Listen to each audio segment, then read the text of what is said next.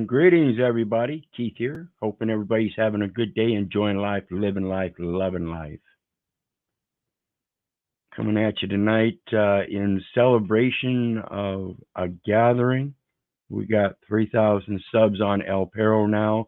And of course, the subs on some of the other channels are growing as well. I appreciate everybody's support, not just for El Perro, but Keith Little, at Paul Jr., Wyrd Wyzard, Chaplain, so many others, 18 of them total. And I'm glad to have you aboard as we try to grow our Authors Guild and express our freedom of speech so we may speak on things that we know of or about, and others can enjoy their right to know. So the link is down there for anybody that wants to join the panel. It would be a blessing. And what I've got scheduled so far, I don't know how long you guys want to hang with me, but I'm not celebrating the holidays as you people might think. So this may be one of my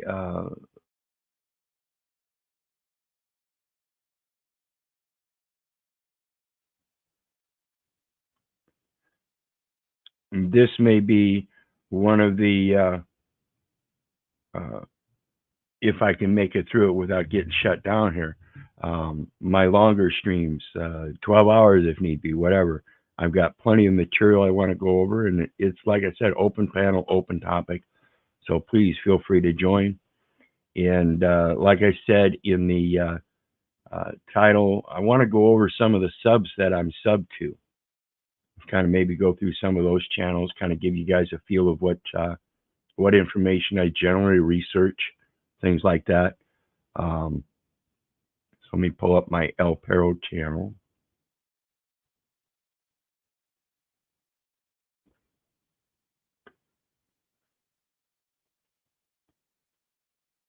And remember, folks, go ahead and write these guys down, and or whatever we can do to help you copy paste things. I'll do my best to post links in the chat if I can.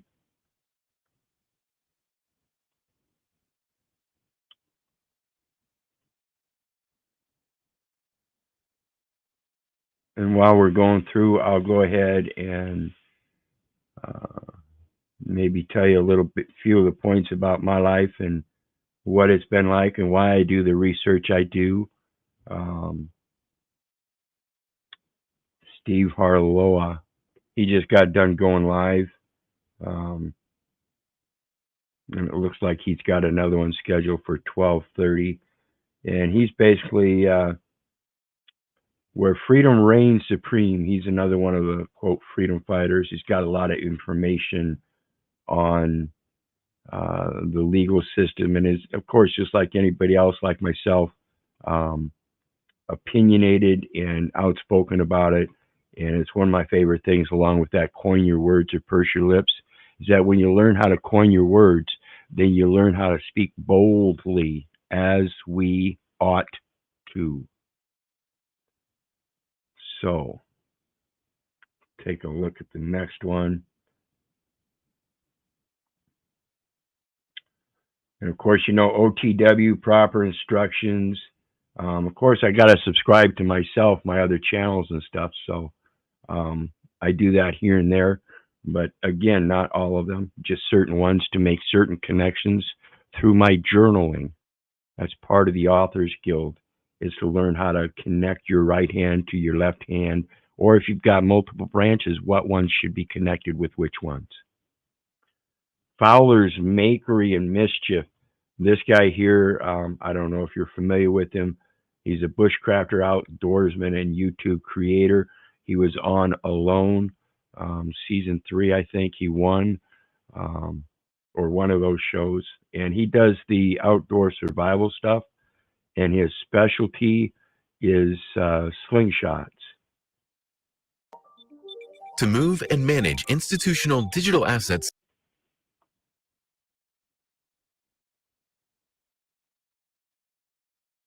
I picked up a slingshot to go on History Channel's Alone show, season 3. People always go on these survival shows bringing bow and arrows.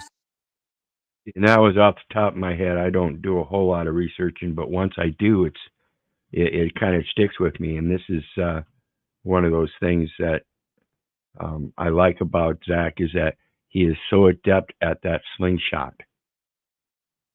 And yes, it is. It is. Yeah, Channel 3. It is a slingshot channel. This guy does, like I said, does a lot of slingshotting. Up to that point, I had never seen anybody achieve their goal of taking a big game and surviving well. So I thought I'd rather just be more like Dennis the Menace. How about a slingshot? 80. And that's exactly what he did, folks. And like I said, that's kind of like me. I'm not particularly Dennis the Menace, but I'm the Tom Sawyer type guy. I love the outdoors. I'd rather be living a natural existence than being inundated with all this legal research and everything. It's a unique experience that I think a lot of people don't get anymore, and that's why it's unique now. It's because it used to be natural, but we've gone so far into this commercial realm that we forget about our natural instincts and abilities. And if we pick up on those and learn how to fine tune them, we would be amazed at our actual natural abilities as they are. 7 days later, and only getting one bird with my slingshot, it might not have been the best choice. So when I came home after winning season 3 of Alone, I knew there was still a ton of adventures out there for me and my slingshot. I'm Zachary Fowler, and this is the story of the adventures my slingshot's taken me on for the past 6 years. And so there's a video I'll drop down in the chat. And if you guys are interested in any kind of outdoor stuff, that's one of the videos you can check out, and check out his link and everything. He's got so much more. He does air rifle and pellet guns and stuff like that. A lot of traps. He's got another guy that he does a few videos with that does the same kind of stuff. Actually made his own wooden fishing rod and reel, all kinds of different unique fishing setups. So it's a unique way to expand your imagination when it comes to bushcraft survival. Let's take a look at the next one.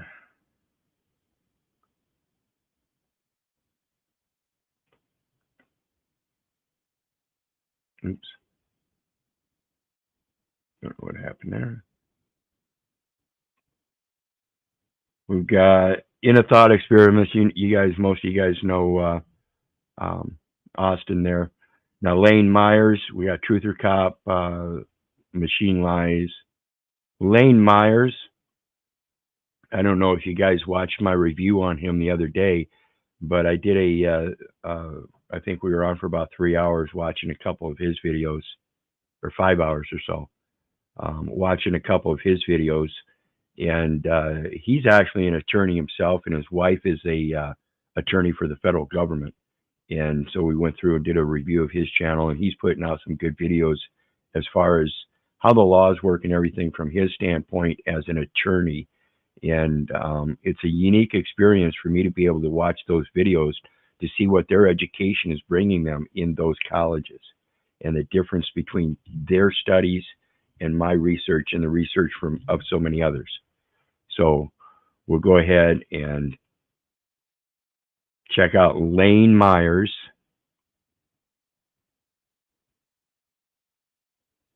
And he's the one that wears the public landowner shirt.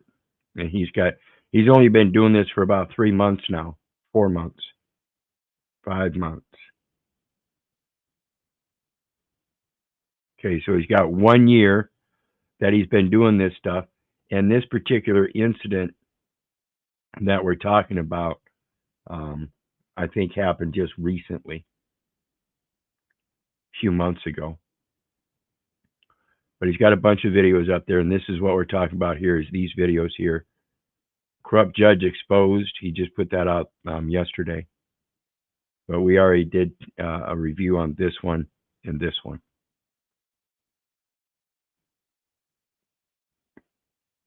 So go check out Lane Myers. Let me grab his.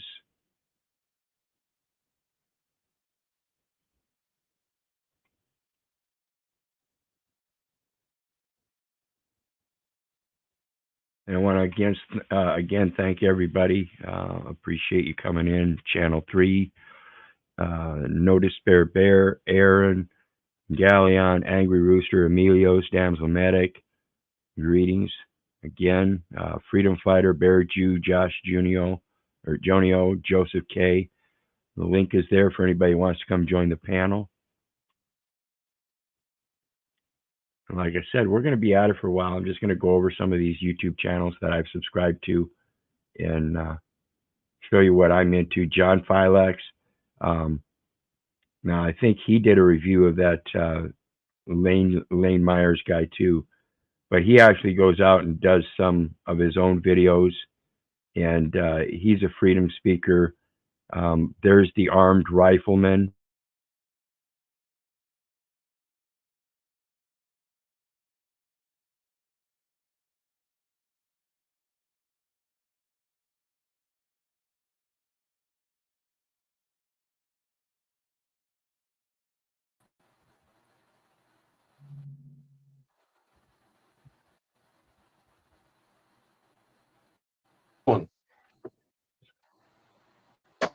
Okay, sorry about that, guys. Oh.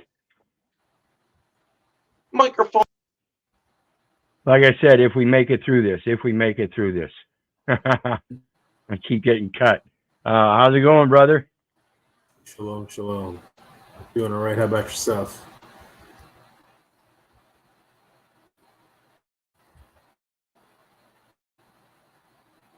Damn it. Let's try that again. How's it going, brother? Doing as good as can be. How about yourself? Slow but sure, slow but sure. Glad you joined me. I'm just going through right now the subscriptions. I've got over 200 channels I subscribe to, and I just wanted to go through and show some of those off and drop some links, kind of help expand the networking we're trying to do. So hopefully other people that are subscribed, again, I want to thank all 3,000 plus subscribers I've got now. This is what's going to help make it happen. That's what we're talking about, is coming together and connecting like this. So I thought I'd make that a part of the stream here and get that done first. And then I've got another set of videos I want to go over later on for those that are really interested with the Dalton mayor over there in Ohio. Some interesting things going on over there. And so the female one season all. Yeah. I know. I've seen a whole bunch of info about that. Yeah, and it's amazing. There's so many details. I want to give it all away, but this is what happens when you start hiring thugs for your politicians. Actually, one for president myself. Yeah. So let's go back to it here. We got John Filex here, and like I said, he's on the patriotic move. He's got some good information, and he does some reviews and stuff in here that where they talk about the same kind of stuff, the laws and how they work and everything. Does some speaking on the Constitution and all that. So.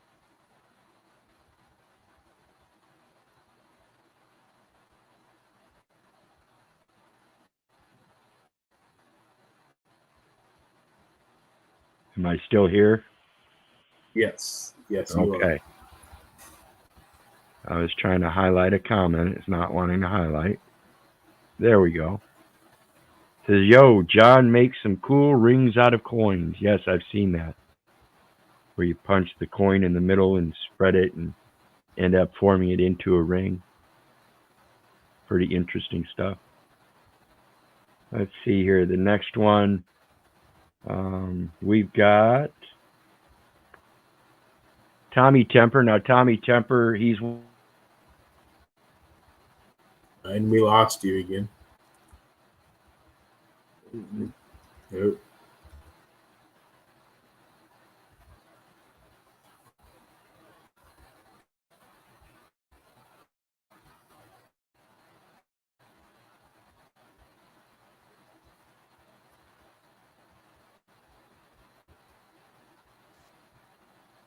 Welcome back. So I was off again. Yeah, see, they keep knocking me off here. So Yeah. Tommy Temper here is another one of those Connect Work channels. He drops a lot of people's links. He's got some good mods over there, some not so good. It's another one of those channels where you're going to find some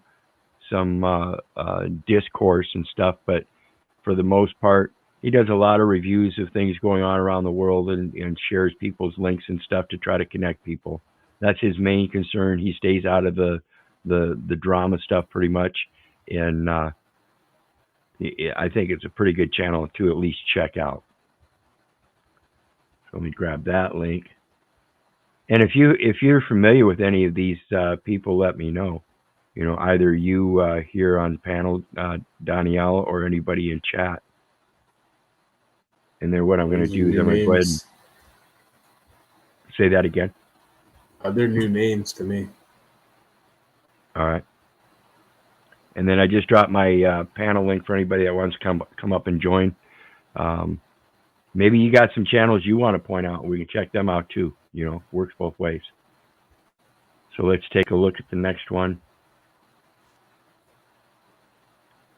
Yeah. Bond rebuilding. I'm not sure if you guys have seen this guy before, but this is Jesse Lee Peterson. He's only got 46,500 subscribers. I don't see, he seems to be a pretty popular guy, but he's only got 46,000. And that's why I say when people talk about prayer and stuff, and this is what this guy is about, and he talks about misandry and misogyny and race and culture and all that kind of stuff, but he does it in a very reasonable and logical manner, I think. I personally don't trust him.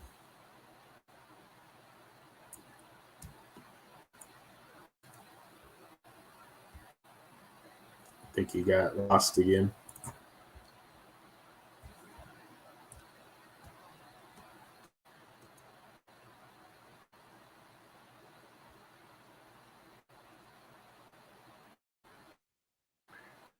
Dang. I'm back. Welcome back. Okay. So this is, I don't know where I left off, but Bond, Rebuilding the Man, Jesse Lee Peterson, a lot of topics, a lot of like what Paul talks about with the man and being the pimp. You really got to know how to play the game. He doesn't talk the pimp language, but it's similar concept. It's the same concept. You got to step up and be a man and learn how to lead these women, period. Yeah, but also on the flip side, I don't trust him. Some of the stuff he does is kind of shady, in my opinion. I would agree, but that's something we can perceive because of our differential views in a lot of different people. Good evening, fellas. Merry Christmas. Greetings. When you tell your audience to go against their faith just because it's easier and it causes no harm, you should do it.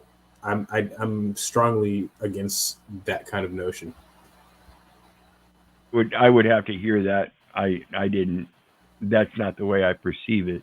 But if that's specifically what he said, I would have to see that. But okay, would you wear during the did you wear a costume at any point during? Okay. Well, that's part of what we're talking about, though. The term costume is kind of ambiguous when you look at it. The whole precept of wearing clothes is costume, and it goes back to the concept of the emperor wears no clothes. Even in that simple concept, a child is reared up to believe that it's embarrassing and laughable that an emperor wear no clothes. But you know what I'm referring to when I say no clothes. No this. If you are against that, then there's no in between. You're either against it or you're for it. Don't wear it to make someone happy or Right, something like that. right, He's for that. So right, for and that reason, that's what Paul talks about. There are different levels. When we talk about those different levels, is because there's different reasons.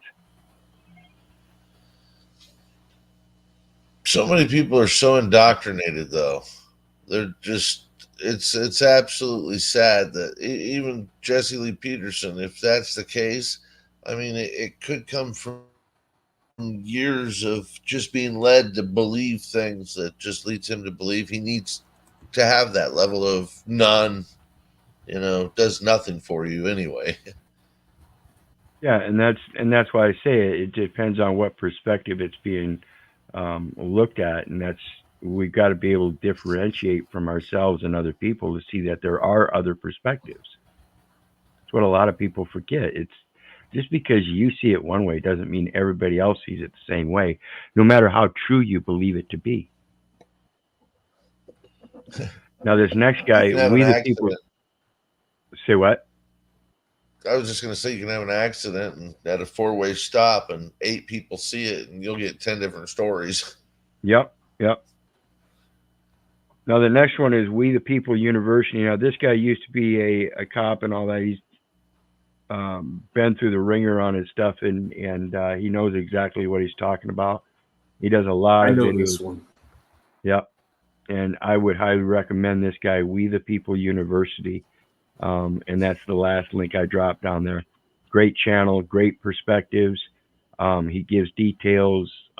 He's done his research, and he does his research concurrently on the information that he's putting before us.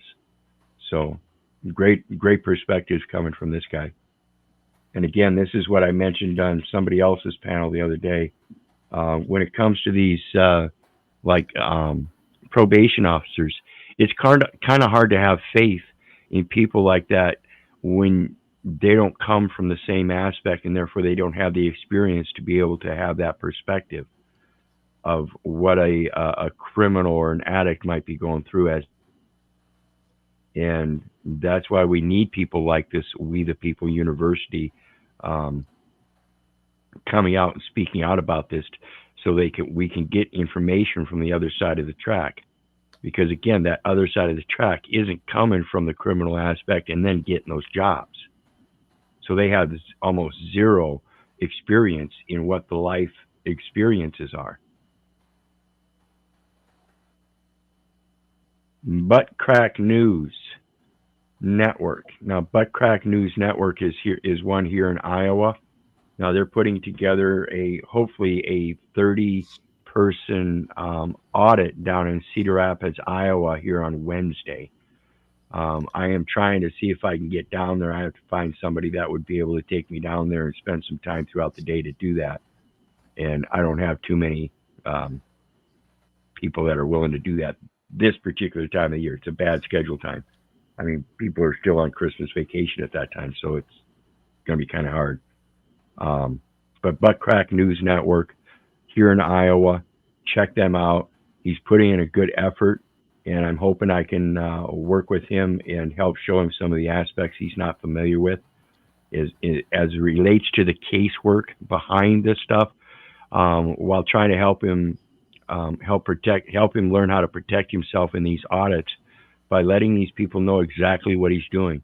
And this comes to that aspect of the journal. This is why I have 18 channels. It's an aspect of learning how to protect your authorship. Okay?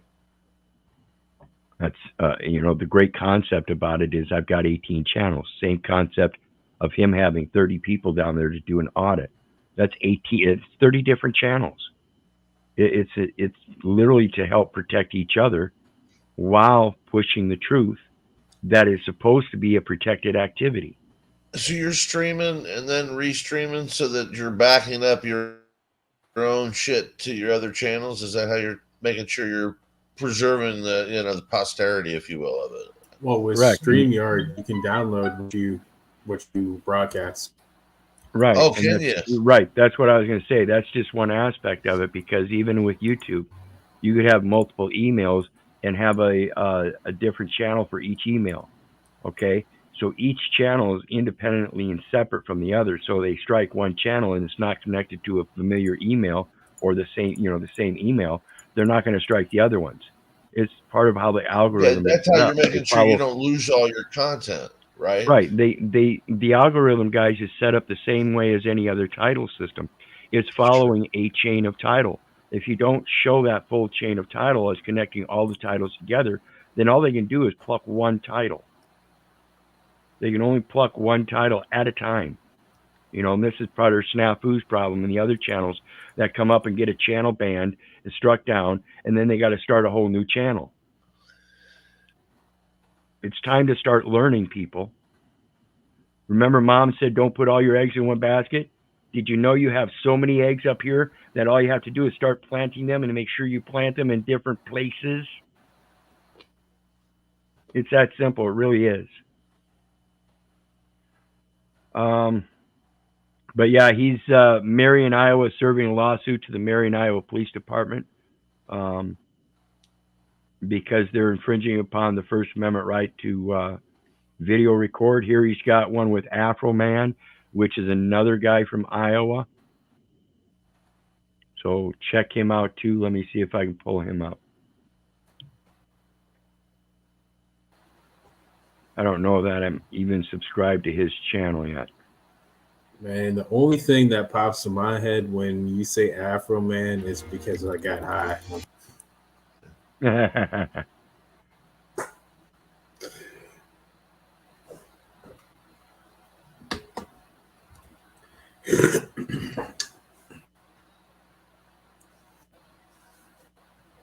Afro Audits, there it is. Oh, that kid is awesome. This kid, I like him. His dad hangs out with him quite a bit. Welcome back to the channel, everyone. Thanks for tuning in. Don't forget to hit that like, share, and subscribe. I really appreciate it. This is a video of me at the Marion Police Department a month after they kidnapped me on February 14th, 2022. So basically, I'm just at the police department today for records about my kidnapping arrest on February 14th, 2022. And this Let is me know why what you these guys guys think are in the working together, comments. because it's Thanks. the same departments doing this. Oh, they're out to get this kid. See, I can't in Lynchburg. You can't even get into the police department with a video camera.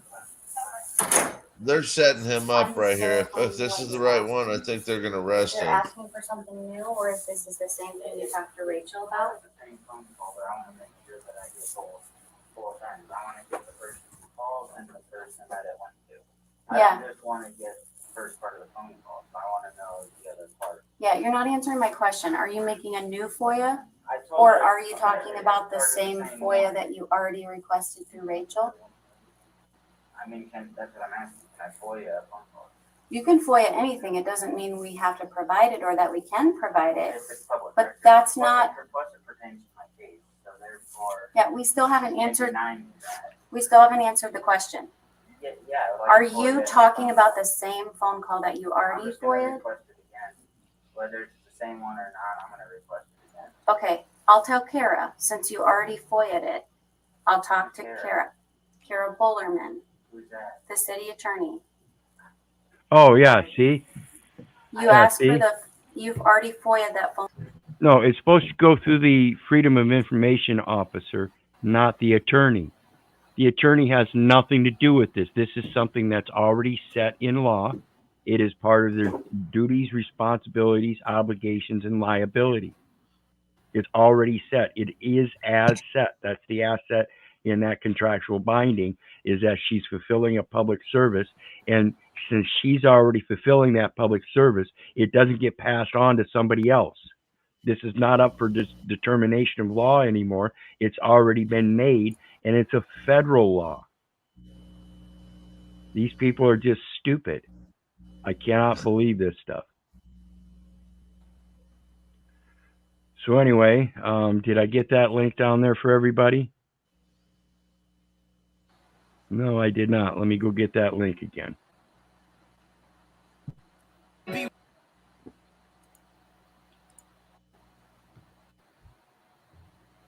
It's unfortunate how hard they are on that kid with it, and honestly, they're pushing it with him. If you go back and watch him, anybody who Oh pays yeah. attention to that kid, he was kind of a dick in one situation, just stood and then walked away, and guy abandoned a traffic stop to basically arrest him, and then they put a no trespass, and the judge said he could go to the courthouse, and he goes to go to the record.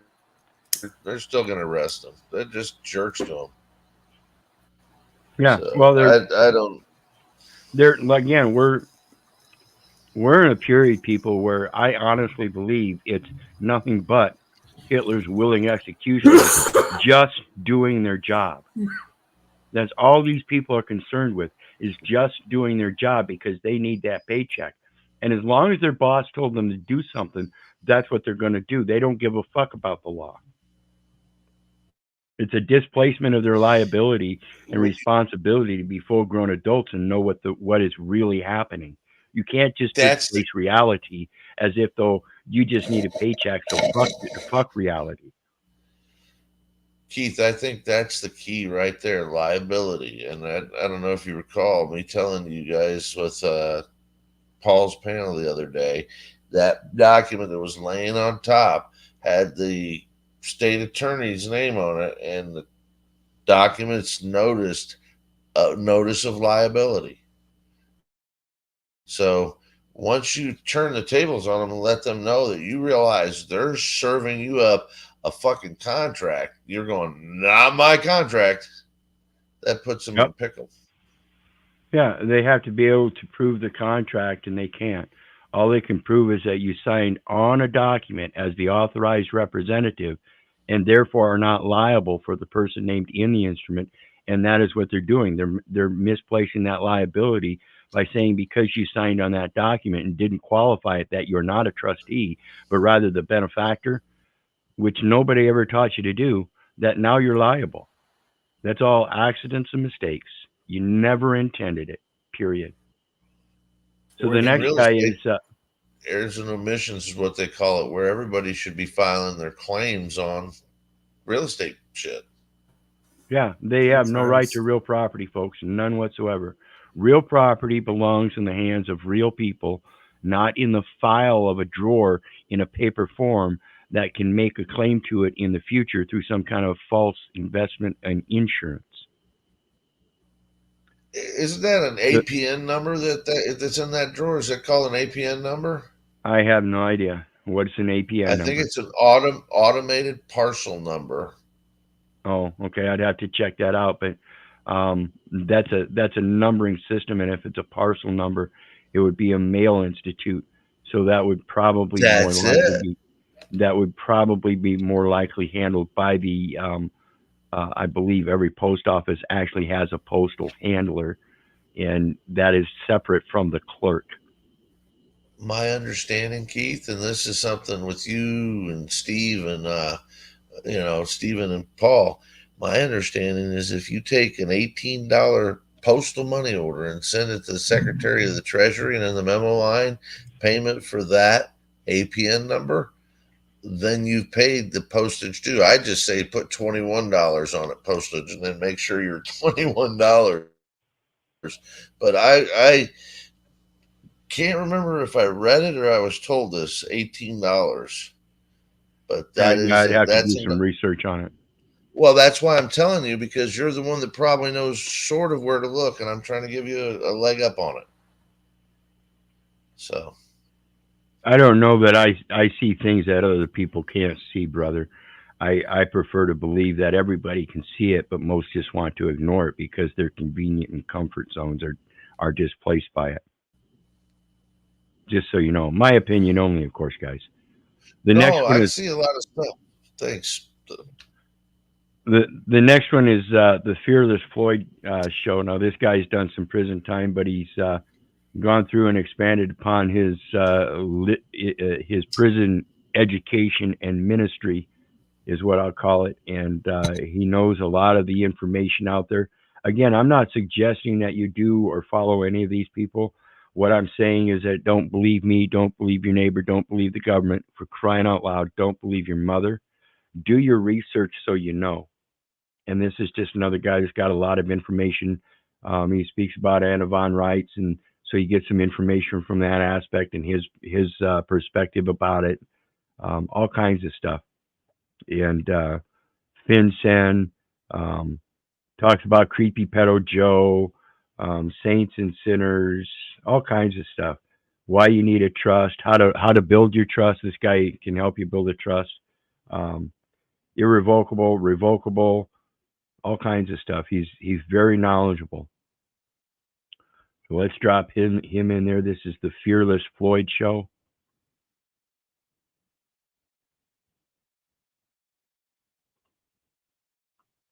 And then our next one. And you guys, if like I said, if you find somebody, if you realize you've got somebody you want to highlight, please do so. Now, Sakari, I'm not gonna push these guys. This is just one of the ones I watch. You can check him out. Just check out Sakari on YouTube. And these guys are speaking about the Islam and Muslim attributes, and I think they do a pretty good job of it. I mean, these guys are very well spoken and very abundant in their topical coverage, plethora of topics that this stuff really involves. And this is why I say everything, that identification that we have in this country, it permeates every aspect of your life. And so these guys in their stuff, they pretty much cover every aspect of life when it comes to the Islam. And go ahead. I thought you were done. No, go ahead. I was going to say, check out Long Island Audits. Yep, I believe I've got him up here too. Derek Gonzalez. I think some of you guys should be familiar with him. If not, I suggest you get familiar with him. This guy had like 26 or 23 felony charges, gun charges, and everything. Beat that. Beat child support, all kinds of stuff. The truck he's driving, he got on a signature. He's researching with people that are bankers and stuff, people high up in the securities exchange and operations and stuff like that. One's a parliamentarian, isn't he? I believe so. And there's one we'll check out, 10th Amendment Center. We'll go ahead and do that here in a minute, Channel 3. But Derek Gonzalez, he does his own videos and stuff to this day. He's also got his own site, very knowledgeable. He's a sharp guy. It's Free Governance U, I think it's his. Right. He's a super sharp guy. Yep, and he's going to be very bold about his things. He's one that kicks people in the nuts and asks questions later, because he knows if you're bullshitting first, and he'll ask you to straighten it out after he kicks you in the nuts. Don't fucking lie to him. He's a full-grown boy, and this is why I get so sick of people that are willing to accept lies. You're full-grown people. Quit accepting the lies. I'm not saying go around and start kicking people in the nuts, but you at least have to quit accepting the lies.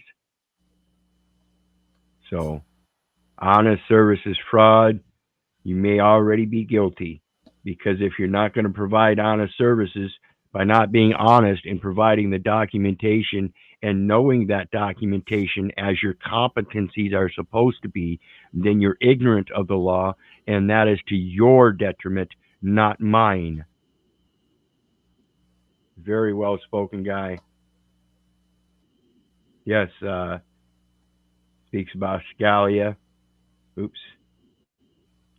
He very adept at the law and how it operates. Multiple jurisdictions, particularly the bonds. Oops, I lost my screen. particularly the bonds. So anytime you guys have a issue with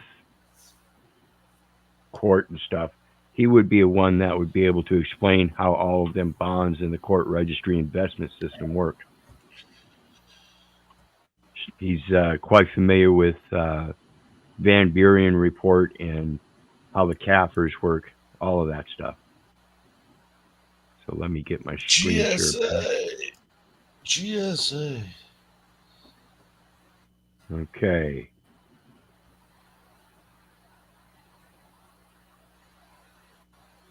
Next one. I don't know if you guys are remember Matthew Lesko. Mhm. Remember that guy? Oh, yeah. Yeah, he's always coming out with the grants and stuff that the government has available, and I don't necessarily use because he's going to point out some certain things that you can put in your research engine to find out whether it's applicable to yourself without the grant. Just remember Matthew Lesko. He's the guy you see on those commercials all the time. You know, Mike at Here's the Deal. Goshen Prepping, kind of like the survival thing. These guys are pretty knowledgeable. He's actually a government worker of some sort in physics or something like that, I think. And let me drop that link. The whole family is a prepper family, and he brings out good information. Again, when it comes to these kind of channels, though, prepping channels, I don't want you to be overcome by any kind of fear factors. So again, it's not a matter of going out and start prepping, folks. It's a matter of a channel to do your research so you can start learning how to discern for yourself whether you even need to prep. Okay? But in the event that you might need to prep, now you've got information that you're going to be able to go through experiences if you put it into practice, because now you've got the knowledge. To try to put something into practice without the knowledge first is kind of idiotic. So there's that channel. The next one, we got Christopher Hauser. I don't know. I'm not sure if you guys are familiar with Christopher Hauser. He does the UCC stuff, 1099s, things like that. He's currently working with the administration, I believe. I'm not going to say government because that makes it sound like he's an agent. This is more of a terms of agreement, coming to peace. He's working with them to resolve the matters, which is what equity is. Okay. So again, it's never been about me denying Christopher what he's doing, but just pointing out that some of the mistakes that I see along the way. I'm not trying to put anybody down. Christopher Hauser. All kinds of great information there.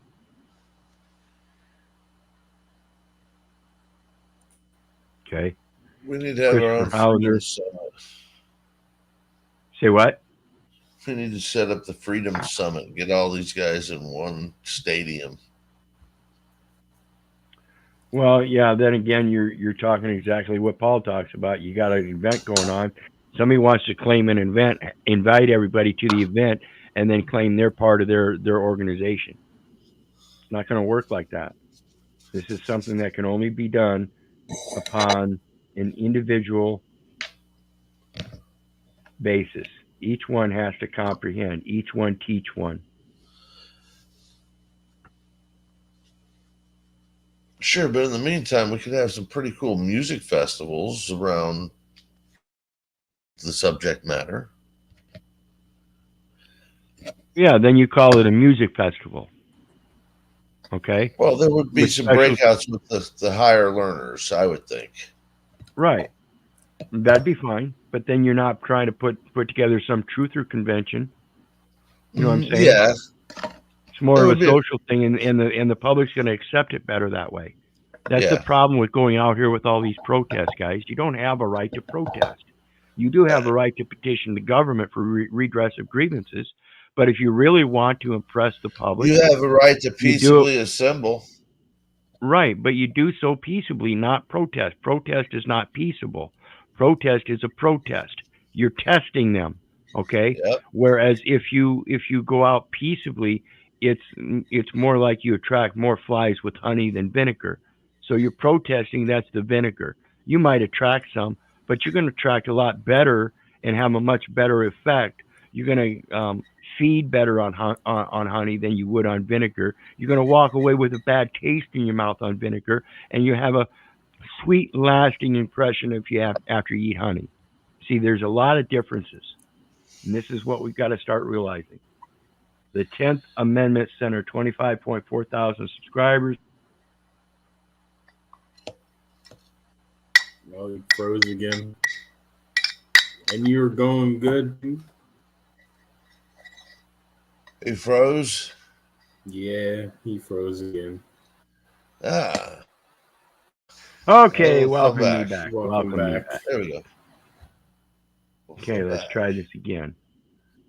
The 10th Amendment Center works to preserve and advance liberty, which means off duty, which means not on duty, which means no duty to serve, through information, education, and activism. The center serves as a forum for the study and exploration of constitutional issues and a leading source of on-the-ground activism supporting actions to restore the founders' vision. Okay, let's talk about this real quick, guys. What is your vision as far as the republic is concerned? We don't live in, well, one, everyone keeps saying that we're in a democracy. Well, we're not in a democracy. We're in a republic. Last I checked, it was never declared. We're no longer in a republic. It's suspended. Well, exactly. The republic is suspended, and we do have a democratic government, but that democratic government isn't necessarily a political body. It's more a corporate body, and the political body of it is made up of those corporate entities. This is why we have political subdivisions and foreign trade zones. Now, once we have a Republican form of government again, which is where the people go in and fill these offices without emoluments, okay? When you fill a title of office without taking upon an emolument, that is the de jure side. The de facto side has to be paid for it. It's a corporate action. So when you return the republic to a grant of public service, where your elders serve their public youngers by making sure and enforcing that the laws that are being perpetuated under them are just and righteous rather than commercial courts of law. If you really wanted to work in equity, that's how it would be run. In my opinion, of course.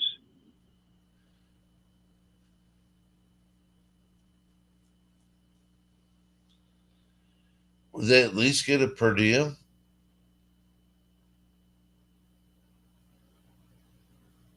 Emoluments, they couldn't get paid, or how would that work? Well, yeah, if you're going to take upon emoluments, then you're getting paid. If you're older and retired and you've already made your inheritance or built your estate, and now you've pretty much handed most of it over to your younger generations, you still have the control as you're the hierarchical head of the house. You now have the ability to extend your abilities beyond the house into the community and go forth and teach the communities. This is the Jubilee. This is where you go out after you've observed the laws of Mother Nature, and now you can put them out forth through your community. And even in a political venue, you would do so in such a manner because even the political venue for its corporate status is based on agriculture and commodity that comes from that very family. Today we have a modern corporate entity that's taken over the farming and agriculture and everything that's supposed to be hereditary from the family, the inheritance of the land. These corporations have no rights, titles, or interests to the land. They only have rights and interests to the title. That title's false. Well, no, what they've done, that's what the district is. The district's a layover on the map. That's the postal district. Exactly. It's a article Title 18, Section 7, Special Maritime Territorial Jurisdiction in order to produce and provide all of those different zones. Federal Improvement Zoning Plan. That's to Who was it? Romley Stewart. You know who Romley Stewart is? Justonian, right? yes. Something about the sewers. Is that bullshit or is that true? That the maritime law seeps in through the sewers? No, it's a again, it's just a territorial overlay. And if you think that a ship could run aground and then somehow pass across the land through a sewer system, that's just idiocy. You got to be real about this stuff. No, So when we well, think about no, that, but so when we think about that, it's just the imagination that because America has the widest, most elongated array of water systems of any land on the planet, that's what it I'm has the wondering. largest maritime territorial area, and it's accessible through those inland rivers and waterways because of that. Those are still maritime areas. But it's the postal roads that carry the maritime law for all things posted, for all events, in all accountings. That's all it is some journal that creates a value that they then match it up with a ledger. That's all it is. Let's see here. So we got the 10th Amendment Center.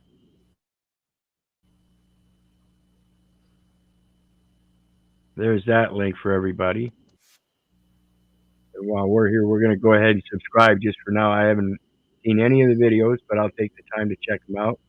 Channel 3, thank you for the suggestion. And then I'm going to drop the panel link for anybody that might want to come join the panel yet. Remember, it's open topic, so again, if you have a channel, one of you guys wants to share, go ahead and feel free to do so. In the meantime, let's get back and look. We got Unscramble Minds. Now, this is a unique panel that you guys may not be familiar with. We've got Tarek Bey that came on 8 months ago. We've got who is it, Judge Joe, that comes on. He was on 10 months ago, and here more recently, he's been on a few times as well. But this is a panel of generally some women that come together to discuss the origins of mankind itself, whether it has to do with spiritual, genetic, all of that stuff. And they do a great job at covering the various topics. And the people that they have come joining them, explaining the various different inherital backgrounds and stuff, as far as it goes to genealogy and blood type and everything, the information they bring is amazing. So feel free to check them guys out. That is Unscramble Minds. Unscramble Minds. The next one,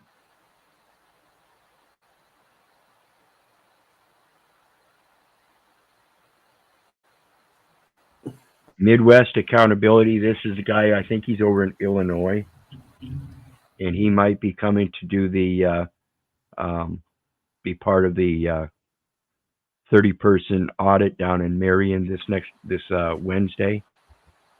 So there's his link. Check him out. Does a lot of good audits. We're not going to review anything here, but he's got 9.23 thousand subscribers with 210 videos.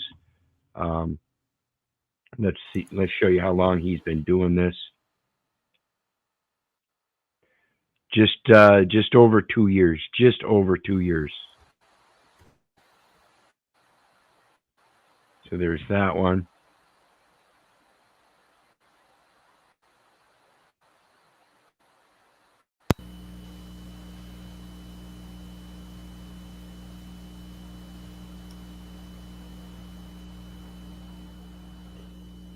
They are hitting me hard, but they cannot stop me. They cannot stop me. So Midwest They don't want account, to. They don't want you. yeah. They don't want to get you to Elvis. You're coming up on Elvis. Midwest accountability. The link is in the chat, so feel free to go check him out. A lot of good audit. He's been doing it just over 2 years. The next one we've got is daily motivation. That's what's his name? Hayat Shalom. Hayat Shalom is a new one. This is a friend from Facebook. She has her own beauty shop. She's been through her own experience in life where she was hit by a car and was forced to learn a lot of the stuff about insurance and the bonds and stuff. And she's come a long way in the last few years. So go check her out, give her some support, help her with any information you might know. And remember, folks, even though she's not been doing it very long, she's like a lot of the people that in this experience that are really motivated. She's really picking up on things quick. Really picking up on things quick. Did you catch my reference to Elvis with her? Go look at some of the titles of her videos. There's a guy, Elvis, that has dropped some fucking great information. And he's in the title of a few of the videos. Yep. After Elvis has left the building, the group researches the terms and acts. Yep. Yep. Good stuff. Yeah, great people. Great people. Absolutely, absolutely. And like I said, she's brand new channel. Not too old. She's got 201 videos, 3.68 thousand subscribers. Brought a lot of people. She's on different social sites than I am, so she's got a larger gathering that was able to follow over. I don't do that.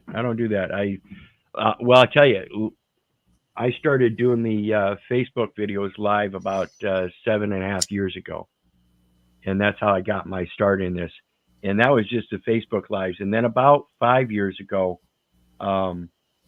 is when I started downloading them to YouTube. Now, here it wasn't until about a year or so ago that I started doing the live streaming, but I did it through StreamYard. I did a couple on YouTube, but I didn't have a whole lot of experience and really didn't like the YouTube platform. But when I was introduced to StreamYard, that's when I started doing all these live streams straight from here. So since then, my streams have been here. I haven't done too many on Facebook at all. The next one, let's take a look.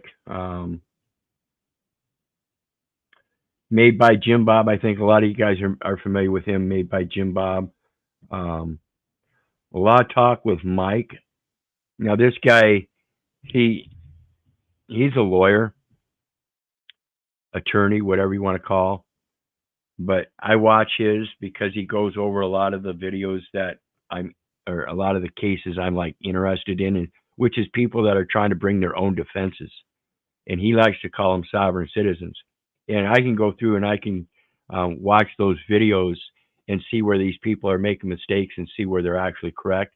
And that helps me from an objective view, watching these people go in doing the same thing I was attempting 7 years ago and seeing where I was wrong, where they're wrong, and being able to put something together that would be better, helpful for myself in my next situation if it ever happens, which I am forcing, which is the correction of the records. It's not that I'm forcing it through some kind of criminal act and taunting or anything like that, poking the bear. No, I'm doing it through trying to correct the record, which is an equitable defense in all cases. Have you seen the auditor that goes at them and starts asking them for ID? There's all kinds of them. I can't remember which one it is. I think Butt Crack News has done it a couple times, but he goes out and shows him his ID, and it's a letter I, letter D. That's his ID, you know. It's just a matter. I haven't seen that. Yeah, it's just a matter. There's a guy I just saw recently that pushes him, says no, and he's even had him show the ID. He goes, "Oh, thank you." You know, it's like He's like, "Do you have an ID? You got to show me an ID." I don't know. I don't have to show you an ID. People bust their balls. But I digress. So anyway, he's got like this one here is a naughty divorce court. Now I don't have so much interest in divorce cases, except for the fact that it's part of the problem with this system is the marriage license. So by listening to divorce cases, I might get some of the legal terms that they flippantly put out there once in a while, and that's why I like those. The my favorite ones though are the ones like I said, um, sovereign citizen goes too far. You know, it depends on what do you call too far and what your reality is. And like I said, Mike here is an attorney, so his reality has been indoctrinated through a higher education system that enforces that indoctrination through a deeper cognitive dissonance. That's all that is. So anyway, again, it's not something that I recommend, but it's something that I follow simply because it's got content that I'm interested in and I can get opposing views.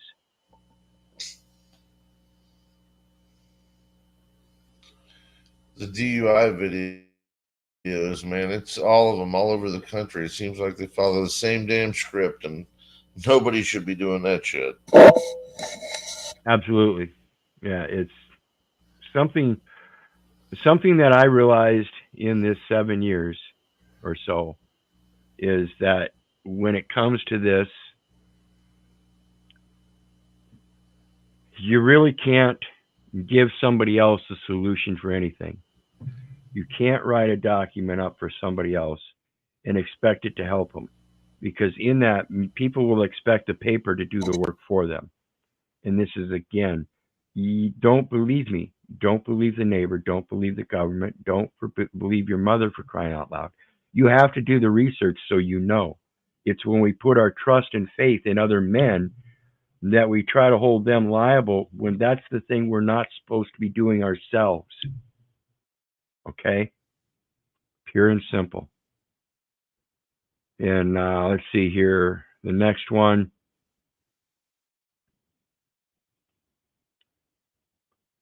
Firm audit, 71.4 thousand. He's got 111 videos. We, the people of the United States of America, in order to form a more perfect union. None of them titles can be perfected. As long as they're held in a public body, they cannot be perfected, because no title to any land or anything that God created can be perfected. It's not yours to title.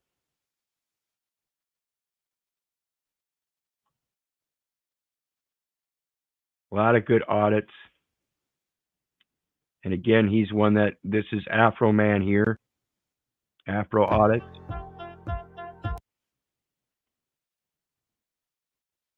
Afro audits right here on the bottom, going over his stuff. So a lot of these auditors are already connected. So it's a matter of just connecting with one or two of them, and you're going to automatically start connecting with a whole ring of them. Interesting stuff. And this is the importance. Again, I appreciate everybody supporting me, and why I'm doing a celebration thing of 3,000 subscribers. Been 7 years at this, and this is not what I intended. But again, at the same time, I appreciate everybody's support as we go along. Because my intent when I first started doing this, well, like I said, was from Facebook Lives, and it wasn't for money or anything, other than to put the information out there so other people could see what I'm seeing. I'm not seeing stuff that other people can't see. I'm seeing the things that I'm researching and putting it out there so other people can see it, because that's what we're not seeing that we should be seeing. It's not that it's not there. It's the stuff that we refuse to look at and learn from. And this is that sad situation that I've spoke on many times. We've got generation after generation of people walking out of that public education system that think they know enough for the rest of their life, and therefore they never pick up another book or anything.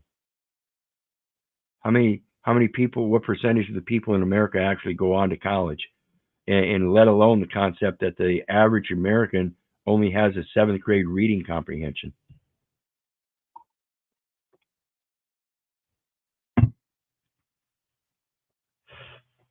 That's the entirety of the problem, guys. Got to learn how to read.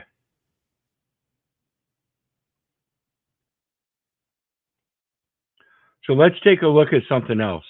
Let's go ahead and take a look at one of them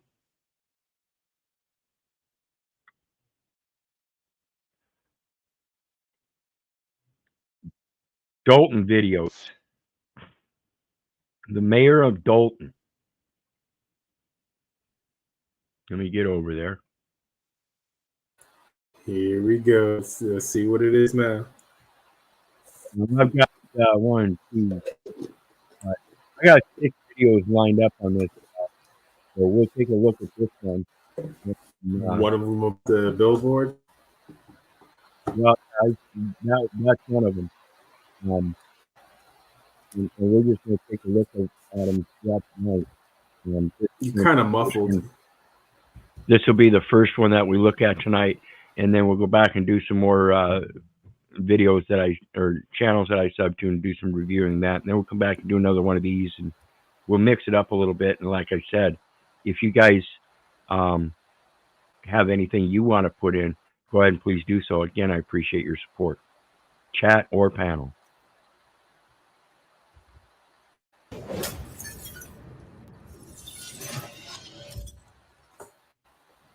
Okay, people, this is probably one of the craziest stories you're going to hear about a corrupt mayor. First, watch this clip. Nobody knows something. Don't nobody know nothing. Tiffany Henyard certainly isn't shy about attracting attention. Here she is starting a Dalton Village board meeting dressed like the Wesley Snipes character in the movie New Jack City, later punctuating her political points with the help of her own DJ. Every single resident. Pay me what you owe me. Every single resident. Yeah, every single resident. Pay me what you owe me. Now, bitch, I don't know who the fuck you think you are coming up with a DJ. This is what I was talking about earlier. People are putting people like this in place. These are thugs. These are fucking thugs. This lady's whole campaign has been nothing but advertising about her and what she is. And when we watch these videos, you will be amazed. You shouldn't be amazed. I can't say you will be amazed because I don't honestly believe you should be amazed. This is stuff you should be seeing for what it is and have been seeing for many decades like I have. If you haven't seen it, I feel bad for your eyesight. I have bad eyesight. I see this stuff, and yet here we are, 2023, and we got some 34-year-old bitch out here being a mayor of a city, doesn't know how to run a business, has failed many times in that, and yet it's a popularity contest, and all of her friends voted her in, and she hired all of her friends. Now the city is pissed because they were part of that election. It's fucking funny as hell. You people need to start waking up. You don't need to vote. You need to do what you're supposed to do for the good of all people, period. Thank you, DJ. Now, if starting a town hall meeting as a crack dealing gangster isn't enough, check this out. Furious after a Fox 32 investigation found this registered child sex offender on the public payroll. A sex. What? What? No way. Yahweh. Wait till you hear what this guy already served time for and should never be in a place of public office. Offender, you don't give them carte blanche to go into different people's homes. 46-year-old Lavelle Redmond is close friends with Dalton Mayor Tiffany Henyard, who in September hired Redmond as a code enforcement officer without the village board's approval. Redmond served 25 years in prison for the brutal gang rape and beating of 2 young teenage girls in the 1990s and was arrested and charged after our first story aired for violating the reporting requirements of the sex offender registry. Oops.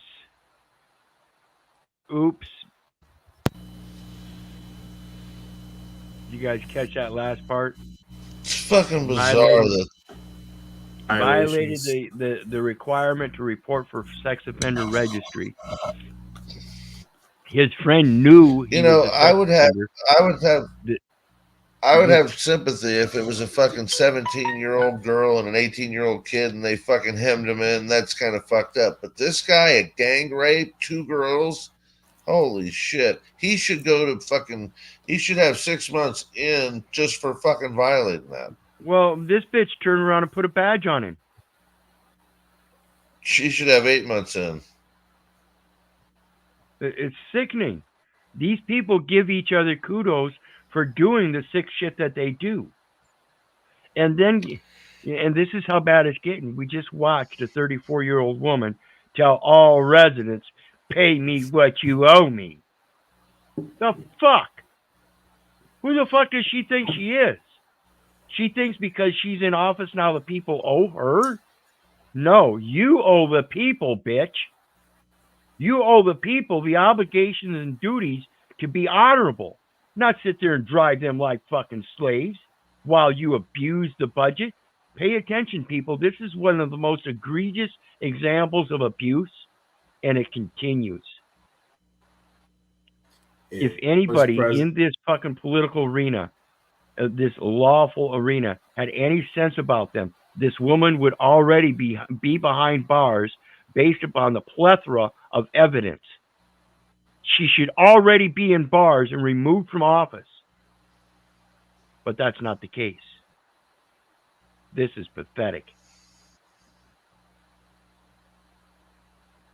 But Mayor Henyard says her friend deserves a second chance, infuriating a number of Dalton residents. Fox 32 has also obtained this cell phone video showing Redmond interacting with the mayor and little children at a back. He deserves a second chance, all right, I agree. But you don't give him that second chance by putting him at the fucking top. Putting a fucking pair of handcuffs in his hands. A gun. Mace. At the expense of the fucking public.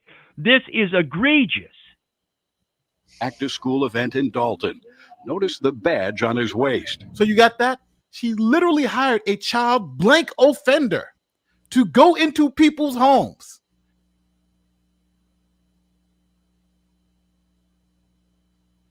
Yeah, you heard that right. That's the way I figured it. That's the way I just stated it. That's exactly what this woman did. She hired a thug to go into people's homes with their children with handcuffs and weapons so he could subdue them and do it his will. And he already proves that his will is to violate little children. Or at least violate women in a gang rape session. Didn't they used to put these people to the sword back in the day? Yeah, and all those people out there that want to sit there and claim my vote counts. You see how your vote counts? You see how your vote counts, you ignorant bitch-ass slaves. This is what you do to yourself. This is why I question authority all the time. Fuck you. You ain't my daddy. You guys, so many people seem so comfortable with saying, okay, daddy. It's pathetic. Under the color of law. And that person is hanging out with children. Crazy. Crazy. And, you know, I hate to say but wait, there's more. But wait, there's more. See, the mayor went on I would like to call it a spending spree. And what do I mean by a spending spree? I mean going out and just throwing away the town's money. For instance, she had to get called out by the local town city council because she spent $148,000 on a Chevy Tahoe. What? Isn't that treason? No, it's stupidity.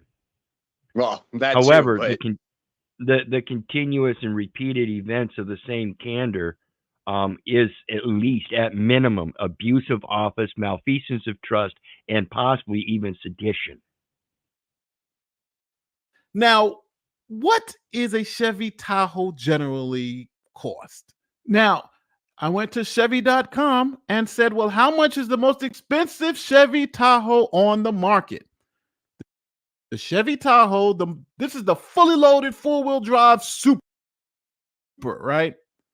This one, manufacturer suggested retail price of $79,295. This is the top of the line model. This is what you get if you got some money.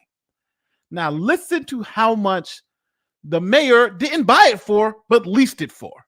Listen to this price. I sat here and looked at a lease that y'all was paying $149,000 for one of them trucks. You make absolute, that's like when you 19 years old and you go get a car and the interest rate 27%. That makes absolutely no sense. You're Please not making facts. great finance. Excuse me? Please state facts. But let me State the facts. Watch this, folks. And what this lady just said is absolutely true. This is like a mayor putting on the city budget an 18-year-old that doesn't know what the fuck he's doing to go sign a loan document or a lease document as if though he's the one that's going to be liable for it, not the city. The city is liable on this instrument, and they're charging the city as a municipality the highest interest rate. Is that good budget means for the people? If the people are out there earning their wages so they can get away from that kind of interest rate, and yet here the city council is putting it on back on them, and wait, what happens? They turn around and raise taxes because of it. Is that what you really think your vote counts for? That's the stupidity of this whole system, folks. If you don't put people in there that know what the fuck they're doing, it's going to continue to rape you. Just like a gang rape. Let me tell you, here it is, dated December 27th, 2022. The cash price of a 2023 Chevy Tahoe, $93,216.71. Interest and APR, $55,929.49. Almost $56,000. You know, I was making about $7,000, maybe $8,000 a year. So that's about 7 to 8 years worth of income for me. And that's if I never spent a dime, just for the interest. This stuff is ridiculous, how this financial system works. And if you don't understand it, again, it's like being a banker. They love your business because you don't know how to bank. If you did, you wouldn't do business with a bank. Period. Total lease price, $149,146.20. Tell me if it's not facts, because your signature is all on it. I don't see that. Okay. Your signature is all on it. I don't see that. It's right there. You signed it, and here we have it. I don't see it. You need glasses? She had her eyes closed. Yeah. Something wrong with your eyesight? It's like when the judge turns the piece of paper over to the blank side and says, I don't see anything written here. Yep. I don't. All right. I'll But give at my the statement end, in a at few the minutes end when of you the finish. day, it's not about going back and forth with you. It's about making financial decisions that is in the benefit of everybody and just not one person. And you can't seem to understand that. Yeah, that's double the price, right? Double the price. It's about 70-something thousand, and they're spending 150,000 not to own it, but to lease it. Insanity. Now we have more. We have so much more we have to talk about because it's insane. But let me at least introduce you to who we're talking about. This is Tiffany Henyard. She's 37, and she was elected the. My apologies. 37. I stated she was 34. My apologies. 37. Still, 3 more years of supposed intellect would tell us that she should even be even stronger in the economics field. Instead, she does nothing but get worse and worse. Youngest mayor in Dalton Vegas. history. And she was Say what? Viva Las Vegas. You know, she could just be communing with demons and getting all this knowledge to how to do all this, what she's doing. Yeah, it's just amazing. Again, that's that aspect of once you become a certain age, there's a certain reasonable ability that you should be able to make discernments from. And this is far beyond that scope.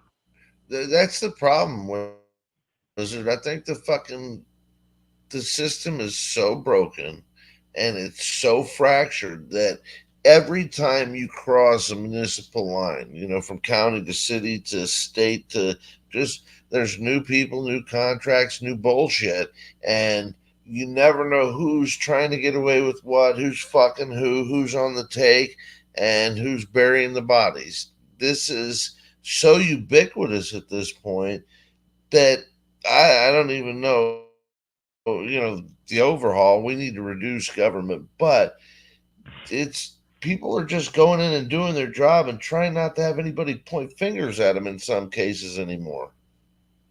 Well, yeah, You but know? that's the whole aspect of being in public office. You shouldn't worry about people pointing the finger at you if you're acting honorably. Period. First and foremost. It's one of not the been things I did. honorable for some time, though. I think it's been so fucked up that nobody's following the rules. If you know, Well, that's what I mean. It's on the if people there are to be no able to rules, it's on the people to be able to discern that they're not being honorable and point it out. That's what I'm saying. This has been going on way too long. People really need to start standing up and saying, "Hey, I'm done," until you can show us exactly how that money is being spent, and we can learn how the banking system runs. We are incapable, and yet everybody seems to think they are. Again, if you don't know what banking is about or how to bank, why are you handing it over to somebody? Do you trust them? Do you have faith in them? If not, Hell no. then they're just doing their job, and that's all you're going to get.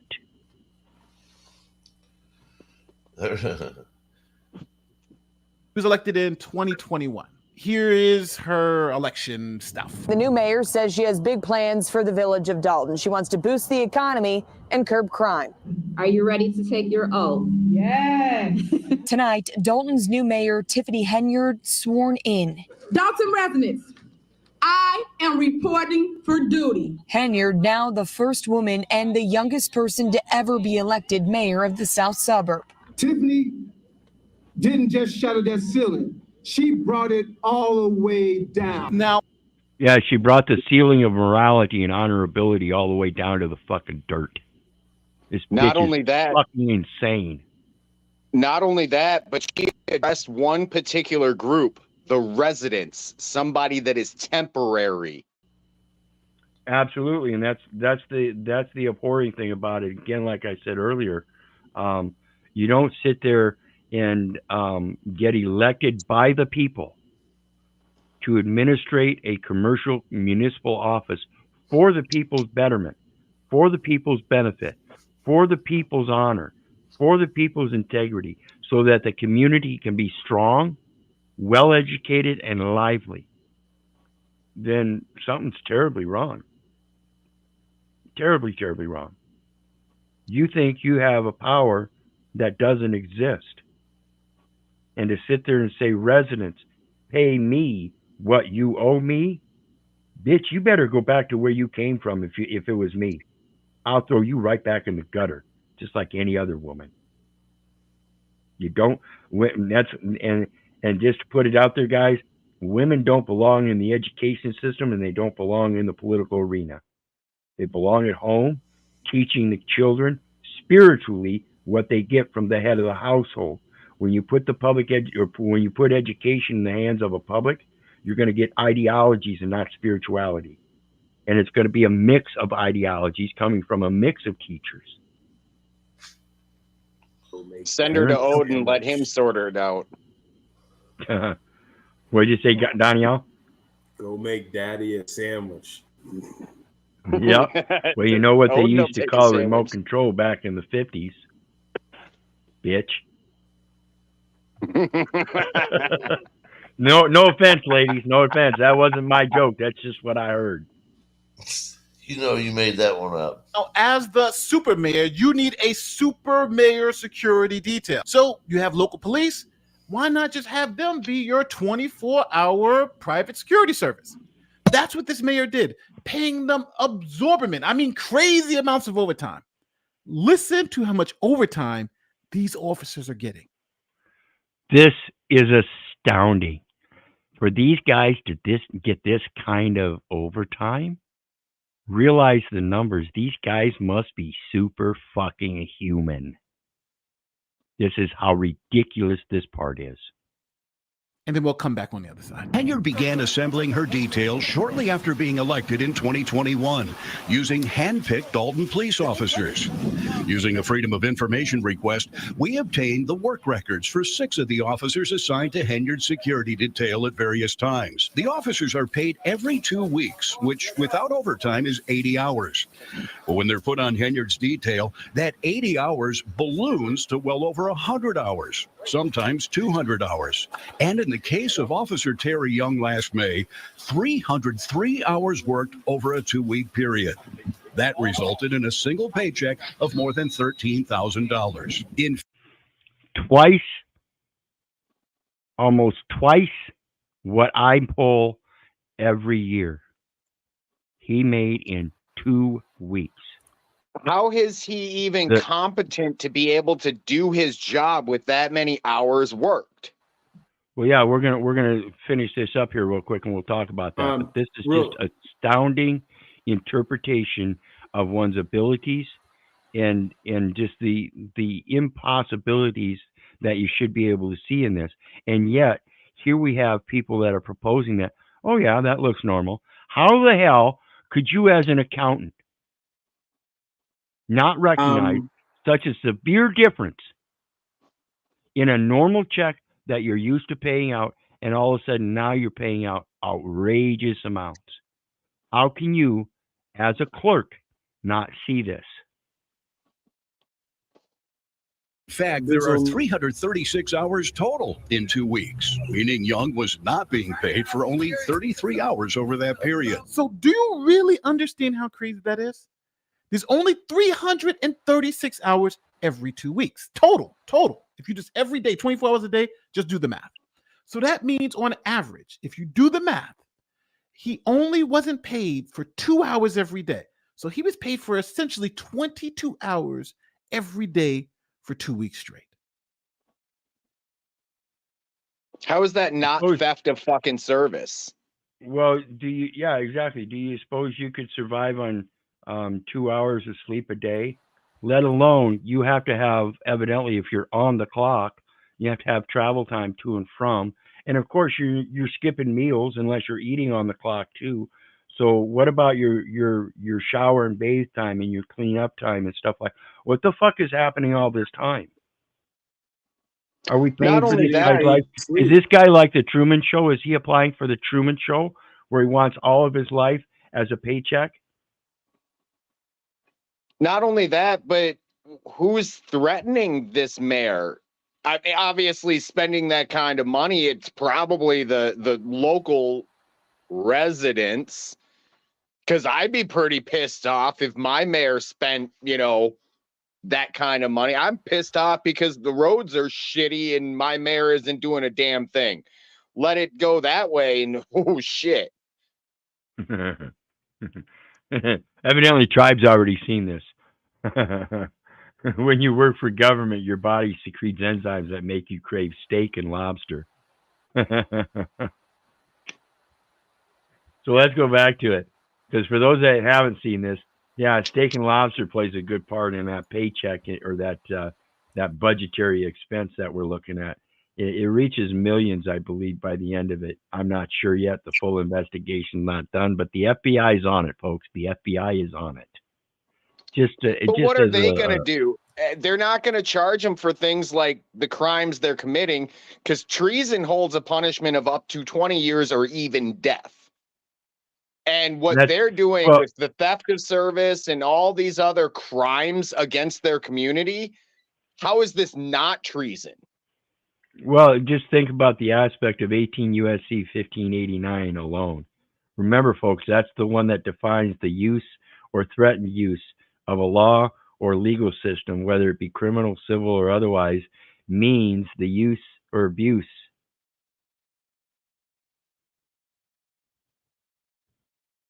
Means the abuse or threatened abuse. So literally just using the law or threatening to use the law is abuse or threatened abuse. Either way you look at it, from any aspect. I've got plenty of pay me what you owe me. How are you going to make me pay you what you say I owe me or owe you? Are you threatening to use a law or legal system against me as a mayor who is committing fraud herself? This is how ridiculous this is, guys. I've got plenty of scrap wood from my season that I'd be happily volunteering to donate for the gallows needed for the punishment of that treason. Not saying I would be involved. There you go. We have our first contribution from outside sources. Did he not sleep? Did he not, like, there's no lunchtime, no nothing? And people want to say, I think this is legit. I'll approve 303 hours in a 2-week period. What? So then the town board said, you know what? We need to have some oversight of this mayor. And guess what the mayor did? She locked them out of the building so they couldn't meet. They had to meet on the street. You think... Is that usurpation of power or what? You have a board of trustees that work under you. And remember, that clerk is important, guys. The clerk works for the mayor, not the trustees. So that's how she's getting all these funds set up and everything, because the clerk is in her pocket. Okay. Now the trustees are outside. Now they're going to hold their meeting anyway. They're not going to let her assert their power. I just watched the first season of Vikings, and I swear to God, it's the same fucking situation. And that dude died. I'm just saying, like... Yeah, he did. And there's not much difference between what he did and what she's doing. Abuse the people, treat them like shit, hunt them down, using legal, lawful... Fuck that bullshit. Absolutely. And the thing is the reason I have input, and the reason why I would assume that you gentlemen have input, is because if it's going to happen to my neighbor in another city or another state or wherever it's going on, what's to say that it isn't coming for me in a moment's notice? Absolutely. That's that thing about sitting on the couch, eating that processed food and drinking that poison drink, watching somebody else's dramatic life. You got to quit that, folks. I'm joking. Check this out. Good evening to you. The mayor locking the trustees out of Village Hall tonight, forcing them to have a meeting out in the parking lot, all of which has Dalton residents shaking their heads in disbelief.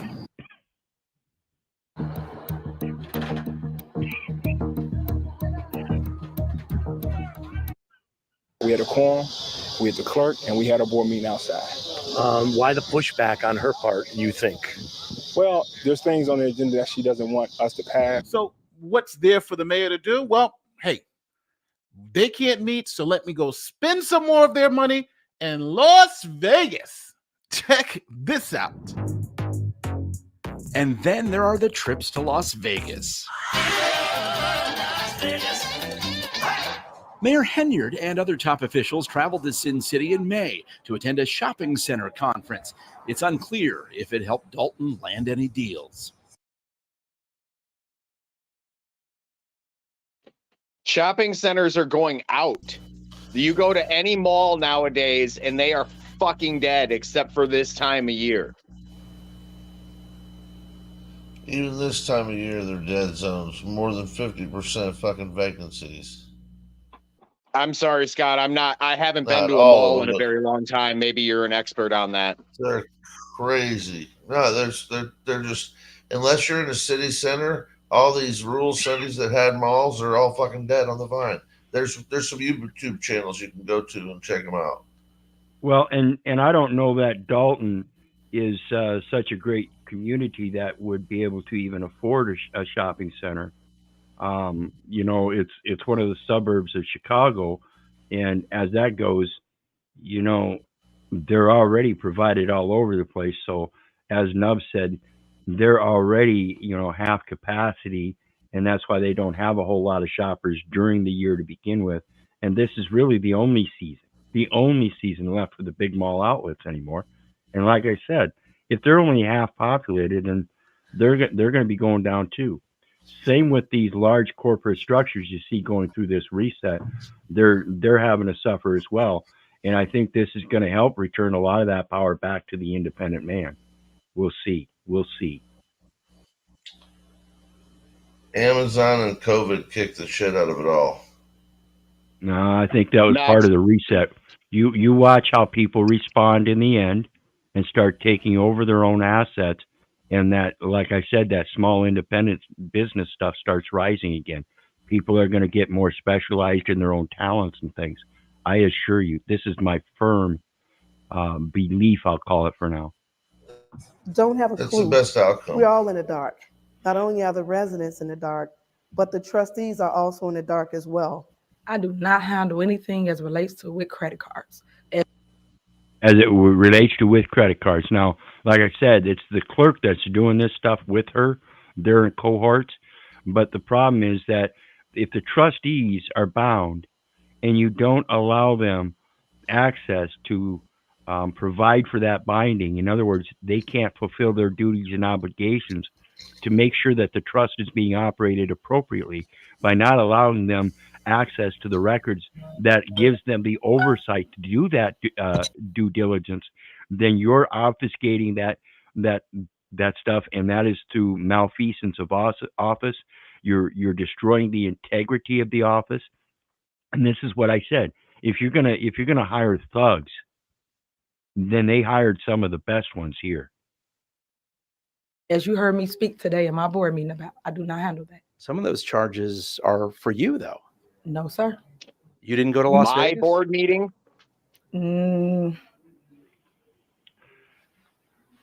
now she's tripped up. What is that? No comment.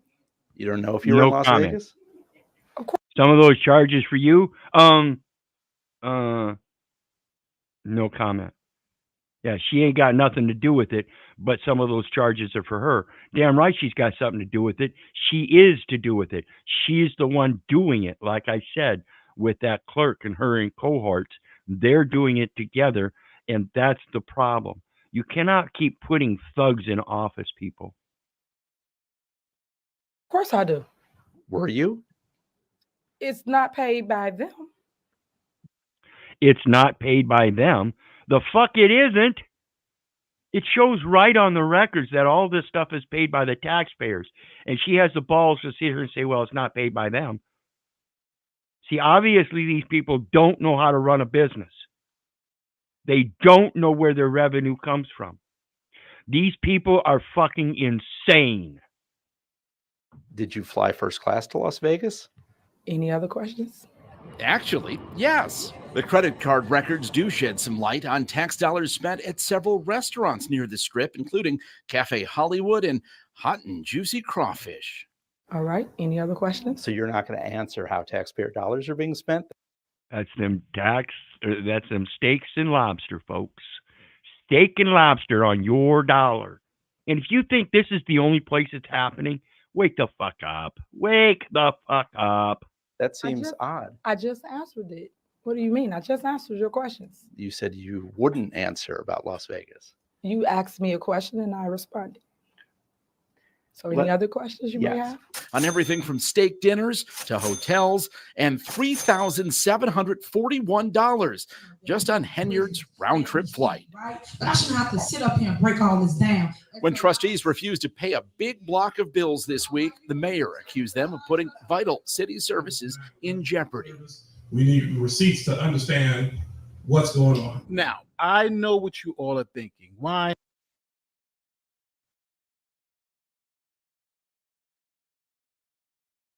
Everybody hollers for them receipts, and that's what it's about, folks. You got to have the receipts. If you ain't got the receipts, then something's wrong. And that's, again, a violation of that office. The intent of the office is to have an effect. The effect results in a receipt saying things accomplished. It's simple contract terms. You buy something, you receive it, the money is exchanged, and you get a receipt in exchange for that money. Guess what a receipt is? Money, cash in pocket. That receipt can be redeemed. That's cash in pocket. It's paper currency. It's fiat.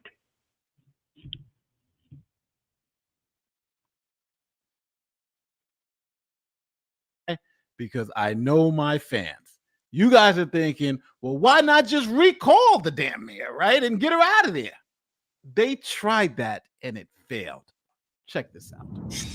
Now to campaign 2022. In a recall fight in Chicago's south suburbs, people in the village of Dalton voted to kick the mayor out of office. Now, shockingly, the mayor won. The mayor went to court after she was recalled and won. Today, we're introducing the next chapter of Notion AI. It's called Q&A. Dominion machines. Well, and I want to ask, do you suppose we might have some magistrates involved in it because they know the bonds behind it? They know the receipts. They know the clerk. Oh, yeah. Yeah, see, they all know each other and they all work the operation together against the resident. Again, folks, I am telling you, if you don't know what that term is, I highly suggest you learn it. Look it up in your state codes and look it up in the federal code. 19 U.S.C. What term? Oh, resident. No person shall reside within the zone except federal, state, or municipal officers or agents whose resident presence is deemed necessary by the board. Now, I want to ask everybody,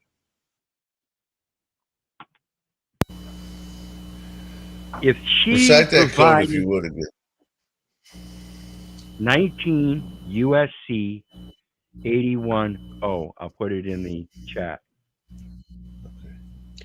I learned that And that- word a long time ago, and I have not identified as a resident for quite a while, and they can't figure it out. They get pissed. They try to put me under everything. I say, prove to me that I'm a resident by providing a contract that I signed agreeing to be a resident.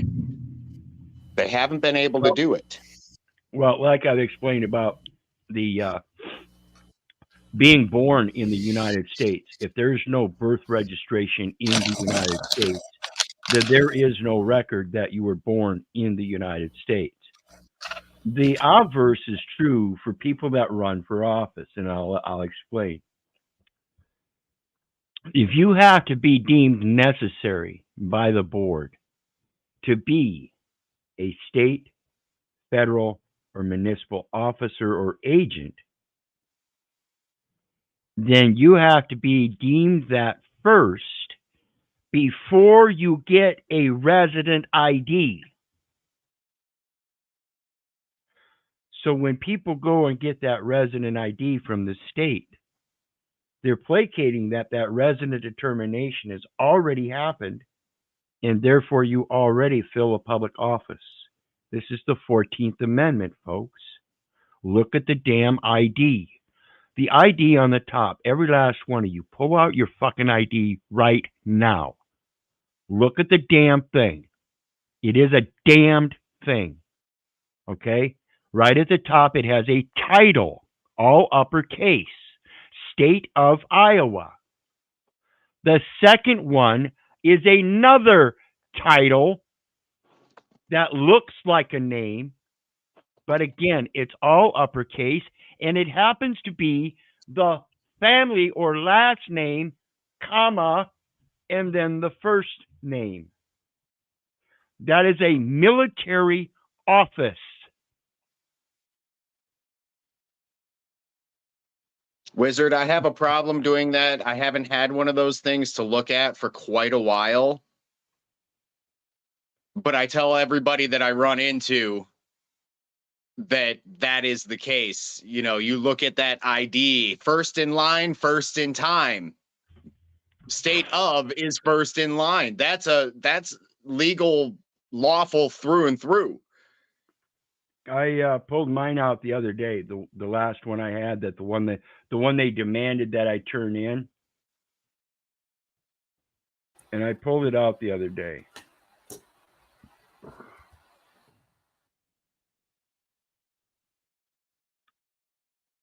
Wow. All uppercase.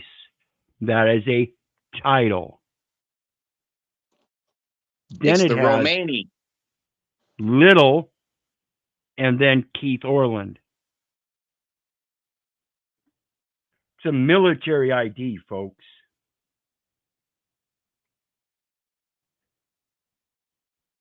What do you think, Danielle? Is that the way it looks?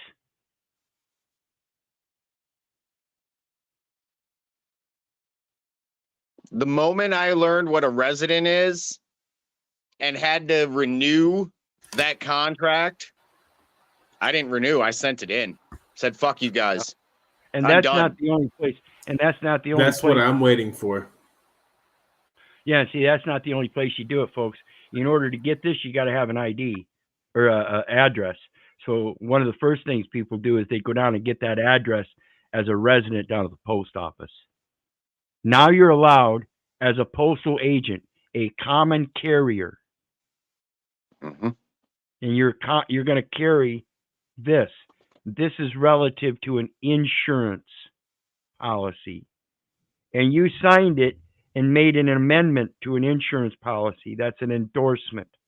Let's talk about that real quick too. Endorsement. See, a lot of people are confused by this English language, and they've been taught about this endorsement thing. And I did a video. This is one of the earlier videos I did on Facebook as relates to definitions. I'll have to see if I can go find it, but it's endorsement versus endorsement. Okay. And when we look at that Title 49 in the CFR, that tells us about the amendment to an insurance policy as an endorsement, EN endorsement is like when you're voting in a politician for office. You're not signing for them on a document in a legal fashion. You're voting for them. You're going to sign for them to give them credit. Show your faith that they know what they're doing to fulfill a public office in your best interests. Yep. That is endorsement, to give credit in its original term. And they've taught you to believe that you're endorsing instruments when legal definition of a signature on a financial instrument is endorsement.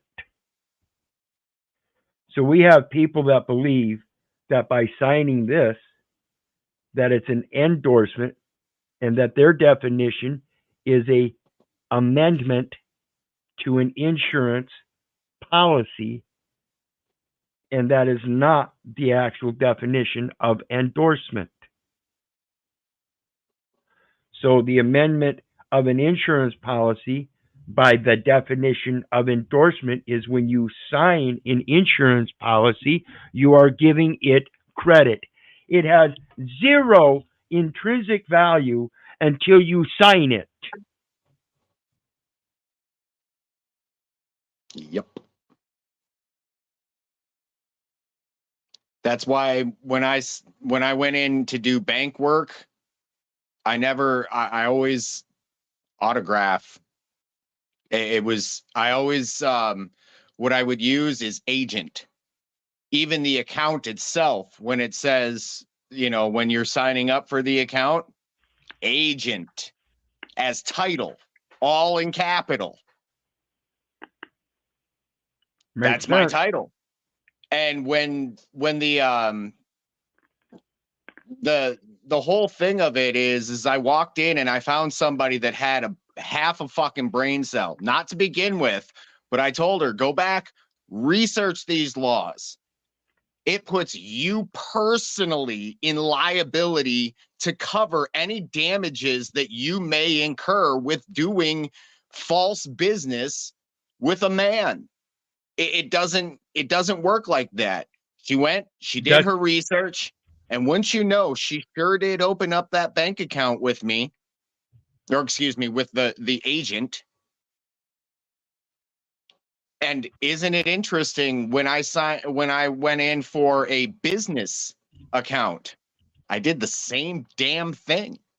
And she herself was my identification because she identified me as the agent for the account. And anytime there was ever any problems, I would walk in and I would say, hey, we've got a little problem. She's like, signing issues. Yep. I'll give them a call. She no longer works for that bank. And I'm running into the same issue, but again, this is one of those things that I'm forcing, but I'm not forcing it as if though I'm making accusations against them in law. I'm forcing it as a matter of education. And so what I'm talking about here is that I recently they created some new regulations in the banking laws. And so the PayPal bank account that I had that was linked to my PayPal, it was an old account from 2011 that I closed in 2011. I'd had it from 2006 to 2011, closed it. And when I opened my PayPal account, they were giving me issues about a PayPal link for people that don't have PayPal. And so when I opened the link, they said the only way I could do it is by connecting a bank account. So then I had to go through this rigmarole of figuring out how to connect that old closed bank account. And we finally did that, opened it up, and now they changed the bank regulations. And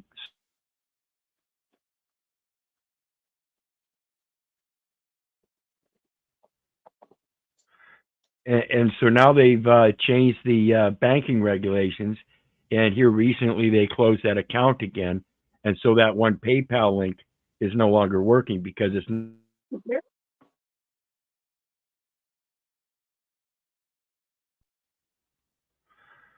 wow. So anyway, they went through some banking regulation changes, and now they closed that bank account again. So now I've got to go through the process of hooking it up to another bank account, but I've got other things in place now. I've got the enterprise payment system account with the Postal Service, and so I have that account. And under 31 CFR 363.1, I believe, or 10, I believe I'm supposed to be able to connect with that account, and I can use the PayPal account as some sort of conversion account. So I'm working on that, as well as the Federal Reserve's Customer Identification Program exemption program, proving again that I don't have to provide ID. All I have to do is validate information that they already have, and then place it with supplemental data elements to help prove it and support it. And that's my internet site. That's got my the Express Living Will, the Express Trust, all of that information that if they want, I can print it up. If I need to develop it farther than that, I am most certainly willing to do so, but it has to remain in a developmental stage and therefore not subject to laws of other corporations organized under those laws, because I'm not at that developmental stage. See? You just have to learn how the process works and realize, again, if you're not incorporated, and again, if you're already claiming to be a resident and vying to be voted into public office to take upon a residency of office, you're already making a false claim. You have to have already been deemed necessary by the board as a resident for the federal, state, or municipal government as an official or agent already. If that, and that's what that ID professes. Wizard, just out of curiosity, what would, other than the obvious financial obligation to a project like this, because there would be some massive finances needed, what would be in your opinion, what would be the thing that would stop, say, a group of people like just average you and me's, people that are on these panels, from starting up such a organization in trust, and then working together in communion for the betterment of themselves, and set up the bylaws of the trust that checks could be cashed and everything, and operate. They've already got some. They're known as private laws, and you'll see that they're set up as private trusts, and they name beneficiaries and things like that, and you can see some of them. I'll have to look some up, and we'll go over that one of these times. Also look up private relief law. Private relief law is part of that establishment. It's part of your cognition that you don't belong in this system, that there are certain inconsistencies, impossibilities, and therefore you need relief because you're not capable of filling public office in the capacity of a plaintiff or defendant. Rule 17 of Federal Rules of Civil Procedure very distinctly say plaintiff or defendant, capacity, public officer. Again, that ID is saying you're a 14th Amendment public officer, performing the functions of public office because you're acting the same way as a trustee by signing documents. You're not supposed to. Right. That's simple. So let's get back to this and finish this up. How y'all doing? Ain't no stopping us now. Now, this is embarrassing for a political body. This is what I'm talking about. Do you know any other political leader with serenity, sincerity, integrity, honor, loyalty? Would do either one sit there and tell their residents to pay me what you owe me, or to get at a podium and start dancing like it's some kind of fucking party? These people are fucking insane. Don't you get it? All right, karaoke night apparently at City Hall. That's Dalton Mayor Tiffany Henyard kicking off tonight's board meeting with her rendition of the 1979 hit Ain't No Stopping Us Now. The reason for the throwback jam, an appellate court ruling threw out a June recall vote that would have removed Henyard from office. So, and here I want to speak about their removal. Like I've said before in that book I've got, the courts and public education, or courts in the schools. The access for these people, I believe, is not to attack the title or the office, but to attack the competency, her ability to be to hold authority. Her competencies already show that she's not a good businesswoman. She's already failed several times. She's already administrating a municipal corporation in less than 2 years of service to be millions of dollars in fraud. Plainly observable on these documents. Why is she still in office? Period. This is something where the federal government, under 18 U.S.C. 8, obligations and other securities of the United States, is allowing people to use a state resident ID to acquire an office and then destroy the foundational wealth and integrity of its own community for its own self-centered interests. I don't see how the United States could see that as integral and very wise for them to support. Every community that goes through this, sooner or later, they're going to start rising up and saying, we're done. And they're not going to just say we're done with the local municipal government. It's going to go all the way up the chain. They're going to take me up on. They're going to take me up on my donations of material. And let's be honest, folks, it would only take one or two. before some people would really ship up or shape out.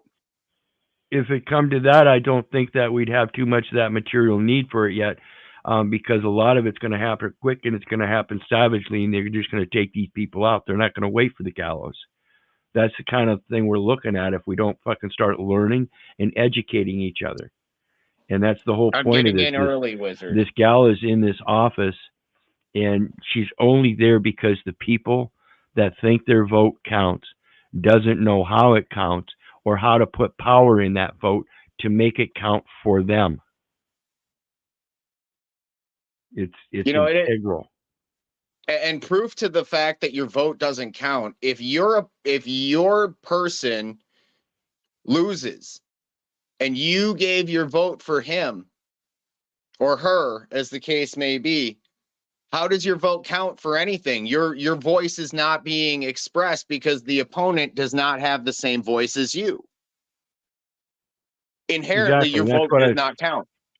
That's what I was talking about earlier. If you think your subjective point of view is gonna matter in such an objective pool of people, then you better get with those people and make sure you're on the same view so that your subjective view is objective enough to make it worth it.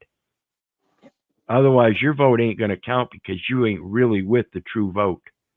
And as we see in this place, in this instance, the true vote is the mayor herself. That's the mayoral form of government. It's called the home rule. And she thinks she can make the rules and be a dictator about it. It's not the way it works. And real quick here, folks, I do want to thank everybody for your support. Appreciate everybody coming to show up and celebrate the 3,000 plus subscribers.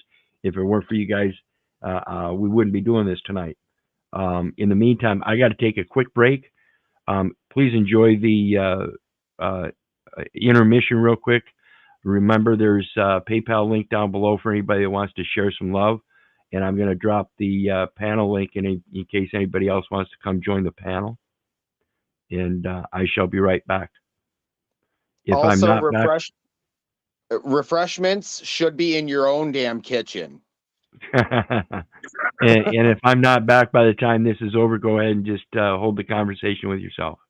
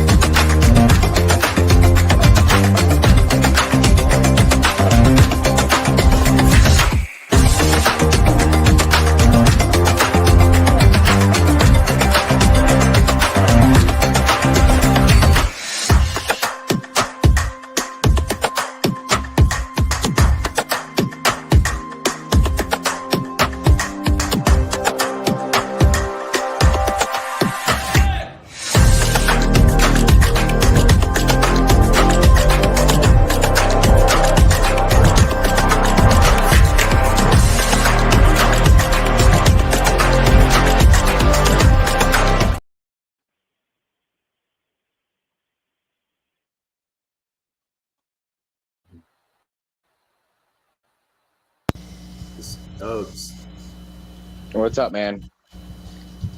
Guess what happened in my court case? Did you get that all situated? No. No? Not quite? No. They found guilty for failure to appear. Did you ask them how somebody that is not a ghost appears? For you are not, sir, an apparition, are you? Exactly. But they acknowledged that my signature is not on any documentation and stated that they don't need it. So I'm found guilty on that. It's interesting how that works. Somebody had to sign for you. So you need to find out who signed for you and send a notice of liability. That would be the clerk / bailiff Way to go for signing the contract for you. You didn't have full disclosure. You didn't have a meeting of the minds. There was no consideration. And how the fuck is that okay? Are you handling this in the public or in the private? So we'll talk more after since he's back. Yeah, talking bad about me behind my back, huh? No, I'm talking to my phone and you just happen to be turned around, you old man. You're gonna get it one of these days. One of these days.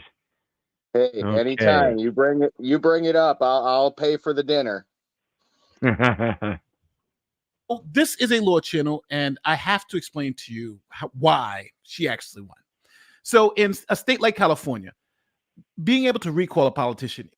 Oh, I wanted to expand on this real quick. The reason I brought this up is the people lost this thing, in my opinion, because the true access to removing her from office is an ejectment at law, or excuse me, an equitable ejection for at law malfeasance of trust. And this is not attacking the office or the title, but rather the actions of the taking over the property of things. This is all of their stuff is done in rem, which means the thing, and the thing is the paperwork, and that's what she's doing, is she's manipulating paperwork. That's the malfeasance of trust, malfeasance of office, whatever, and that's the at law crime. Again, in this situation, I urge or push that it's actually insurrection. Blatantly sitting there telling the people to pay me what you owe me. That's kind of an intentful statement where she's supposed to earn her position in that office. And that is done by the same thing, manipulation, of course, but it's not for manipulation of her own self-interest to be taking advantage of the people, but rather to manipulate the paperwork for the benefit of the people while she gets paid to do so and accepts that payment, not sit there and demand the people to pay her what they owe her and then put an extravagant bill on them. This is fucked up. That's the intent, and that's why I say it's insurrection. But of course, I'm just a nobody, and it's just my opinion. So let's continue on. See Hey, if real maybe quick. somebody else might mention that. What's that? Real quick, I don't know if anybody noticed, but when you pulled up the video of that chick, you could see a spirit in her. Look at her eyes. Tell me that's not a fucking spirit. Yeah, we'd have to go back and look at that, but yeah. Some of these It's about people, 10 seconds before this. I don't need to know too much about the eyes in this situation since I didn't really look at them. It was the topic of the dictator itself, and that related Right. to the actions. But yeah, I imagine if you go back, it's just a lot like Paul talks about Voldemort look. Yes. Yep. It's that evil In the spirit. It's that Constitution. same So there's no spirit that issue you get there, when right? you're You just, drunk. I want to recall you, that's it. In Illinois, they don't have any such mechanism. So at the local level, the local trustees would have to have created that rule, created the mechanism to recall the mayor, which they did. Now, the law provides that when you put that on the ballot, are we going to recall this mayor? The people then have to vote on that. And if that's approved, then you have to have another election to actually recall the mayor. But in this particular case, they did both in the same election. They had the vote to establish being able to recall the mayor, and then they had the vote to actually recall the mayor all in one shot. So the court said, well, that is unconstitutional. You first have to establish the mechanism to remove the mayor, and then have another election 6-7 months later to actually remove the mayor by that mechanism. And that's part of that equity that I was mentioning about with that courts and the schools. The equity there says that you have to address the authority. And again, when it comes to the authority, you have to be competent of that authority. And obviously, by all of the paperwork during her term, as well as we find out prior to her term, both, as I mentioned, claiming resident, as well as her criminal record. We're going to hear about that later. So not only is she a mayor that shouldn't be in office, who was put in office as a thug, she turned around and hired other thugs and paid them exorbitant amounts of money and gave them badges. This is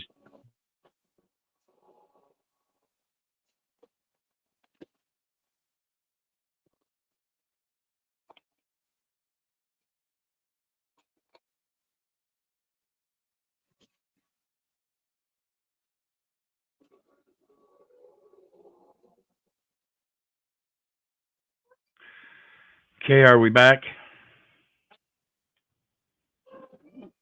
Is that your service that's shit, or is it mine? No, it's mine. They It's his. they keep throttling me. So we're back definitely at it. heavy on this one.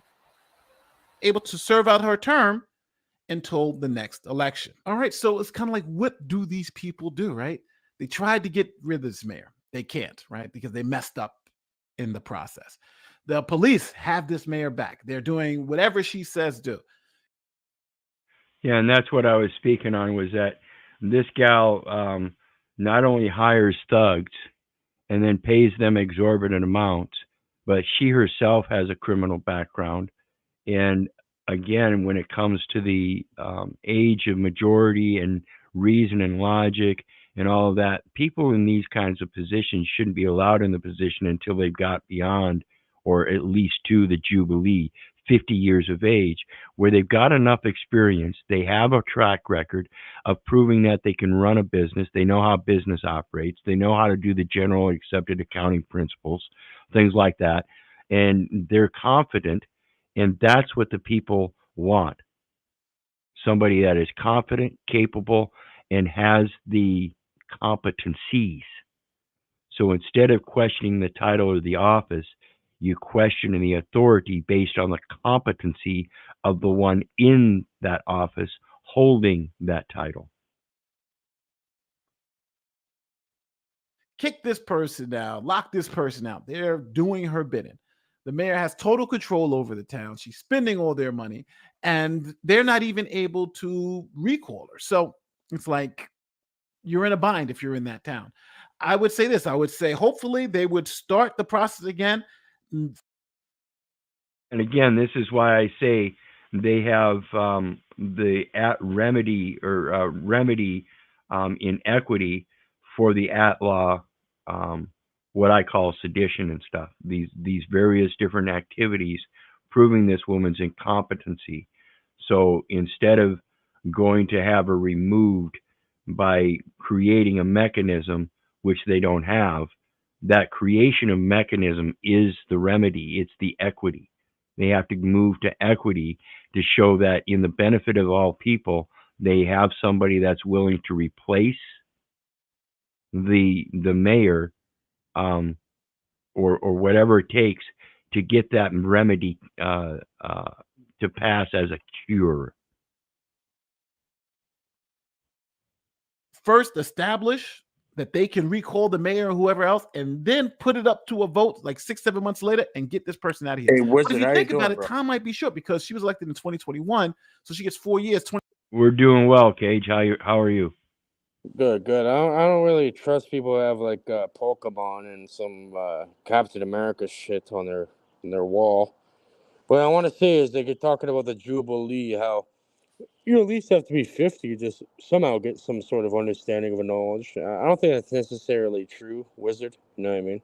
No, I'm not saying that. What I'm saying is that it would be reasonable to believe that if somebody was at least 50 years of age, there would be a much more substantial confidence, and that would be because they would have a track record of their Jubilee. See, the Jubilee is going out and heralding your talents. So when somebody reaches that age of Jubilee and goes out and starts heralding their talents, that sounds to me like somebody that's running for office. So if you're going to run for office and say that you have these talents, you damn well better have them. And if the people really wanted to hold that as part of the confidence of office, they would research these people before they vote them in. They would know this kind of stuff before they vote them in, because there would be that track record. But these people are voting people in because it's a popularity contest, and they don't give a fuck if they know how to run a business or not.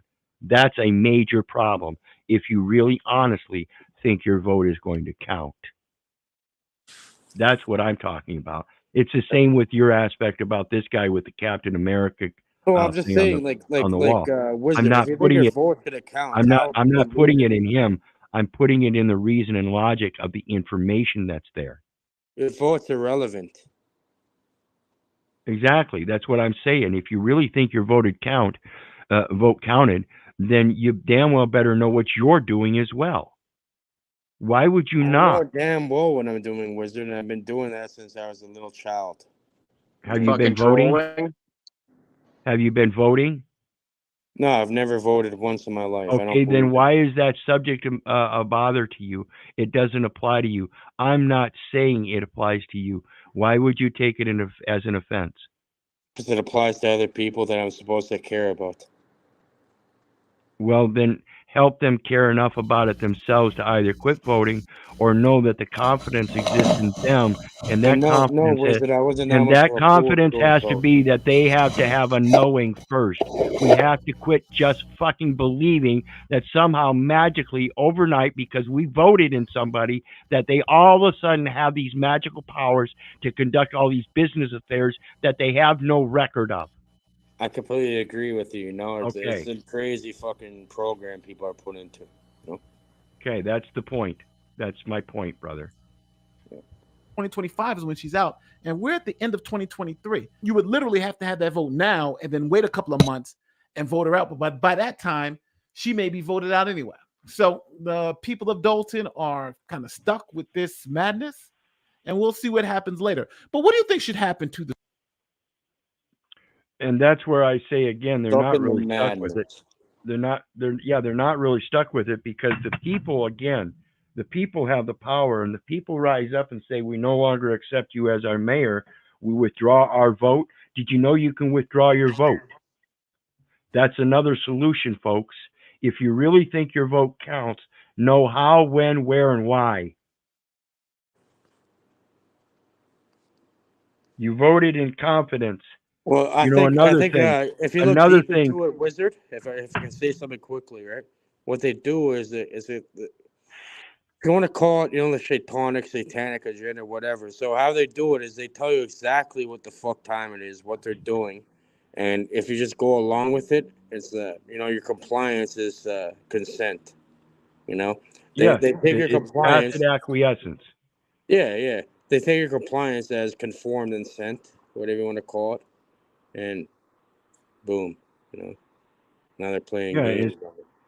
And it's just ridiculous. Like I said, if you really want to continue believing in this stuff, you go ahead and keep believing.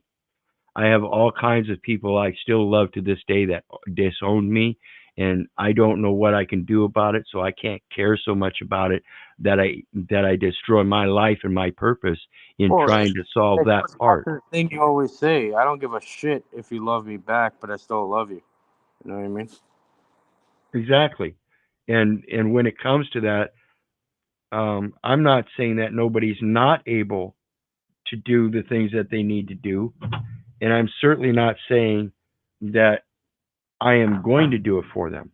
What I am saying is you are the only one that can do anything for yourself, and the biggest thing you can do for yourself is to learn how to change, and that is because the world constantly changes around you. We are the most adaptive creatures on this planet, and we need to start proving that. It's one of the biggest downfalls is we don't realize our own confidence in ourselves. We don't realize that the true vote is in ourselves. As long as we walk with God, there's not a thing we can't do. We don't need a mayor to do this stuff for us. Why? Because we don't need to do those things. Yeah, there's Those always, are what about, distractions. you know what it boils down to, Wizard? It boils down to self accountability, and that's the scariest Absolutely. thing for people to deal with. I mean, you don't need some external thing to guide you.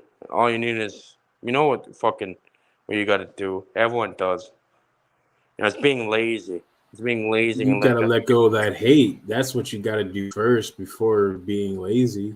You gotta come to terms with you've done, what's been done to yourself, and learn to forgive yourself so you can forgive others. That's first most important thing, sir. So you should start Yeah, doing like how that do you first. expect if you want peace? People say they want peace. People say they want love and all this other things, right? All these great virtues and shit. I didn't But say peace. I said how do hate. they treat themselves with their inner dialogue and their inner mind and that, right?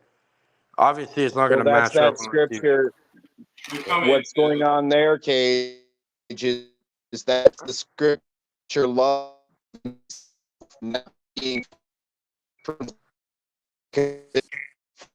first, and love God with all thy You're heart, soul, breaking strength, up. and mind. The second is like You're breaking up. That's because it's Yeah, power we in got my you. words. There's some serious power in all of our words today.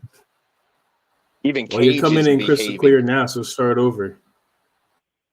Yeah, my All bad. right, I don't so know. The that internet fucked up. scripture love Usually does that.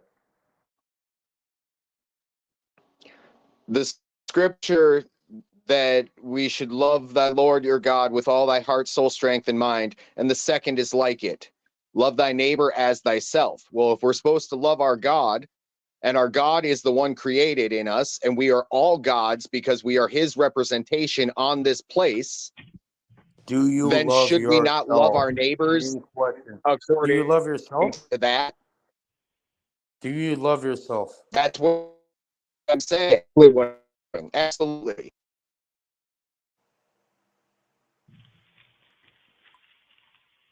You can't expect to love other people unless you love yourself, bro. You know what I mean? Look at that fucking mustache. Absolutely. I can't love the mustache without loving it. Oh, you're talking about me?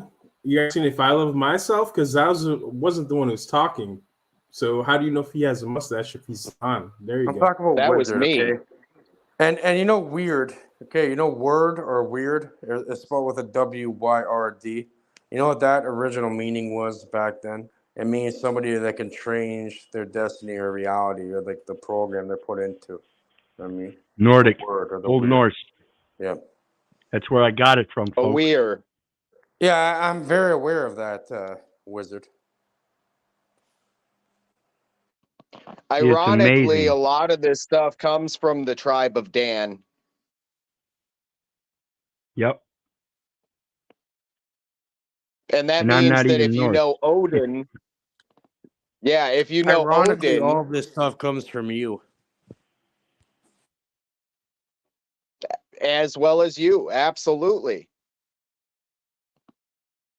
All the resonance. We're all just pawns in the game. Yeah, we're all just pawns in the game till we cross the board. Once we cross the boards, we turn into kings. That's how it works. We're all in image and likeness. And in the image and likeness. They call chess. Hold on, because what you said was inaccurate. Because they're talking about turning into kings, which is a chess variation. And no, a pawn can become anything but the king. Nothing can turn into the king in the royal art of chess. Okay, so don't talk chess if you don't know chess, bro. Come face Well, me. hold up. When you cross, do you not turn into a king that consists of all of the positions? A pawn can cross the fucking board and it can turn into any piece except the king. It can turn into a pawn. It can turn into anything except the king. I guess I've been playing chess all wrong all my life. Yeah, you've been. Unfortunately, you consider your child a pawn? Unfortunately, you have, my friend. You know, Wouldn't you learn consider tomorrow. your child a pawn that is eventually going to turn into a king? No, a pawn can No? turn into a pawn. It can turn into a bishop. It can turn into a rook. It So can turn into a so fucking your knight. child isn't It a can turn into a pawn. queen. Why would a pawn turn into a pawn? No, there's only one king, my friend. It's called Cage. It's the cage of your own mind. The delusional I think what he's cage. pointing out is, as the evolution of pawns go, you can never be a king. Something like that, I guess. Well, But that's the 'cause you're pawn playing. can No, slay but the the king. deeper say meaning. that. Hold on. The deeper meaning of that is meaning that you're playing on somebody else's board, not creating your own, and expecting to get a result outside of the board someone else has constructed for you. So guess what? You make your own, and then you can, the rules or whatever the fuck you make up. So That aspect. But again, you got to remember, it goes to along that thing that Harry Nutt mentioned, do no harm. We all know it. Do no harm. Welcome, Tarek. Sorry about that if I left you in the back. No, you're fine. You're fine. I just want to make sure so I'm not waiting. And I'm glad to see everybody on panel, man. I've been trying to push as much as I can because Wizard has a lot of knowledge, man. I mean, sometimes I do rip on him a little bit, but he does have a lot of knowledge. Hey, but Tarek, wallahi, you know what I mean? Come on. Well, here we go. Well, like I say, all glory goes to him. I'm just a pass-through. No, I appreciate it. I'm sure the panel does too. But Wizard, I got a question. What do you mean by image and likeness? What does that exactly mean? Image and likeness. Yeah, what does that mean exactly? We have an image that we get from mom and dad, and it's a conglomeration of both. And the likeness is as we grow up, we learn how to do things like them. I see. We have an image, which is a preface to what comes after. And the after is always the action. There's first the implementation, and this is what I refer to every breath as an act of God. You have the implementation, you have the breath that you take in, and in that breath, you're gaining energy, and then you expel that energy. Thank you. Wizards, can I ask you for one favor? I mean, if you can, you don't have to. Like when you speak, sometimes you speak fast because you know the stuff really well. And like I'm still on the obeyance one because I have to rewrite the stuff, backtrack it, a lot of words that I may not know and look at so it can make sense to me. So try to go a little easier on us. We're kind of dummies. Just slow down. I'll Slow work. down with the speed adjustment. I know exactly what he means. Yeah, dude, like I have to, pause I got two of them. I have to pause, go back, right? And then, sometimes I have to look up some words that I don't know and go back to it. But, just a thing I want to tell you, that's all. Well, I always What keep he's that saying in is we're all fucking retarded. We need to use the thesaurus a little bit more. Well, I mean, Wizard just knows a lot of stuff like that, and his knowledge is, I'm sure it's way more than all of us, so. J-Ron, I'm going to kick you out if you don't stop. All right, let's take a look at the next one, guys. Or first let's take a break and go back to the...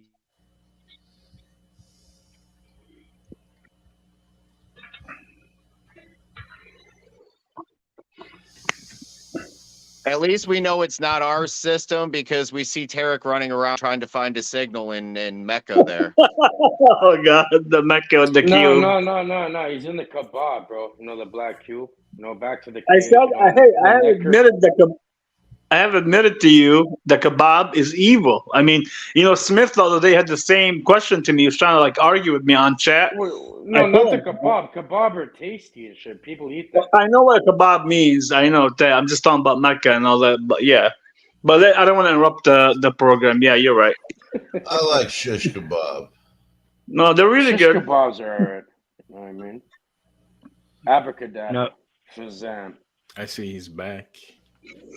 Yeah, now this guy here, I don't know what you might think about him, but it's just another one that's got a lot of information that's really good. He knows what he's talking about. He knows contract law inside and out. He'll speak upon marriages and how those are supposed to work.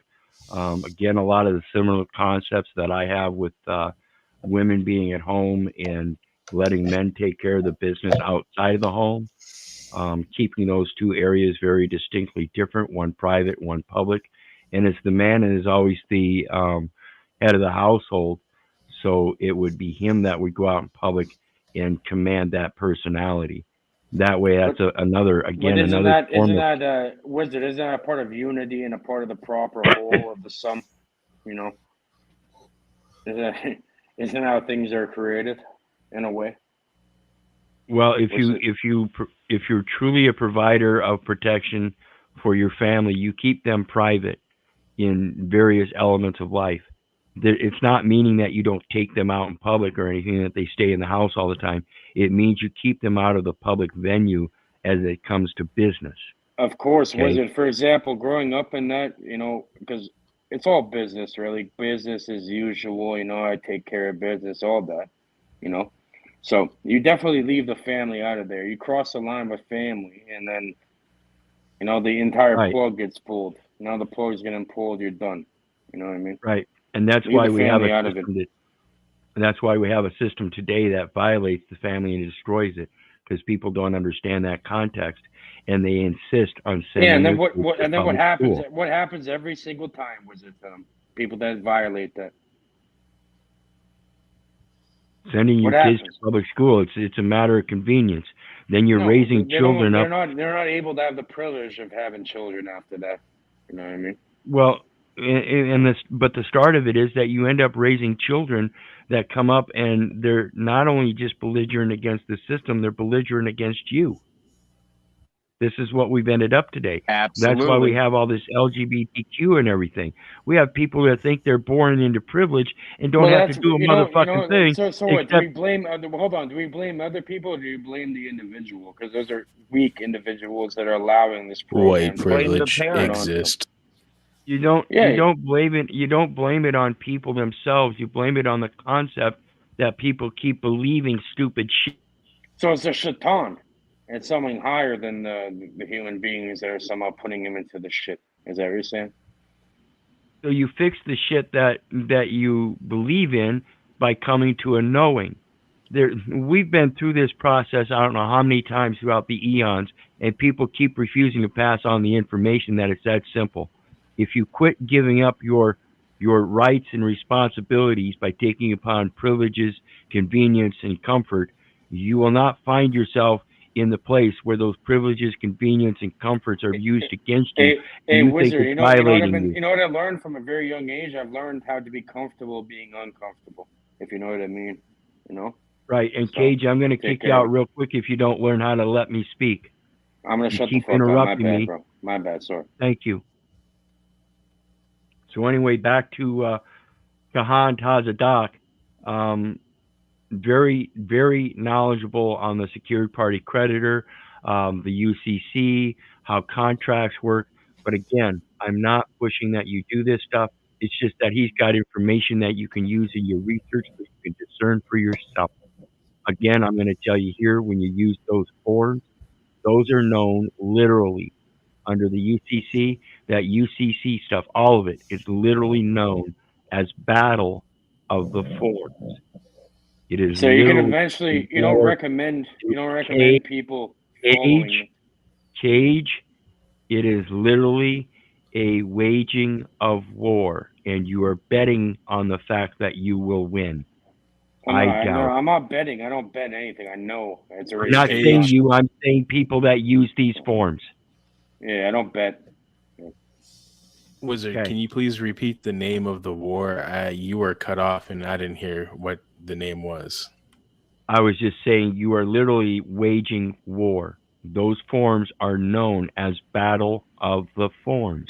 He never And actually you are specified. He never specified the name of the war, my friend. But yeah, continue. No, I didn't. Cage. I understand that, but it was the Battle of the Forms. That's the part that I didn't hear, and that's why, because you cut him off. I'm pretty sure you did hear it. That's why you're asking about it. And that's why I'm telling you, Cage, if you keep cutting me off, you're interrupting other people's right to know, and they have to come back and ask questions on something I've already fucking said that you might have heard, but you interrupted and they didn't hear because of your interruption. Please, Learn how to have I'm some sorry for adult the decorum. interruption, Wizard. Which we already established where that word came from. Okay, so the next one. Outside the cube, I really don't watch him too much. I just saw him on one of the other channels, Unscrambled Minds. Other than that, I really can't say much about him. Spoon, Police Control is another audit channel. To a pre. Can you watch a little bit of this goofy guy? He's fun. Who, this Kahan Tazadak? No, 2 or 3. 2 or 3. Scott's Have you seen definitely 2 or not 3? popular. Yeah, I'm going to. Okay. Island Girls here. Island Girls have flow. She's got some stuff on various different things as it relates to history, no matter what kind of history. I mean, she's got an expansive knowledge. You see, she's talking about Irish and Scottish and British and how this stuff happens. She's got a good smooth interpretation of what history is too. So Island Girls with a Z have flow.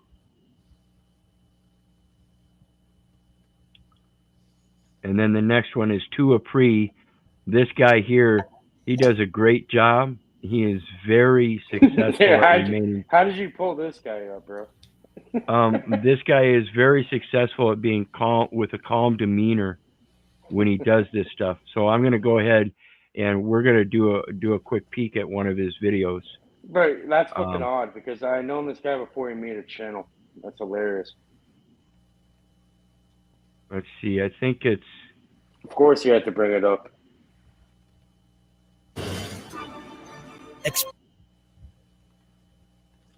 Yeah, I love this guy. He's great at what he does. This is an interaction. He's hilarious. This guy. Yeah. Yeah, this is an interaction he had with the post office, and again, his calm demeanor and explicit questions are very well thought out. I think he got his inspiration from a guy named David Shine in the UK. Or is it Halloween or whatever? He has the right to close if he wants to. I think you've seen your videos. The postmaster wanted to say something to you. Hello. Hello. Yeah, my name is Muhammad. I'm the postmaster at the Bloomingdale Post Office. Well, we'll start with I'm Asif and I'm My lobby is a very small place, so I need all that space for my customers that's come inside and outside. So I understand you got your First Amendment rights, and I hate to call the law enforcement to remove you. Oh, wait, what was the thing about the First Amendment rights thing? What I'm saying, sir, is not being posted up inside the lobby. But isn't it a post Asif, so can't you post? You can't be posted up inside the post office. And then he comes back with, well, isn't it a post office? Yeah, but this guy's whole shtick, he's a Canadian motherfucker originally. Well, and what he does, and this is why, what he does and is this he trolls the fuck out of everybody. He's like, "What do you mean about that, Wizard?" Yeah, You know, he's and trying to this is why I extract say, information out of him. Yeah. this is why I say it's important to learn the language, because isn't this a post office? He used the very term against them. Well, you can't be posted up in the office. Well, what do you mean about that, Wizard? It's him and his brother as well. His brother's in on this, and they're absolutely funny. When they get with the cops, it goes absolutely berserk. I love him. I think he's a hilarious fun. Well, they're just They used to do a different style. What they're doing is they're masterfully trolling reality to the point where, what do you mean, postmaster? You're not posted up? Come on. Go. So there's his link in the chat, so everybody can check him out. He's one of the better ones. You'll like him. I assure you, you will like him. And as well as liking him, this is that thing about attracting flies with honey rather than vinegar. Again, his demeanor in these and his knowledge and his ability in that demeanor to ask very poignant questions. Well, isn't this a post office? And still remain in that demeanor despite the obvious poignancy, and the silly need to even ask the question to begin with. He throws them off with shit that he says. Well done, El Perro. Isn't this Wyrd Wyzard? He throws them off with all kinds of weird shit. Like they'll say, "Okay, it's time to leave," and he goes, "No, we're chill. Yeah. Just hilarious. Yeah, You're it's fine. Just time take to a leave. seat Is that? and listen. Yeah, is that like an order or what? Because if you say it's time to leave, then we'll see you. I'm still here. I still got things I got to do. I told you I'm going to buy some stamps. I'll and you're leave. telling me it's time to leave. I'll leave when I want to. You can't tell me when to leave. Yeah, So. yeah. I still got things I got to do. It's not business. I just got things I got to do. I mean, isn't that what the court has Isn't that what the court poses jurisdiction over? Is the thing? It does go beyond business, Wizard. Oh yeah. If you're going to buy stamps, you need to buy your stamps and get out of here. Is there a time limit on buying stamps? No, there's a time limit on you trying to figure out things that are hidden in front of your face the entire time. It's right under your nose. What's right under Wizard's nose? Mustache. And this is one of those things I want to point out. Harry Nutt brings up a point that I want to push again, is that I watch SGV News sometimes, but I don't like auditors because they are supporting 14th Amendment BS. And that's, you can ask every last one of them if they have an ID in their pocket, and that's what's going to tell you, yes, they're supporting the 14th Amendment BS. And that's where they use that Constitution. You can't be using that Constitution. That's part of the problem. That's a court of law, and you're still in that 14th Amendment officer capacity under that presumption of being a resident, and that's all fraud and fiction if you know what's going on, and that's a problem. I can tell people this all day long, and they will still hold that ID in their pocket, knowing, and that is knowing and intentfully doing so. Now it becomes fraud. I'm giving you information. You have a duty. You now have a duty. Go ahead, brother. No, I was just saying I agree with you, but I mean, I know they're doing. Hold on, pause, because you're missing what Wizard was trying to say there. What he's saying is this: once you become aware of a certain thing, certain processes, you want to call it natural law, you want to call it whatever you like, and you ignore it, now you're compliant. You're complicit to it. No, I understand that.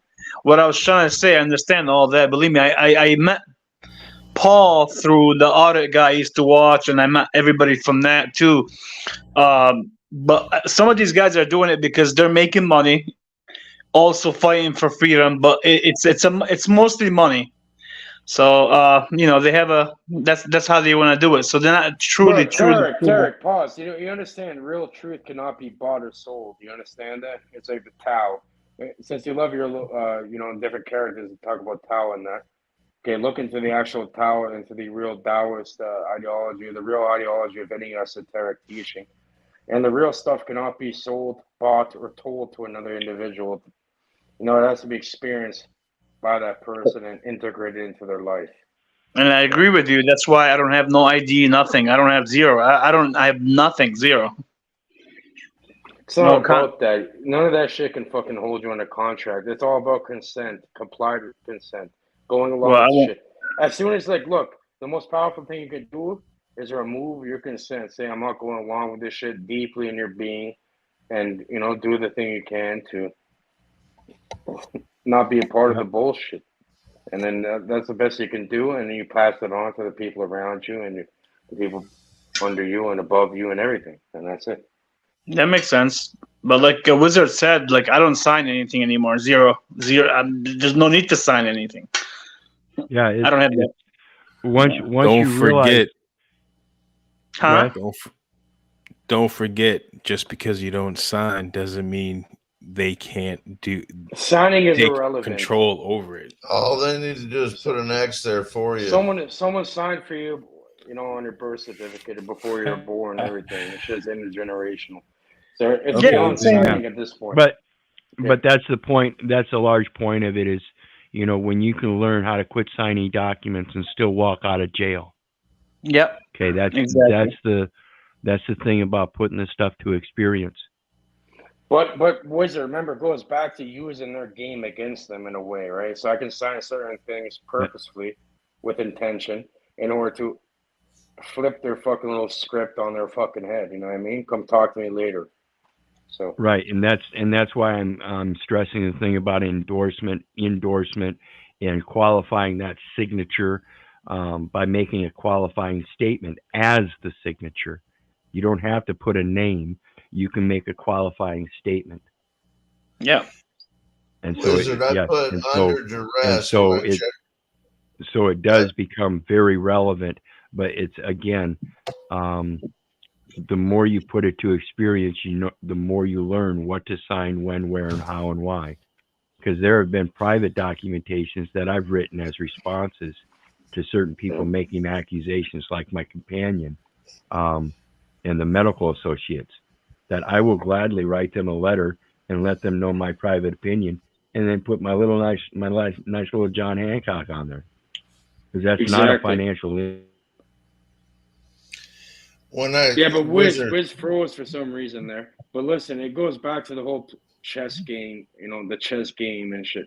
You're playing on their board with their rules, so you're gonna have to you're gonna have to learn how the fucking pieces move.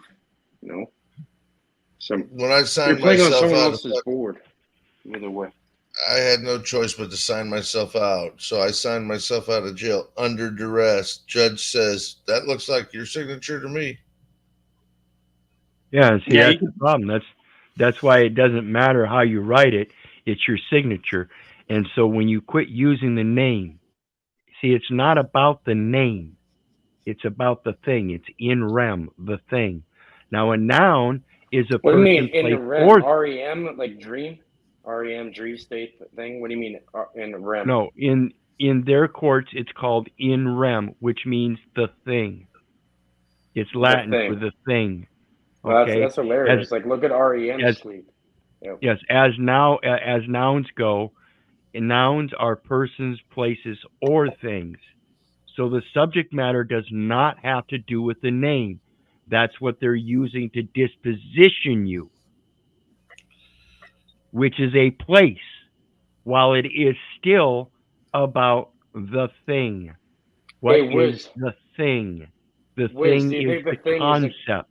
Is the concept of the consciousness or the electromagnetic signature that every being has that could be manipulated and extorted in specific ways, maybe by attacking the dream or the REM. You out, brother? Do you think some of these things can be happening through the dream Rest realm? well. Yeah, rest well, exactly. Tomorrow. I'm gonna start sleeping. Yeah. Over. Well, it's the like I said, it's the concept behind the signature, which is the intent. Do you have a knowing, conscientious intent when you're signing of what you're signing and its effects? If not, then there is no knowing intent, and you're taking upon a liability that's going to be enforced upon you because you don't know how it all works. Yeah. So let's take a look at this next. Say what? I was going to say, if you're depositing a check, you don't even need to endorse it. You can just put for deposit only and then put closed check on it so that it can't be monetized. Right. All right, let's look at this last one, and then we'll go back to that Dalton County mayor. Oh, Sign Queen Bell is good. That's hilarious though, because someone said in REM equals commercial contract action. Is that correct? And when it comes to this commercial law thing, so it is. That's very hilarious. So literally, again, the thing is the signature. The thing is the signature on the paper, because a thing is merely a concept. The noun describes the thing, whether it be a physical thing or an ideological thing, something in concept. And you see how these words dictate everybody's reality, right? There's a reason why English language is the most spoken language, and that is, standardized at 26 characters, directly related to the tetragrammaton, etc. The lowest frequency language is the language of commerce, and it's used ubiquitously. Is outside of contracts. It has to do with more like maritime. It has to do with the sea Yes. and like sailors and Yes. pirates and shit. I'm gonna pirate all this fucking bullshit over here. You know? Yeah, and again, Harry Nutt says signing with intent is not how to accept a presentment either. I'm not saying you should accept the presentment, but anything I've accepted as a presentment, I've gone through and line item vetoed. Not everything in my life, of course, but since I learned this stuff, I've been line item vetoing, striking right through them and overriding on top. And then without recourse, without prejudice, by benefactor by benefactor to the beneficiary. That's a qualifying statement. The reason why I know you're saying 100% truth is this, okay? Look at the cancer and shit. Their contract could not be held up to Wizard at all. Hence, you're alive talking. Well, no, I've got everything on my side so far. Even when it comes to their record, when it comes to them scans and stuff, it shows that it's consistently getting smaller and smaller. And then all the blood that's tests and fucking everything. gone. I disappeared my mom's brain aneurysm and everything. Your fucking shit's gone. That's it. All the rest of the records, when it comes to the phlebotomy and the blood tests and all that, shows everything within the normal parameters again, and doing nothing but getting better and better. So I don't know what else to say. But the next one here is San Joaquin Valley Transparency, and they're over on the East Coast, of course, or excuse me, West Coast. And this guy's been at it for a while. Got 534,000 subscribers, over 2,000 videos. Does both lives and programmed. And he does a lot of reviewing of other videos as well. So it's not just his own videos, but he does do his own videos as well as he does a lot of reviews of other auditors and stuff. So I know, there's I know, but like, okay, yo, I'm a younger person, right, Wizard? So nowadays we have like a whole bunch of different technology now. I'm way better than any lawyer, any judge, any of that. I can literally put their entire what do they call that thing again? What do they call that thing again when they write quickly on in the courtroom and shit? What do they call that machine that they use? Stenography. Yeah, I can put that stenography fucking thing right into the. I'll find any inconsistency in there and beat up the entire fucking case. These guys are weak. So As long as you let them, yeah, Cage. As long as you let them talk and not over talk.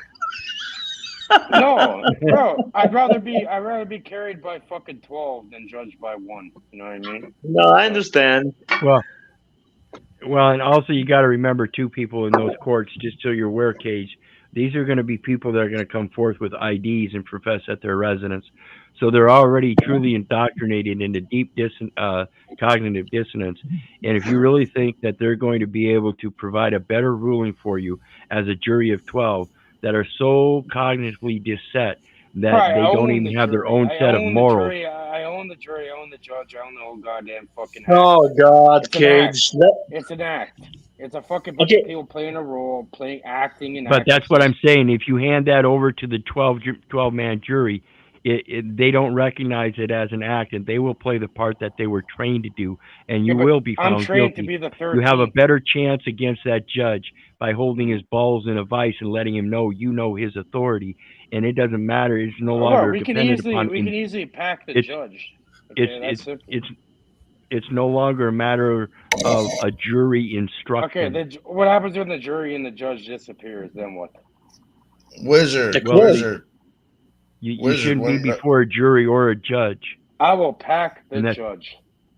And that's the whole thing. If we can start educating the people to learn how to educate their own children, so that they can bring them up in this stuff, knowing before they even go to court.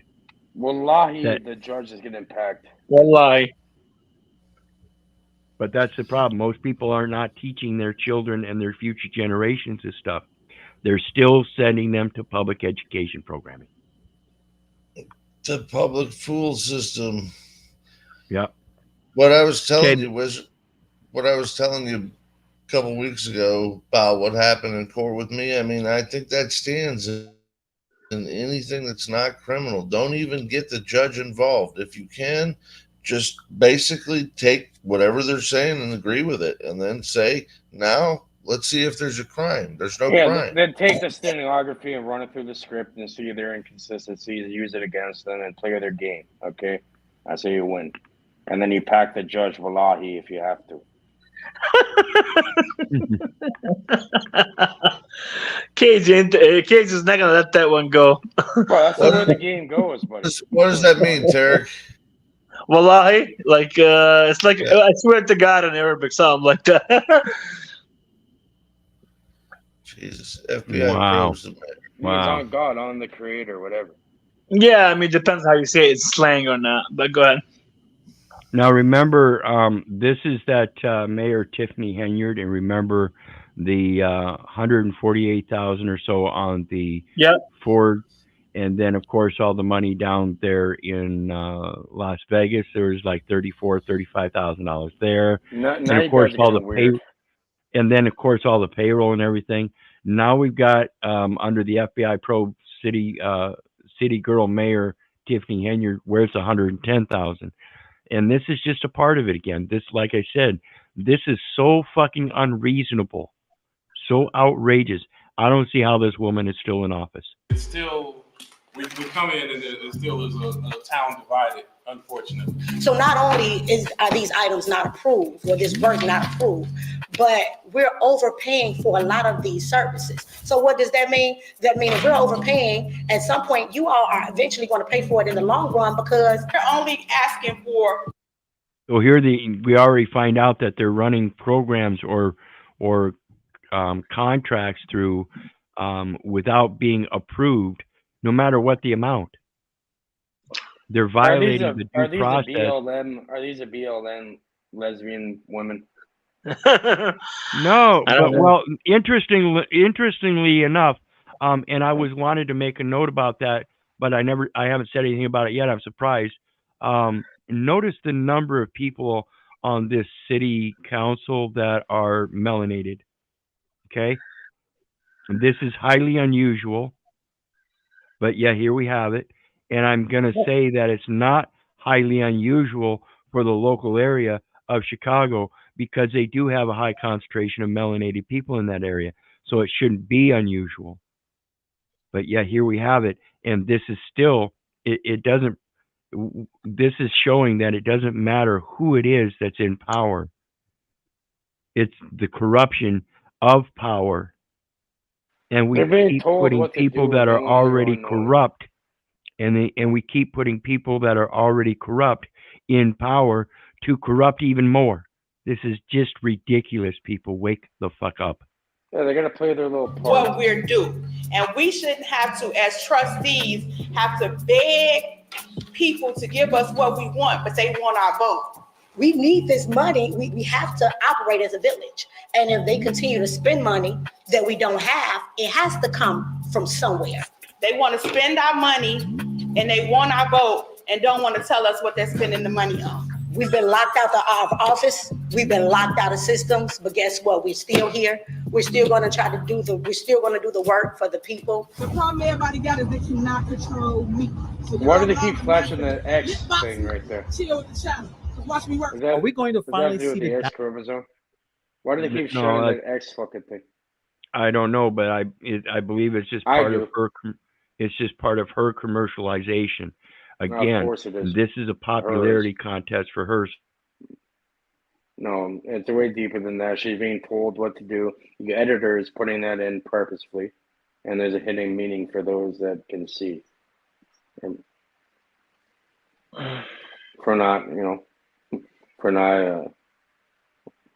it's not really my opinion.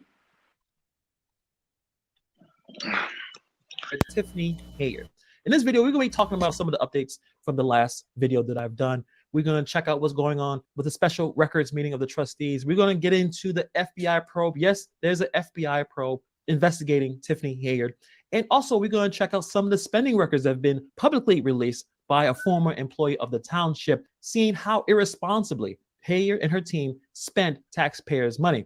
And also, we're going to address some of the most common questions and comments that I've seen on my last video, saying things like, you deserve what you voted for a Democrat, what's taking so long for this mayor to be arrested or investigated, and also a lot of talk about her race. We're going to talk about that and more in this video. That's what I'm Let's asking. get into it. So the Why latest is she meeting arrested? was, again, talking about transparency in legal matters here. So the Board of Trustees emphasized the importance of transparency and following the law. Concerns were raised about the legality of previous meetings and the need for proper procedures. Also, there was a significant focus on financial responsibility with discussions of budgeting, spending, the need for informed decision-making. Concerns were raised about the conduct of certain trustees and the village administrator. Members of the public expressed dissatisfaction with the current state of the village, the lack of accountability, and the perceived mismanagement of funds. Really not funny, it's sad. And I commend you all for standing up there yesterday and walking out after you had made a motion and second the motion to adjourn the meeting. That's the way it's supposed to go, according to the municipal law, according to Robert's Rules and Order, and she was out of order along with. Bro, I'd love for you, Wiz, if I could pull up a quick fucking thing to make some light to this all, because it's super true and shit. It's Ricky. He's in court and shit. He's like, Your Majesty, if I can't smoke and fucking swear, it's a mistrial. Wizard, I think the way this all works these days is she's going to fail up. They're getting rid of Kamala Harris. This is the next vice president, running mate for Biden. That'd be fucking insane. Well, this is how they work. They fail up. How?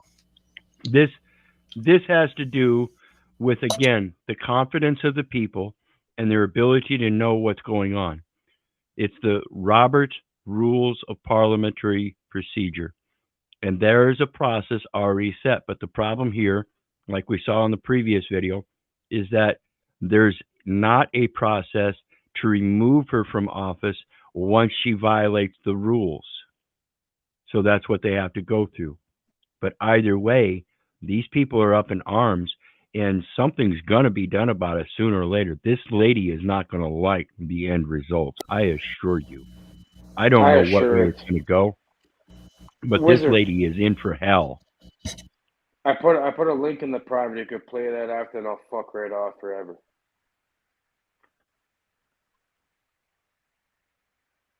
Well, anyway, let's get back to this one. Keith asked, and I wanted him to be in here when I said this. Keith asked because he was out of order for continuing the meeting.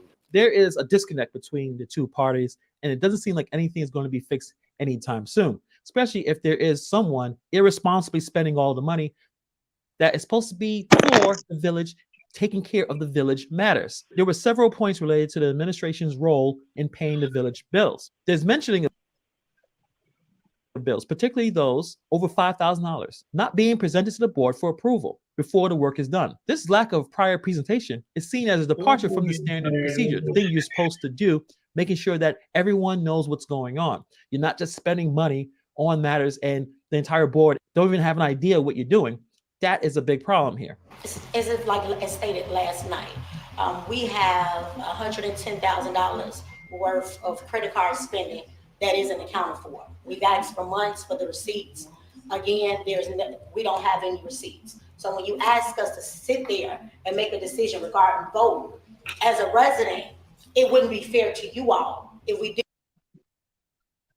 And remember what she said in the previous video, when they asked her what it had to do with her, and she said this ain't got. Or no, she said it didn't have anything to do with her, and then they asked her about the credit cards and the money that she spent on those, and that's when she started him-hawing. This is what they're talking about. All right, all those funds that are unaccounted for. You want to know who is controlling them, Wizard? Yes or no? There's nobody controlling them. It's their own control. It's their own greed for control and money. It's called Prince Hall Masons and the faction of the Order of the Eastern Star. But yeah, we can go along with that.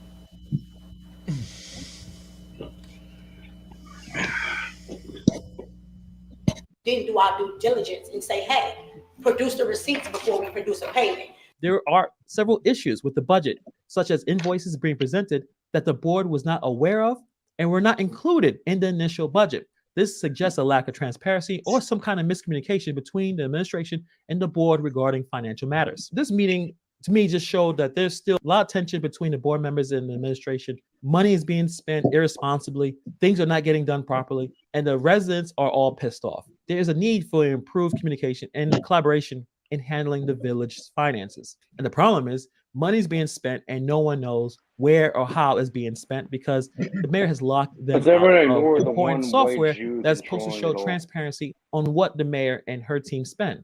She doesn't want everyone to know. And that's why there is an FBI probe investigating Tiffany Hayard. Yes, there is an ongoing FBI probe investigating Tiffany Hayard, who serves as the mayor of Dalton and the township supervisor. The investigation has arisen from allegations of corruption and financial mismanagement within her administration and issues regarding accounts controlled by the village of Dalton and the township. These issues reportedly coincide with Hayard's tenure in both mayor and the township supervisor. The FBI investigation particularly focused on the public funds allegedly being laundered by Hayard's P.I.G.S.C.U.N.T.S charity. In addition to the FBI probe, the Dalton Village Board of Trustees has voted to file lawsuits against Mayor Hayard to address issues like conflict of interest, unauthorized hiring and firing, and the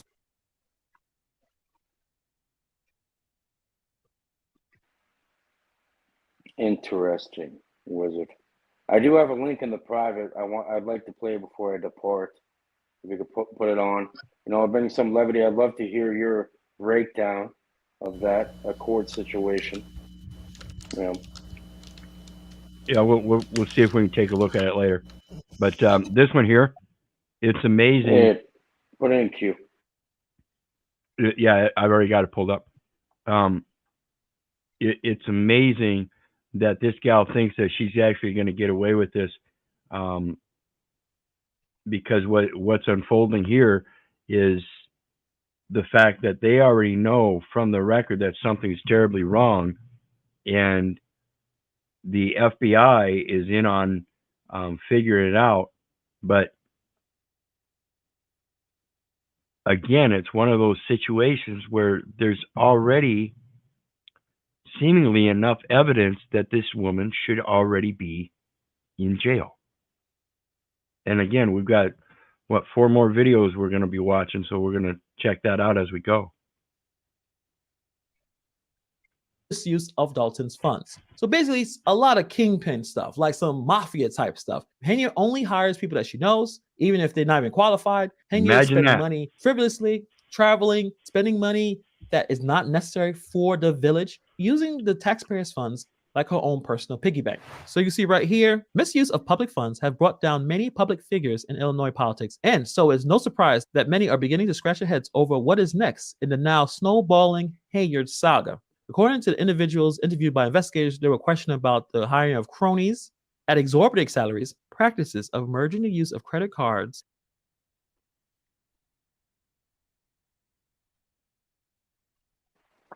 We lost connection. Yeah. Wizard, my phone's down to like 3% on the battery. I'm gonna listen to you, but I have to get off so I can like let it charge a little bit. So I'm just letting you know. Thank you for having me on. I'll keep listening. All right, Tarek. Anytime, brother. You guys take it easy, all of you. Yeah. You too, bro. Take care of yourself. And sorry about that, guys. Get my thing back up here. They knocked me off good that time. Yet you're back. Doesn't matter. Absolutely, absolutely.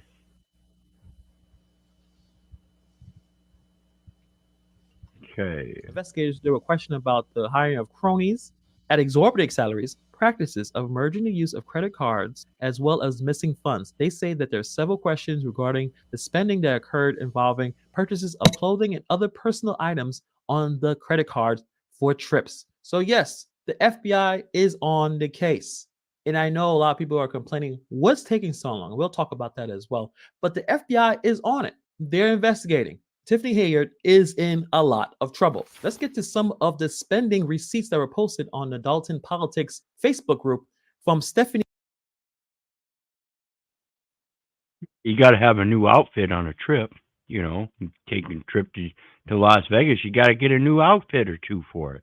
Can't be using the same old clothes you use at hometown. You got to look special there. Amazing. Smoke and mirrors. Stephanie Wiedemann was involved in the township politics. She started working there in 2002 and held various positions, including a full-time employee and contractor. In 2021, she was promoted to executive assistant by the late Thornton Township Supervisor, Frank Zuccarelli. However, she was terminated in March 2000 under the new supervisor, Tiffany Hayard. I think that everything she has initiated has been something to promote her, something to get her name in household, something to get people to buy into voting. Stephanie says that her termination did not come as a surprise. Before firing, she met with the new township supervisor, Tiffany Hayard, who expressed distrust and stated Wiedemann was not a part of the team and she got let go. But she still continues to follow the story, and this is what she posted on Facebook a couple of days ago. Posted a lot of the receipts, all the stuff spending thousands of dollars on the taxpayers' money on basically things for their own personal use. It's a really long post, but we'll read some of it right here. She's talking about spending habits from February to September of this year. Travel for the township supervisor is at an all-time high. 7 months of credit card receipts, and I can total about $174,000 of your money being spent on her senseless travel. And she says, come to a board meeting and ask her what she bought back that benefits the residents. I bet she's going to say she bought the bag back, but if that's the case, then why does the township need to take loans? She's laid off people due to financial hardships, but not paying employees to answer the phone and provide the services. You can't call the administration and get an answer at any point during the day. Aside from the credit card swipes for any and everything, she also gets a per diem when she travels. $600 a day when she goes out of state, $400 a day when she travels out of Cook County. And the kicker of it all is that some of the... Where's all these people that are spending all this time on the clock overtime then? See how stupid this shit is? The trips were for the mayor, not the supervisor. I do not handle anything as relates to with credit cards. So she attached a lot of receipts on all types of spending that Tiffany Hayard and her team have committed over the last couple of months. Now, there's a lot of records here, several records, but you can see the traveling from Alabama to Washington, D.C., Illinois, Vegas. She spent about $34,000 in Vegas when you go through everything that they've done. Uber, that barely the covers scooters, my rent. That's going to Roof low-level Chris, rates, bro. going to the casino, going to all these places, car rentals, with her and her group spending thousands of dollars for no reason. Going to Jackson, Mississippi, spending $21,000. Going to Texas, spending another $33,000. Spending $20,000 traveling the bike ride to Springfield. Spending money in Oregon. This is a lot of money being spent. For what? $170,000 that have nothing to do with helping the residents of Dalton. You guys can take a look at some of these expenditures. It's going to be really difficult for Tiffany Hayard to explain exactly what she was doing when she was spending all this money. I want to get into some of the common questions and comments that I had on the last video. Appreciate you guys for checking out that video. And if you want to hear more updates on Tiffany, yeah, she does seem to spend a little bit of money on wigs, huh? Bro, 1-2 money on the wig, okay? The wig is very important.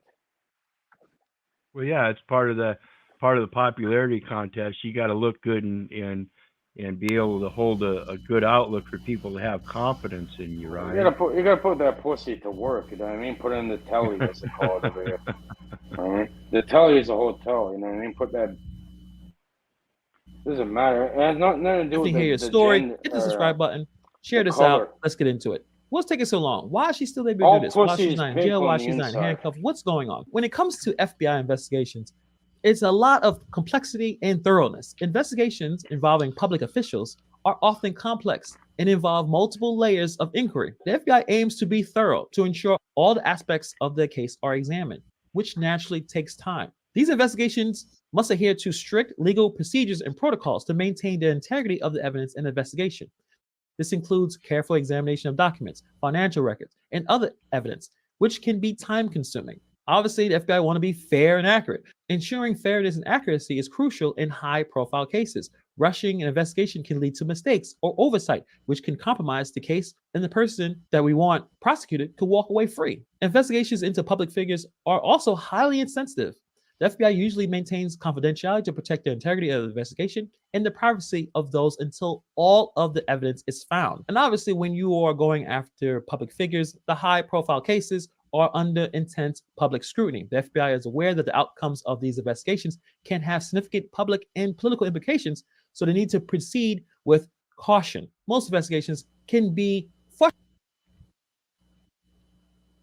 frustratingly slow, but the time taken is often a reflection of the seriousness with which the FBI approaches its work, ensuring that any conclusions are reached are based on solid evidence and legal standards. Let's get into the next comment question. A lot of people who posted comments on my last video saying, you get what you voted for. You voted for this person, you deserve everything that happens, which I find is a really weird thing to say. When people vote for a candidate, they make the decision on the information and circumstances available at the time. Situations can change dramatically after elections. New facts may emerge, or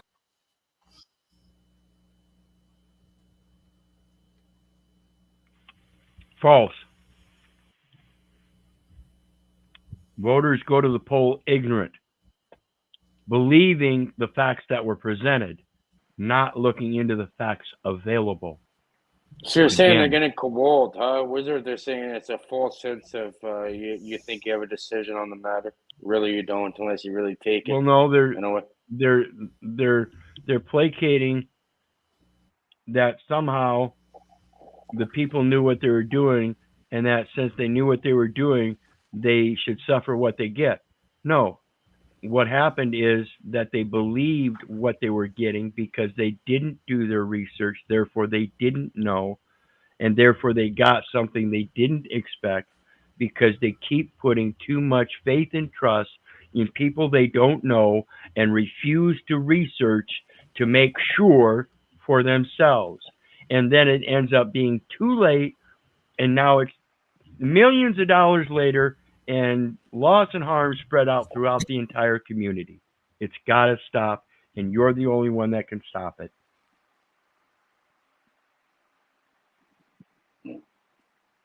or the elected official might act differently than expected. Holding voters accountable for unforeseen changes undermine the dynamic nature of politics. Now, if there were evidence of her stealing before this, then yeah, I could see saying, well, yeah, you get what you voted for. But if she hasn't done this before, how would anyone know? It's easy to be the Monday morning quarterback, knowing all the things we know now. But at that time, I'm sure many of the people did not know that she was going to do this. Also, this viewpoint wrongly suggested that once elected, officials should not be held accountable for their actions. In a healthy democracy, elected officials are accountable to their constituents throughout their entire term. If they engage in misconduct or fail to fulfill their duties, it is the right and responsibility of the citizens to voice their concerns, regardless of their initial support. Who cares if I voted for the person? If the person sucks now. Absolutely. Again, pointing out the same thing Cage and I were just talking about is that self-accountability. If you're going to be putting people in there in that office and you really want your vote to count, then you better know what you're doing first. Period. Now, they suck. So saying that you get what you voted for just dismisses the voices and concerns of those who may have voted differently. It's important in the democracy to recognize and respect the diversity of opinions and the right to dissent. Some of the stuff about her being black or her being a Democrat in her race has nothing to do with the situation, but a lot of comments talked about that as well, as if Republicans are not corrupt and commit crimes as well. If you are still stuck on this is my side is the good guys and your side is the bad guys, while both parties screw you over every chance they get, I don't know what to tell you. You think that your side is a righteous side and does not commit corruption? Again, the dual party to provide a distraction by a division, and you fall for it every time. Just spend a few minutes on what you're saying, Wiz, if you could pause it quickly. What you're saying is like, the old 33rd degree, little motto they have, ordo ab chaos, in a way. Yes. Order out of chaos. Yeah, so it goes back to that, it always has to be this paradigm or this, what do they call it? Like paradox. Paradox. Yeah, the one or the other, right? It always has to be good or evil, or this is good. It's used to fucking divide and conquer people, pretty much. You know what I mean? That's the only way you can deal with billions of people. And there's got to come a time when you got to realize that things are being run in a manner of chaos, and it's going to have to take a change of the guard. I just remembered. I remember the word. I remember the word changing now. of the people. I remember the word now. Was a dichotomy. Yep. Absolutely. So it's this dichotomy, this paradox and shit that they move on. It's fine. We grow up in it and we're not even aware of it. No, it's fucking Parties sickening. do that before you worry about Democrat or Republican or black and white. You kind of just waste your time. It's kind of ridiculous. Obviously, this story is far from over. We're going to see much more updates, what's going on, especially the FBI probe, the back and forth between the trustees and the administration.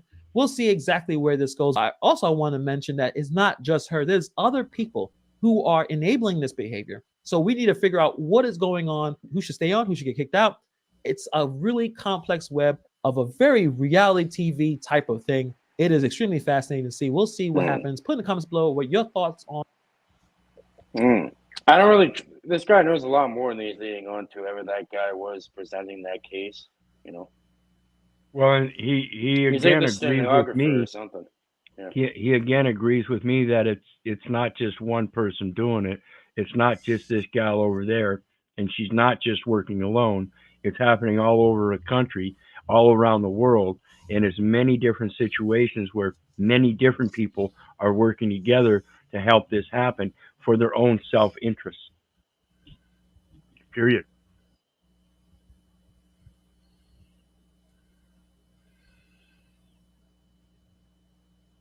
Very Damn true. Very, very true. Wizard. What about the one I put in the private now? This is also in a court thing, but it brings a little elation to it. You know what I mean? If you want to call it that, it's a bit funny. But yeah, they're in the court, and that's exactly how the court plays out.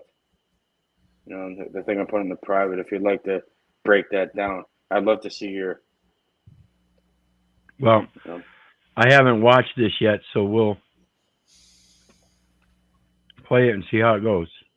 It says no food or drink permitted in the courtroom. Courtroom 702. Leahy for Bro, your expert I'm testimony 72. and for providing this very illuminating tape. Your Honor, I think the video evidence clearly speaks for itself, and that any sane and rational person would have no choice but to convict these individuals of these ridiculous crimes. Blah, blah, blah, blah, blah. Fuck. Oh, objection. That's the 17th time that he has sworn so far. Richard, please. All right, I'm sorry about all the bullshit, but all the stuff. But the prosecutor is he's an effing bad guy, and he's pissing me off. He can't even speak without swearing. Your Honor, this is ludicrous. It's a disgrace to these proceedings. Thank you. Richard, since you chose to defend yourself and fired the public defender, I guess it's your turn to question the witness. Thank you, Your Majesty. And Richard, before you begin, I'd like to say that I think this is a bad idea. However, you do have a right to defend yourself, so proceed, but please remember to watch your language. Look, I can't speak without swearing, and I've only got my grade 10, and I haven't had a cigarette since I've been arrested, and I'm ready to fucking snap. So I'd like to make a request under the People's Freedom of Choices and Voices Act that I be able to smoke and swear in your courtroom. Because if I can't smoke and swear, I'm fucked. And so are all these guys. I won't be able to properly express myself at a court level, and that's bullshit. It's not fair, and if you ask me, I think it's a fucking mistrial. This man can't represent. It's a mistrial, Your with it. Honor, he's a complete and total idiot. Now, although I am opposed to that kind of language in my courtroom, I'm going to allow it, as unfortunately it is part of your right to a fair trial. So you may proceed, but please, I want to remind you that this is not a carnival. Richard, you have permission to smoke and swear. Thank you. I'm just gonna get some cigarettes, actually. Let's go, smokes. But I only got 2 left. I don't care. You've been a dick all morning. It's the least you can do for me. For the love of God. Just the defendant, please. First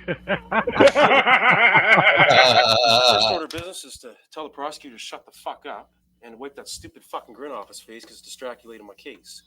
Next, I'd like to announce that Randy and Leahy have been drinking all fucking day. They're wasted of their fucking minds, and they're both assholes. And the testimony they just gave was total fucking bullshit. And I can prove it, and I'm going to show you what really fucking happened here. Hey, boys, here's $20 cash. Fill up for him, please. Don't know what that's for. Probably prostitutes. We don't want your money, Corey and Trevor. Watch him put the right in his pocket, right there. What's going on with you guys anyway? Oh man, we're sick from stealing so much gas, but we should be better in like 6 to 8 days. Stealing gas? Why, Corey and Trevor, that's highly illegal. You shouldn't be stealing gas, Corey and Trevor. That's right. It's fucked up to be stealing gas like Corey and Trevor did, and I don't want anything to do with Corey and Trevor's gas stealing. We wanted nothing to do with Me it. neither, you know what I'm saying? Only whack suckers like Corey and Trevor steal gas and deal dope. All right, see you later, Randy. No, I don't want to say anything about the dope dealing because, I don't know anything about that, but clearly they accepted money on film, and they admitted they stole gas, and they're sick. I mean, look at them. That's gas sickness. Case closed, Your Honor. Idiots. I got nothing else to say right now, except that the Crown and Leahy can go fuck themselves. I agree. Case closed. You're not buying any of this bullshit, are you? Sit down, please, sir, or you'll be in contempt of court, and watch your language. Yeah, Leahy, sit the fuck down. The truth fucking hurts, doesn't it, you son of a bitch? Booby sub booby, Ricky. Okay. Whatever.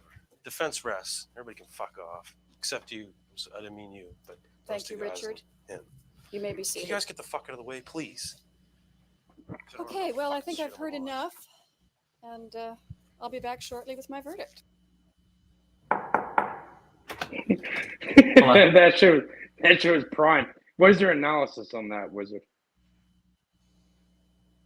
That would be wild if that's the way it would work, but That's how it works over here. I've got to tell you from experience, firsthand, I don't give a fuck. You don't like the way I'm speaking? Then get me the fuck out of here. You know I don't belong swear, here. it's a mistrial. And you can, and I couldn't smoke, of course, but I guarantee you, they didn't shut down any swearing I did. And my companion recorded every fucking last bit of it. While I was fingering them, cussing and swearing at them, calling them every name in the book, calling them communist bastards right to their face. I don't give a fuck. You're not going to come to me and stand in truth. And I've known all my life them courts aren't about truth. I don't belong in them courts. Took me too long to figure it out. 94 fucking cases. It's pathetic. I thought you were at 93. We caught another one after the 93. Well, it was failure to appear for jury duty, and of course that was consequently dismissed. Well, that's a charge. They could charge you with that. Because for me, they tried sending me to jury duty, and I just I actually never saw it, and I just never responded to it, and I had no issue with it. Yeah, but see, you don't have 93 cases that say you're dumb, and they can send you out for a jury summons and then try to get you for failure to appear. Because that's what we that got record 103 reflects. cases, Wizard. Because that's what that record reflects, is that I'm a dummy and I don't know what I'm doing in those courts. Granted, I beat the child support, I beat the child custody 2 cases, and various other small things, but the majority of the 90. Because hold on, we need to elaborate on that, because I could tell for sure, Wizard, you're not the type of man to not take care of your offspring and do what you have to do. You just don't want to do it court ordered. You don't need a court to tell you to take care of your family. Yeah, and that's the whole point, I didn't just say fuck child support, I'm not going to pay child support. I actually came with remedy and receipts showing that I was paying child support despite the state order, and that just because they didn't have it out of a paycheck from me doesn't mean that I wasn't paying according to my responsibilities in life, and rather that the contract they were wanting to enforce through me was a Title 4D contract that not only didn't give me rights, titles, and interest of visiting my child, because that's a totally separate case, but that it was in fact based upon the presumption that I was already a 14th Amendment public officer, and I'm not. Well, Neither I know are for you. a fact, though, Wizard. I know I guarantee you your children are taken care of either way, hopefully, right? You dealt with them properly. Yeah, I did. I told you, You better. I got Wizard, you better though, or you're gonna. I got custody of my daughter. I got custody of my daughter. Of course, I took care of her. Yeah, you better take care of what you fucking put in there. So the next one I It's called got, accountability, right? absolutely. Let me get it Because pulled up then, here. like you'll be happy to deal with the court after if you fuck up like that. You know what I mean, trust me. Well, there comes a certain point that you can only do the best you can, and then there's other extringent forces that start operating externally because even though she's your daughter, but now once she becomes an adult and takes upon her own life, there are things that might change in respect to how that relationship works, and that's one of those things that happened in my case through a divorce and various different events in the divorce. She ended up on her own, so whatever. All right, so is that long? You better send the bands to the children either way, bro. That's all I gotta say. You gotta take care of them. Yeah. Well, that's why I say we got to get our children out of the public education system and start growing the future generations. We're killing them at this rate. We're literally killing the future generations at this rate if we don't get them out of the public education system because we already know that is the problem. Well, it's an And if you don't, indoctrination camp, right? yeah, exactly. And if you don't know that's the problem, then you've been heavily indoctrinated yourself, and it's just going to be a matter of waiting until your time is past. That's why I say this younger generation that we have to now is already recognized that the public education is not for them because they've already come forth in such a great context that they believe their own opinion, whether it's true or not, is the truth. LGBTQ is a perfect example of that.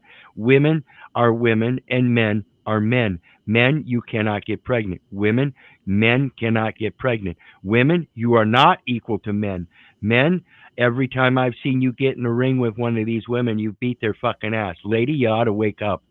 Oh, wait a minute. Did you get knocked out? Hey, give her some smelling salts. Maybe that'll wake her fucking ass up. You have a place. Learn it. Stay there. We want to protect you.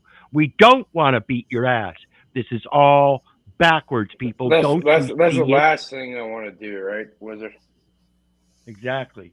So let's get on with this next one on the Dalton Mayor's taxpayer-funded billboards that Danielle was talking about earlier. This is why I say it's a popularity contest for these people, and they will do anything they think they can get away with right in front of you. Yeah, but guess what? Would It's you not going advise to work. one of your candidates to do something like that using taxpayer funds? No, not using taxpayer funds. Is it a woman so or if a you've man? driven one of the expressways in the South suburbs woman. recently, you've no doubt seen one of these. Okay, hold on. Can you giant pause billboards. it? They Can you feature pause the it, name Wizard? I'm going to and tell the you something face of a very, very smiling. odd, please. I love how it's called Tiffany, A with an H. Tiffany H with an A in the middle name. Okay, I had this very, very strange dream where I woke up and I was sweating so much to the point where I remember this dream and something told me to fucking contact this number. And guess who the fuck was on the other line? Tiffany H. And it was through, I was in a dream and for some reason I was like in the middle of Japan. I couldn't find anybody's number and all of a sudden like I went into a Rosicrucian temple for some reason in Japan. If you look it up, it's a real place and it looks just like the dream. And the secretary there is like, "Oh, do you know who you're trying to contact?" I'm like, "I have no idea." I'm like, "Oh, why don't you look in the pocket?" So I looked into the pocket, had a number written down on a piece of paper in the dream. I woke up and all of a sudden it was Tiffany fucking H over there, if you want to call it that. But it was way beyond that, answering the other line. I'm not even joking. Through the dream. Yeah, it's strange how this stuff works. It's almost like we were talking about it on another panel. Water has memory. So if I'm drinking water that was on this planet for billions of years, and that water was drank by, a number of different creatures and processed through those different creatures a number of different ways, what is the memory in the water that I'm drinking today? It's it wasn't amazing this black lady though, and it was like this chick, and she's like, extremely beautiful, like a succubus beautiful, like, and she happened to answer the phone, and you know, her and her people made a Yeah, communication. It's fucking yeah, weird, this man. I gal, tell you. yeah, this gal is totally ugly. I don't, though some people might say she No, has this look one, good all looks, these fucking weirdos be but jerking off to her and shit. She's like the master troll. It's fucking well, hilarious. yeah, and the ugliness comes out in her actions, and I'm amazed at 37 years of age, people would have such confidence in her without knowing her, just because, well, she looks good and she presents well, and well, that gives us confidence. Again, pointing out that people are in Plato's cave watching some popularity contest. But Wizard, it's just shadows on the The wall. money for these billboards is coming Yeah. out of taxpayers' pockets, and that's raising questions for Tiffany Henyard, the Dalton mayor and Thornton Township supervisor, who has already come under fire for spending public money Bro, I gotta promoting send this herself. to Sam fucking Placco has the the real latest Tiffany chapter over in his here. ongoing That's hilarious. investigation into Henyard's questionable spending. Take a drive to the south suburbs and you can't miss them. 4 giant billboards featuring Tiffany Henyard's name in large letters, along with her picture, smiling down on the thousands of cars going by on Interstate 57 and the Bishop Ford Expressway. What are they advertising? One says fresh produce, another senior services, and this one simply says we offer general assistance. There's a phone number, but you wouldn't know what it's for unless you can read in teeny tiny letters Thornton Township Supervisor as you're speeding by. Bro, these guys are fucking weird, man. Like, but look what I'm relating to, and look how they're speaking. Okay, like they're speaking in code, obviously.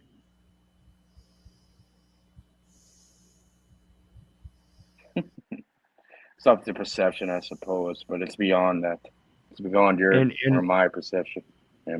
and we've got a situation here, folks, where we've got she's already holding a office of title, a mayor, and now you see she's holding another office of township supervisor. So we have a definite conflict of interest, and it's part of the advertisement, and people don't see it. What is this world coming to? This 7th grade reading comprehension is getting to All be right, 3rd all grade. right. Hold on, Wizard. Can I tell you something? Because the way I deal with shit, for example, my mom got jabbed up or whatever. My whole family did. And apparently, oh, there's a brain aneurysm that should magically disappear in front of the doctor's eyes, all of that. They have no idea what's going on. So it's the same way when it comes to any of this fucking bullshit. Well, I don't know about that, but we've got to change it. These are the billboards that Yeah, have it's gone easy. up along the expressways. We showed the billboards to Bert Odelson, an election attorney who's been working in Illinois politics for 50 years. When I first looked at it, I thought, what is she running for now? Because that's what it shouts out. Odelson, who represents a political faction opposed to Henyard and Dalton, says it's clear the billboards are promoting more than township services. He says they're essentially campaign ads. Bro, I'm going to show this. This I'm going is to show a this to these blatant people. This is attempt to hilarious. promote herself politically. The township should not have paid for these if they did, and I'm sure they did. They did indeed. Bills obtained by Fox 32 under open records laws shows Thornton Township paid more than $10,000 for the vinyl signs themselves and more than $12,000 to Clear Channel Outdoor Advertising for 1 month's rental of the billboards. What was your reaction when you saw him? Well, first of all, I didn't know anything about him. Thornton Township trustee Chris Gonzalez.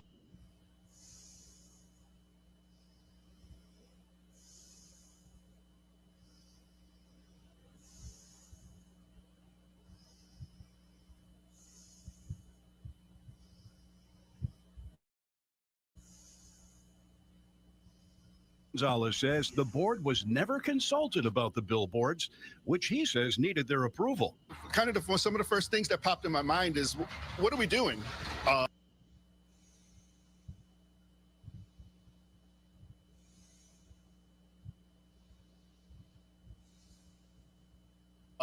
We're not, this isn't a big sale. We're not selling cars here. I mean, if it's informational, then it should be informational. I mean, there's so many other ways we could have spent. My apologies, I forgot to unmute. Needed their approval. This isn't the first time Henyard has used taxpayer dollars to burnish her own personal image. In fact, on other occasions, She Well, this spent a lines up lot so more. perfectly. It's fucking amazing. Earlier this year, Fox 32 showed you how Henyard spent tens of thousands of dollars using employees and vehicles from the township and from Dalton, where she also serves as mayor, for a week-long walk to Springfield to promote her self-named cancer charity, which is yet to file required reporting. And you can't turn your head in Dalton or Thornton Township without seeing Henyard's picture or name. It's on all the government-owned vehicles, buildings, even on the rugs in the township, where we found a Tiffany Henyard 2024 calendar featuring all the important dates to remember, including her birthday. I would.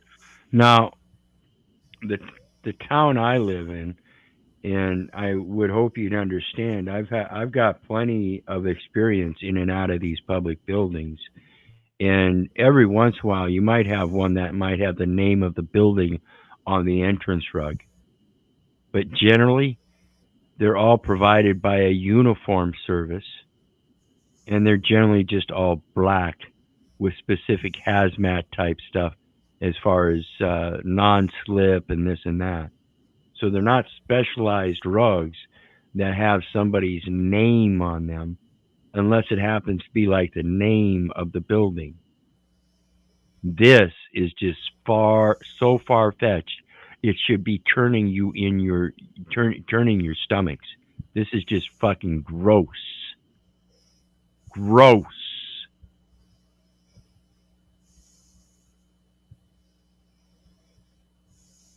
Be having a fit if she was my client, telling her not to do this. Veteran Chicago political consultant Delmarie Cobb says there would be nothing wrong if Henyard were using her own political funds for those promotional materials, especially the billboards. I actually had a candidate years ago who was running for mayor of Dalton, and that's what we did. We bought billboards along the expressway, because if you're coming and going home all day, and one of the things I always say about billboards is they're working when you're asleep. In 2011, state lawmakers passed a law banning the practice of politicians putting their names on publicly funded signs, spurred by these tollway signs featuring former Governor Rod Blagojevich.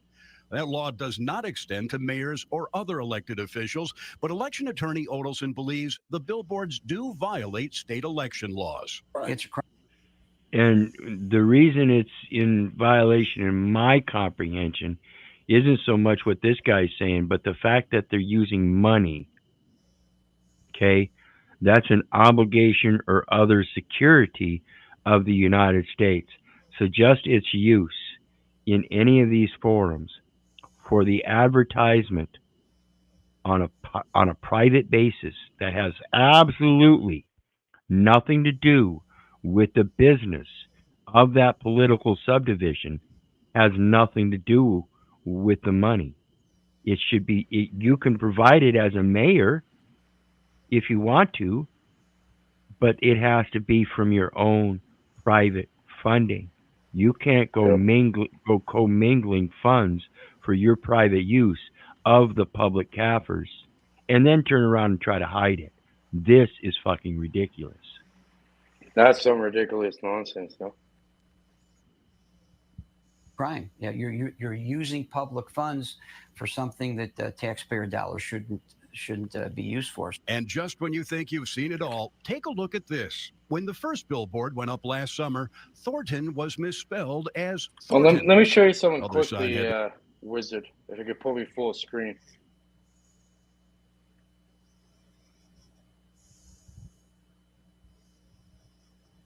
Cool. There you go. We got the whole fucking thing here.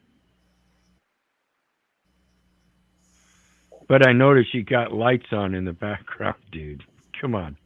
Of course you do. You got to illuminate it. Wait, should I turn all the lights off? Hold on. To be ordered, apparently at taxpayer expense. Dane Placco, Fox 32, Chicago. So Here, far, is this Henyard has better not for you, responded to any of our questions. Is that better? There we go. See, now you can see that it's actually a white candle with purple dye It's in a it. purple candle, apparently. You can see the actual wick. You want to Pretty turn it cool. off right now? Much better You wanna turn it ambiance off? that way. There you go.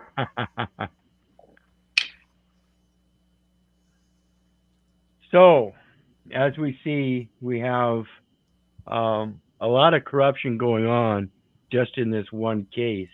But this is not the only case that's going on. If we relate it to other venues, we see it's much similar to what we've been going through in this quote nation over the last 3 years with Trump or with Biden. Biden proves his Hey, own incompetency Wiz, the Wiz, same can I way. ask you something quickly, please? I wonder how come every time I go to court they disappear evidence or something. They seem to lose evidence every time. It can go from anything, like even like a red light camera ticket or something that automatically they just fucking lose it every time I go to court. They lose their evidence and they lose every time. What's going on with that? Well, I was speaking to somebody earlier today about the concept of a court of no record. And see, when you have access to how things work and everything, and a court of record and a court of no record, and how they operate, and you're the one sitting on the bench, you get to switch them jurisdictions anytime you want. That's part of that knowledge that we're trying to learn to replace these people on the bench that are doing that. They're doing it again in malfeasance of office of public trust, and that's that emoluments thing that I was talking about. When we can fill people, or when we can get people to fill up those Sorry, offices, what's emolument or whatever you say? being paid for it, you get paid for it. It means you get paid for it in some way. Okay. Right. And so when we could get rid of these de facto public officials and fill those offices with de jure people of the land that will honor the title and actually do what they're supposed to for the benefit of the community, then we will have a strong nation. Until then, the rest of the world will continue to laugh.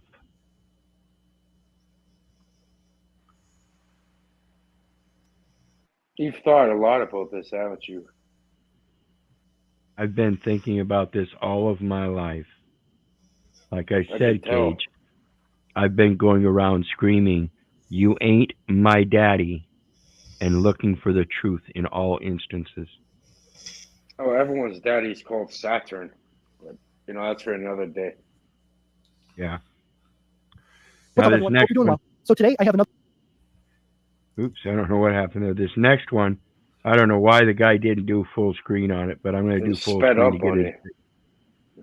Well, that's because I was holding it down on it. I was holding my mouse button in the wrong place.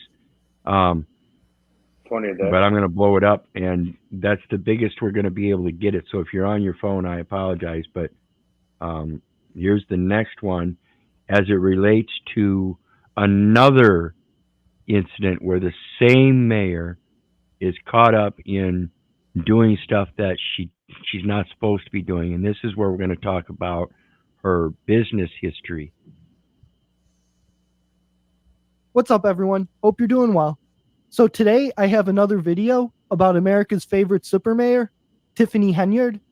And I had no intentions of making a second video about her, but thanks to the YouTube algorithm, I clicked on a video that caught my attention, and boy, did it open up a can of worms.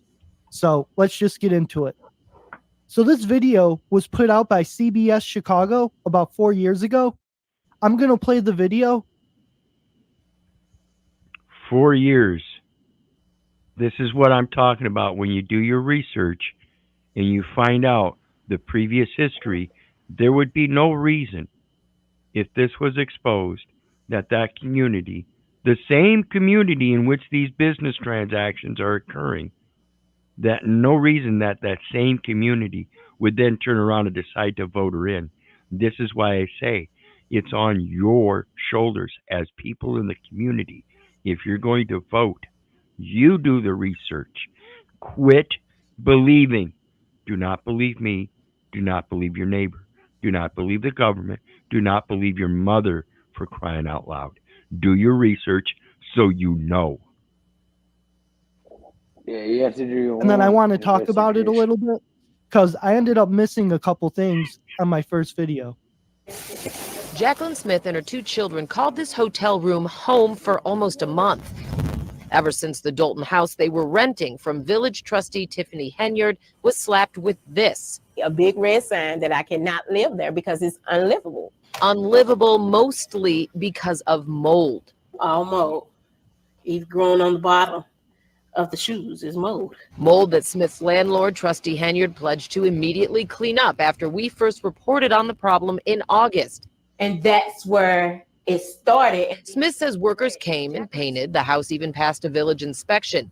Issues abated, notes Inspector Brian Thigpen in this September report.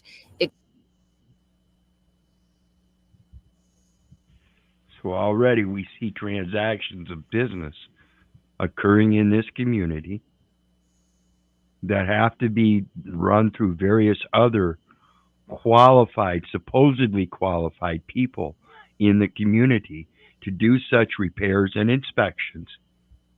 And remember, the title up here says, was she pulling a Section 8 scam? Now, if these people are getting help for Section 8, my question is why not was HUD brought in on this? Instead, they kept it to local inspectors and stuff. Wizard, that didn't bring, if you can't smoke and fucking swear, it's a mistrial. So my question is to the involvement and again, the competencies of the authorities that are doing this through these oversights of supposed safety and health guidelines. Except they weren't. It's horrible. Enter activist Except David they Lowry, were. who called Dalton directly. Suddenly, the house deemed livable on September 3rd became unfit for occupancy on October 15th. Lowry's theory? The trustee used her power. Wizard, and want to then hear something very odd? Less than 6 weeks later, folks. Go ahead. When I was about, I was a very young child, and my brother is like 3 years younger than me. You know, we had a crazy person, and we entered a police station wearing nothing but underwear and socks, little kids, with a crazy person. And you know, the police never did shit. They didn't care at all. They allowed us to leave. So from that day, from a very young kid, I don't really take police seriously. Yeah, and that's similar to myself. You know, when you're a little kid and you don't see the problem and you don't know what the problem is, even though you're being abused and everything, when you see people in uniformed outfits with badges and everything taking you away from your mom and dad, and you have no comprehension of what's going on, that's the trauma. It's about the opposite of that, though, because they should have intervened, but they didn't care. Right. And that's what I'm saying. The non-caring aspect of keeping a family together or having the ability to care enough about the children so that you should be able to separate them from the people that are not caring about them so they can receive the care. And this is the part that most of society refuses to accept or recognize or whatever it is. But the and part is to then turn around and do the best that you can to rebuild that family construct again in the interest of the children, because that's what's best for them. The adults are already adults, but that doesn't detract from the children. And the important thing to them children are but the those child adults. becomes the adult, and it's what you do with it after, right? In a way. Well, it's a matter of how you bring those children up into adulthood. Again, this public education system is the main destruction of that. But again, it's the choice of the people to do so because they don't recognize it as a destruction. They see it as a benefit because it's comfortable and convenient for them. I urge you to quit. We caught up with Henyard before last week's board meeting. I want to talk to you about that house on Dearborn. Can we do that? My attorney's right here, so if you got any questions, I have legal counsel.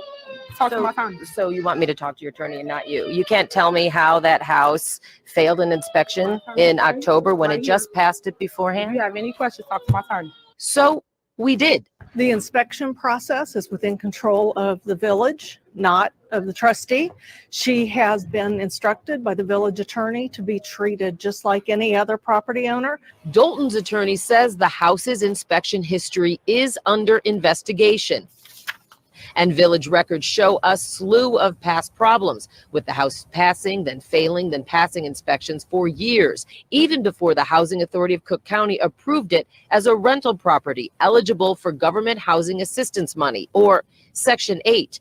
An HACC employee says as a landlord, Henyard's received $36,866 taxpayer dollars in Section 8 rent payments since 2017, when Smith moved in. Money that kept coming even after this foreclosure notice was filed against the house last year. We're staying in a hotel, so.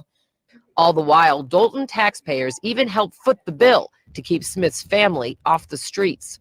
He thought that, the village should be compassionate. Well, She it had was nowhere to go. She had Travis, children. bro. My bad. What we thought was to actually build. Hold on. Wizard, Trustee Henyard. look. You want to hear something hilarious? I look in the comments. It says, a comment from someone named Travis says it was me. Why don't you look into Travis, Toronto? You go look. There's something called Tavis without the R. Those motherfuckers at you.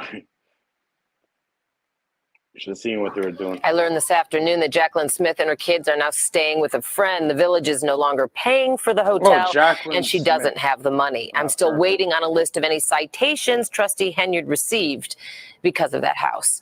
In the newsroom, Dana Kozlov, CBS 2 News. All right. Wow. All I was able to think after I seen this video was this woman really is a bottom of the barrel human being. Anyways, I'll let you be the judge if this was a Section 8 housing scam or not. Now, in my last video, I talked about it. And I'm going to say if it was Section 8 housing, as they say, then it was a Section 8 housing scam. Why would she be receiving payments? If she was receiving payments under a Section 8, she was receiving them from HUD. As that, she is required to report to HUD such damages and the reports and inspections, and they're supposed to be done by a HUD inspector. Another business that she owned called Good Burger, and that ended eerily similar to this, where once she got into office, she was able to use her political influence and power to bounce checks, not pay rent on the business, not follow health and sanitation. And unlike the other one, this is after she became mayor, which means she had the restaurant before she became mayor. But once she became mayor, now all of a sudden she let the burger joint fall apart. This I think there may be feces and human flesh in the quote Good Burger. Well, it doesn't matter. What the thing here is that again, she has no ability to run a business, and that's clear and evident. This is going to people the rest of this people video that is are going to show connected that. to her. You need a retarded fall man for that, or fall woman for that. Either way, you know. Well, again, it's going, like I said, it's going to her capabilities of being a mayor to begin with. This is just ridiculous that somebody like this. I'm surprised this woman, I would be surprised to find out if this woman actually graduated from high school. The way it seems is she might be a high school dropout and somehow magically survived through life because somewhere along the line, her mom and daddy are rich and have some kind of certain local connection somewhere. And that's the only reason she slipped through these cracks to the point that she's 37 years old and has control over a whole fucking city. It's pathetic.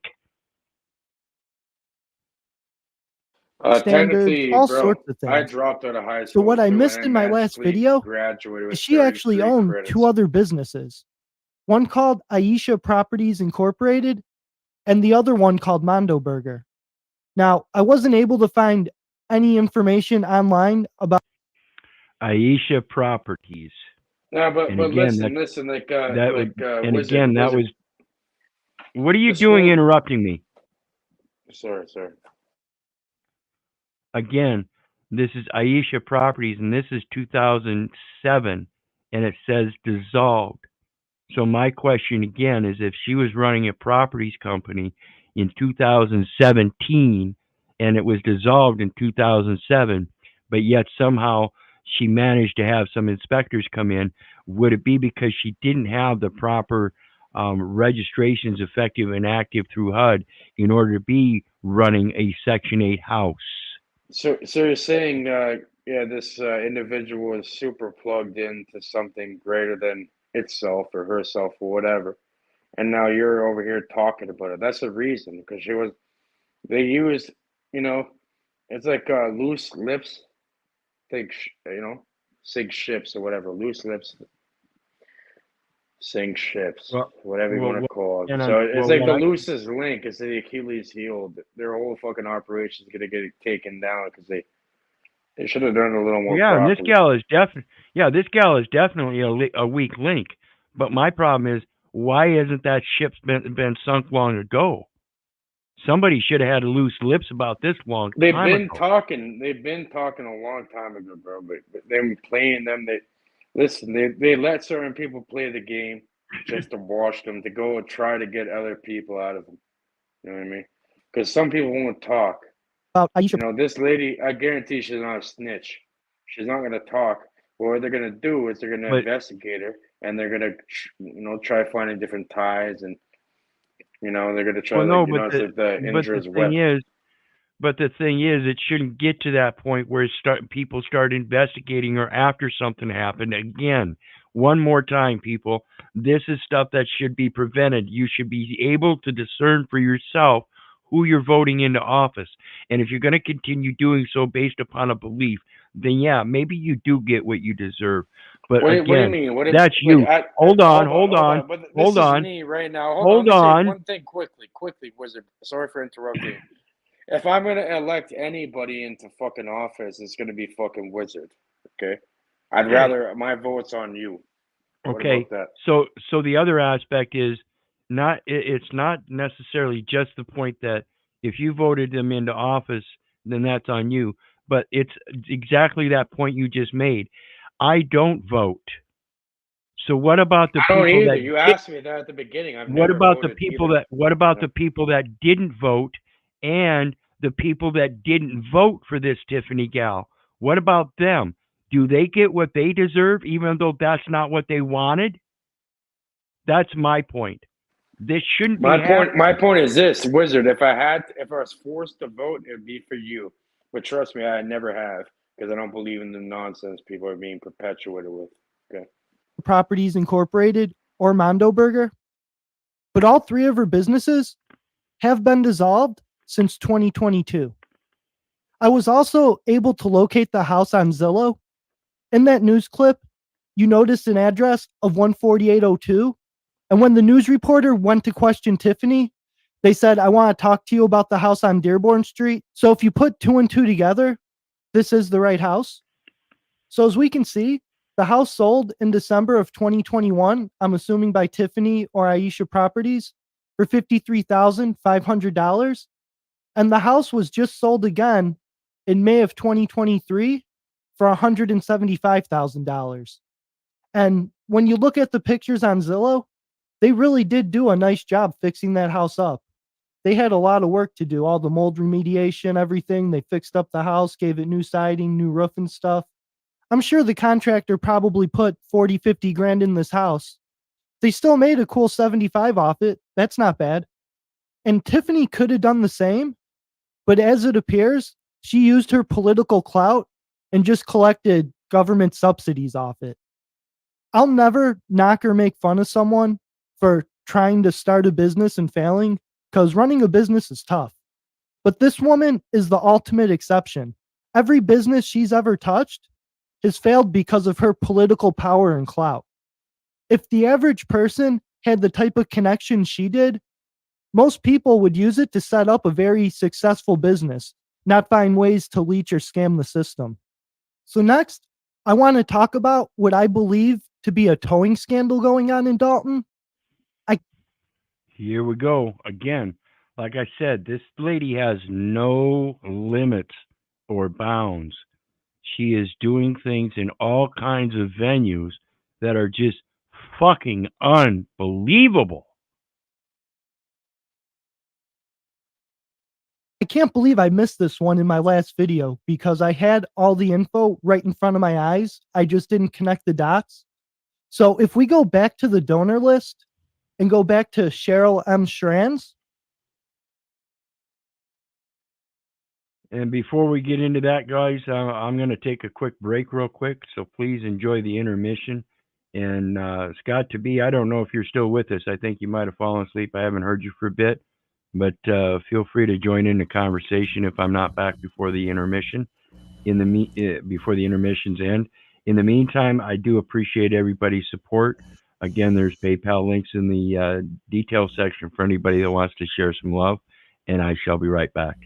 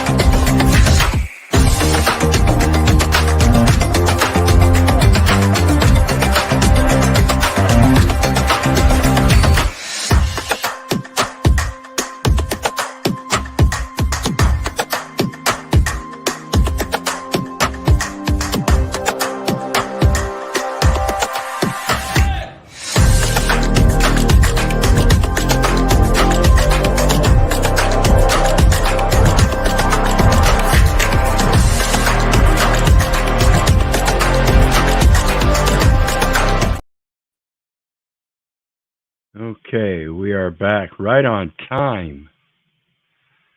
So let's get She was a back Thornton into Township employee that donated to Tiffany. She was also the donor that filed for bankruptcy in 2020 and still has a pending bankruptcy.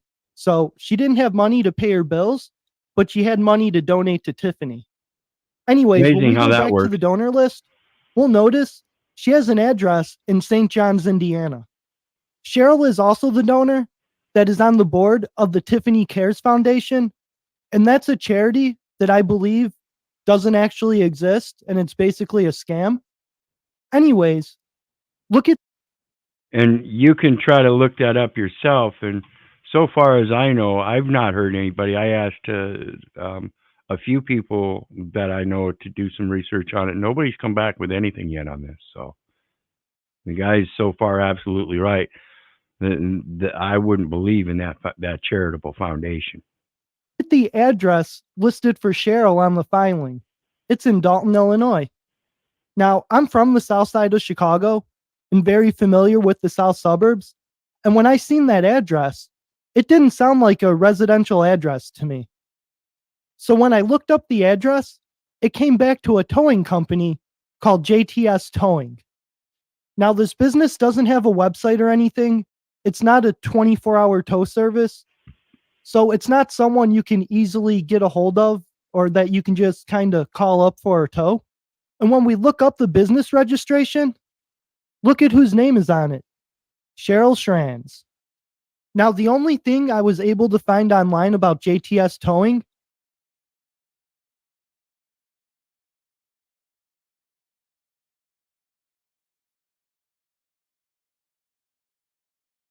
is this MSN article right here, and it's actually a Nextdoor article. Let me read it to you real quick. Village of Dalton tows stranded vehicles last night due to flooding, and now JT's Towing is charging $705 to get your vehicles back. So look what happens when you click the link. You get nothing. The article's been scrubbed. That's all the info you can find on the towing company Cheryl's involved in.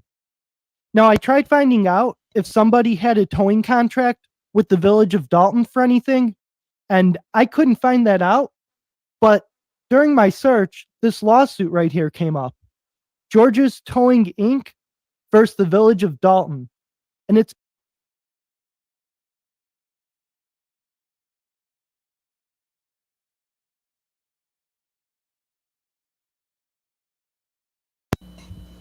Keith, I'm going to drop down. Thanks for having me. You have a good evening. Can you hear me? Yeah, I bet. hear you, bro. I You hear you. bet. Thank you For kindly. the conversation. Absolutely, you guys. Be good. Merry Christmas. You bet. Have a blessed day. You too. Thanks. And this one here, my apologies, I didn't realize I was still muted there.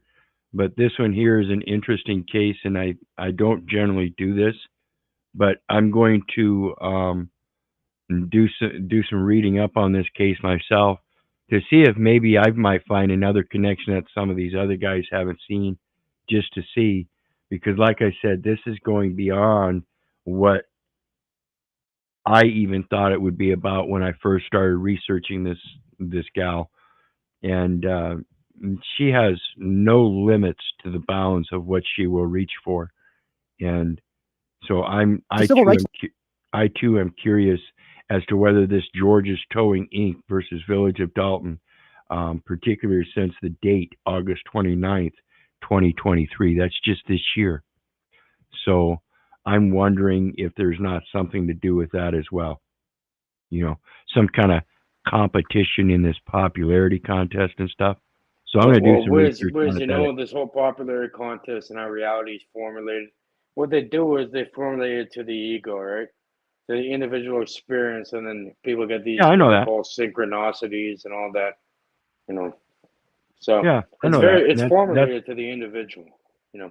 Well, yeah, and that's what we're talking about right here. Is that ego is what's driving her in this popularity contest, and once you get that control, then it just kind of builds up that narcissism, and you see that in these people. Lawsuit, and it's currently ongoing. I wasn't able to find out any other info, but it does make one wonder, is this towing company that Cheryl's involved in have something to do with George's Towing? These businesses are located about a block away from each other. Something tells me, and it's just a hunch, that the two are connected. You have a donor who works for the Thornton Township that's on Tiffany Henyard's charity board that has something to do with a towing company that has an article scrubbed from the internet about $700 tow fees. And then you find George's Towing, which is a block away from JTS Towing, suing Dalton on civil rights violations. And this would be, and this, of course, is before I even looked into the case, but under my presumption, it's going to be something to do with the towing of those vehicles during the snowstorm. That it's basically they're supposed to contact the private owner and have permission from the private owner to do so. But this gal, in her capacity as a municipal mayor, is enforcing eminent domain through state titling, saying that she had the right to remove them as a matter of whatever. And therefore, as that right, she ordered it and did so through this JT's Towing. And that caused a loss of business or revenue to George. Hold on. This has some strange connection to the towing industry, you're saying, or a company called Towing or something. Well, yeah, that's what they're talking about. You should search up the GTA. It's for the Greater Toronto Area. You know what I mean? GTA, kind of like the video game. Search up GTA Towing Wars. Yeah. You better be careful.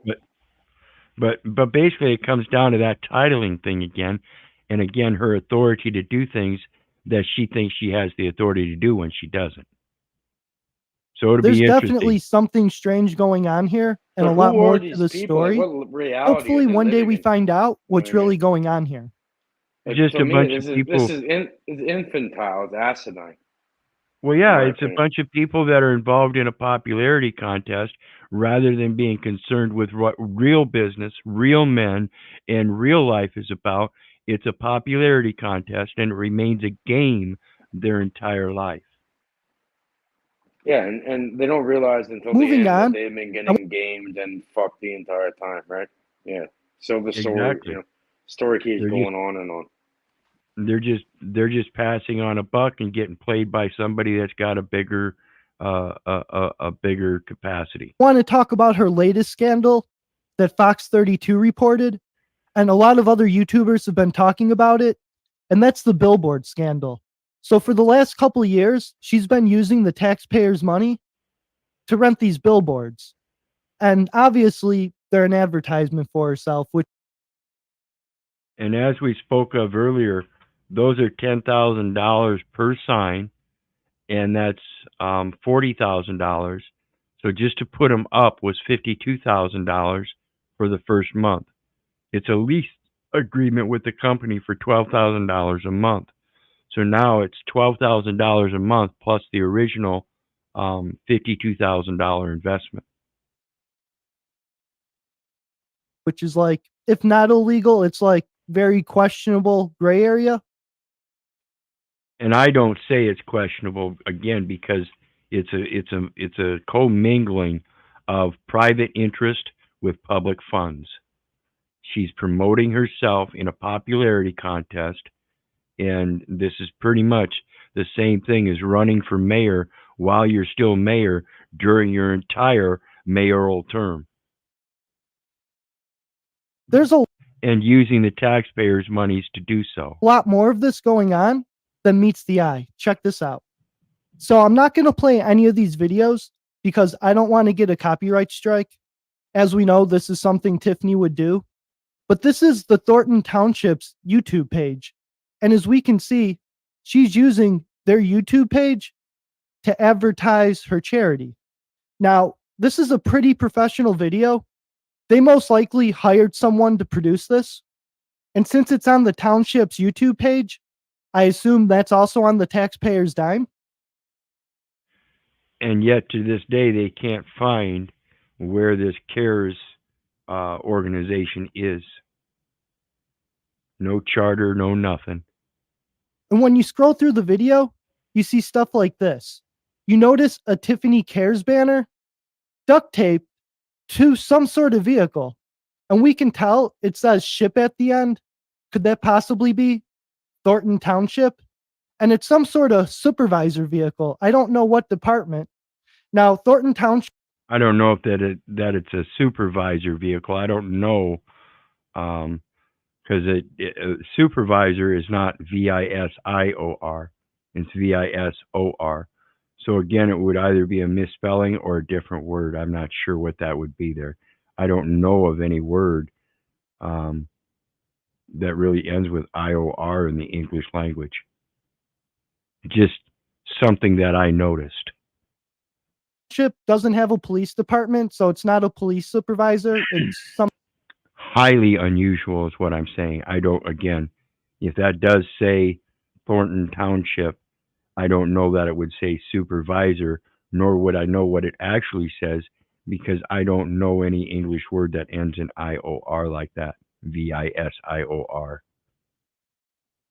something else. But this is more proof that she's using government or taxpayer property for her charity. Now, I didn't realize this until I started researching this, but in October of last year, a media company. And notice this is a panel van, and again, it looks like it's just pasted over, or maybe this one's actually a magnetic one, but it's on there crooked, and it's parked in front of something that seems to say law office. Just another thing I noticed. He called Illinois Leaks, Edgar County Watchdogs, actually reported on this about Tiffany using. Particularly pointing out in this instance that there's a likelihood, possibility, or to notice here that I've interpreted that there's likely somebody there if not multiple people in the law firm as attorneys or lawyers that are helping root out these different loopholes that she's going through to do this insane shit. Again, I don't know that this one woman, as ignorant as she seems to be, could be doing all of this shit by herself. Like I mentioned earlier, she's obviously, again in my interpretation, in cohorts with the local clerk when it comes to issuing all these funds for all these different activities. Thornton Township equipment for her foundation. And for those that haven't seen my last video, the reason I think Tiffany's charity is a scam is, for one, it's not in good standing with the Secretary of State. The charity has no website, only a Facebook page, and it has one picture and 0 posts. Now, she registered a website for it, but look what happens when you click the link. How do you get info to donate to the charity or even find out what it's about? And then the charity's located. See, again, there's no information to substantiate that this charity exists. Here he's going to point out that by the address, again, it's a building that's for sale. Why would you invest an organization into a building that's up for sale, knowing that you're going to have to turn around and put more money into moving somewhere else? This is a very pertinent point in pointing out that this building seems vacant and doesn't have activity, and yet it's the location of this supposed charity. All inconsistent. Located right here at an old MB Financial Bank that's for sale. Now, when you look at the pictures, the bank's still fully intact, and it doesn't look like a business, let alone a charity, has operated out of it for quite some time. And like I mentioned in my last video, how could you run a charity in a building that's for sale? You're going to move your charity every time a building gets sold? That's just silly. But what isn't silly is using a charity to extract money.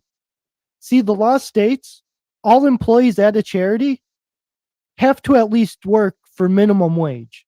Now, you can have volunteers that work for free, but someone has to be operating this charity. So therefore, there has to be an employee, right? So someone's getting paid. And that's another point that shows that something is obviously wrong, because if there are no records showing these payments, then there's obviously non-existence. Anyways, this thing just doesn't come even remotely close to passing the smell test for me. Now, the Village of Dalton also has their own YouTube page, and if you didn't like those billboards, just wait till you get a load of this. Dalton's YouTube channel basically looks like a huge advertisement for Tiffany ever since she's been elected as mayor. You got headlines like Super Mayor. Her name's at the beginning of almost every single title. I'm just wondering, And once again, what these appear to be significance pretty is well these made people to videos. you? I'm pretty sure. You know, like there must be some fucking like greater significance I'm not aware of here. Hopefully.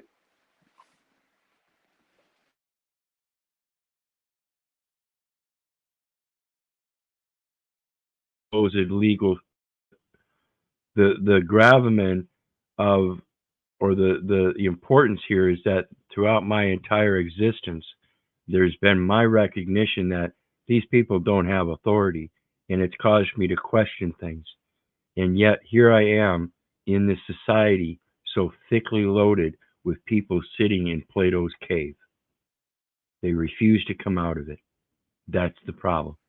And where exactly is that? Everybody or just the majority? Majority. There are few people like myself that have any interest whatsoever in really finding out the binding truth of what this authority really is. Because there is, again, no authority but that which is ordained of God. And that authority, that which is ordained of God, tells me that all of us were born as prophets unto the nations, so sanctified and ordained by him who knew us before he formed us in the belly. And that's, when I say him, Beautifully God, said, and I love how you said the binding factor because they call it the binding factor of consciousness. yes. And that's what I fail to see in other people. I don't see that other people are conscious. I see them there, and I wrote a poem about it one time. Maybe I'll read it, but it talks about opaque faces. That's what I see when I look at people, and I don't see anything in them. It's disturbing. It's kind of like that Voldemort look that Paul talks about. It's disturbing to me. I don't see why people don't let this light Well, that's a Harry Potter open them reference. I'm up. sure Paul never created that, but yeah. Well, no, yeah, he just refers to it as a Voldemort look. I'm saying to me it's an opaque look.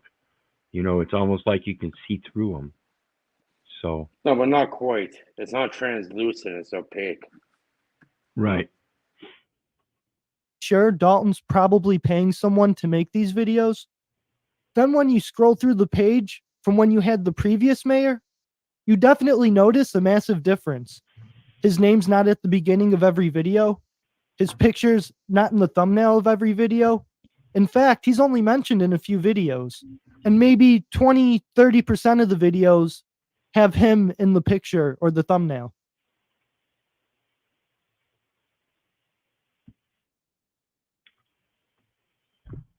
So again, he points out the same thing that I saw in all of this stuff that she's doing. It's a big popularity contest to her.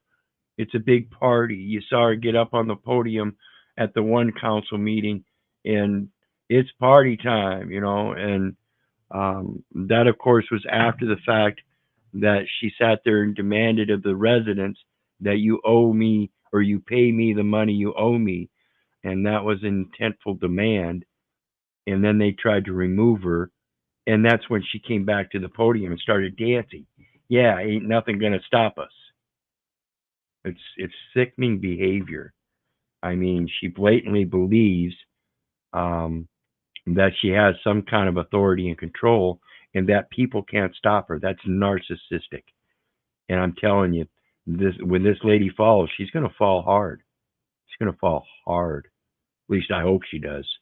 I mean, I don't see how the people can start standing up against her like this and have it continue. Especially when the FBI comes in and stuff. And like somebody said earlier, the FBI was never actually chartered through Congress. They don't have any congressional authority.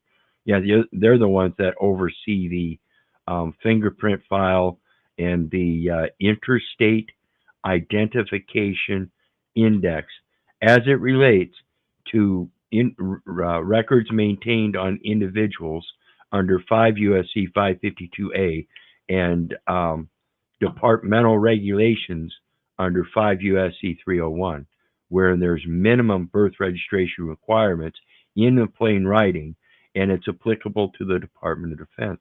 I don't see why people don't see this stuff.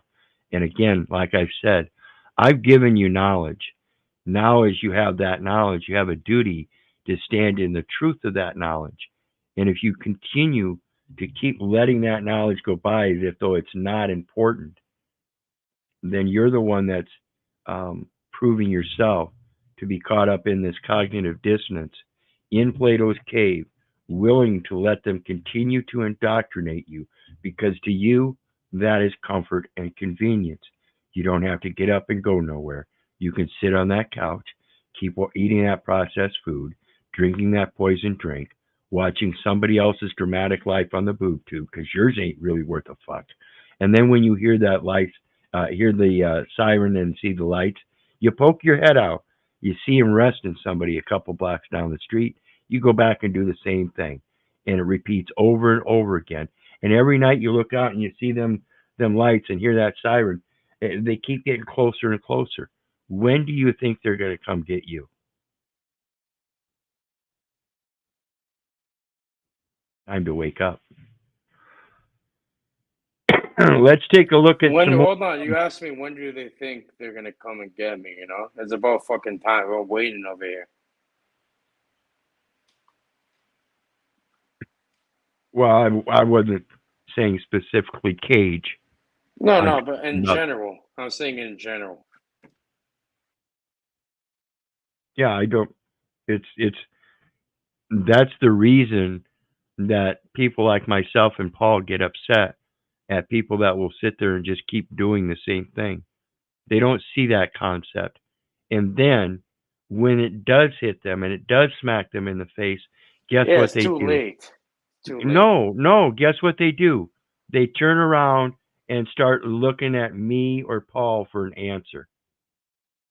We're trying to give you that answer now. What The about look answer is within you have to yourself get off and your ass figure and it out? start doing things. Yeah, And do if it you don't get yourself. off your ass and if you don't get off your ass and start doing things and you just placate that you're okay for now, and then when it hits you, then you want to come, sorry, it's too late. Now it's too late.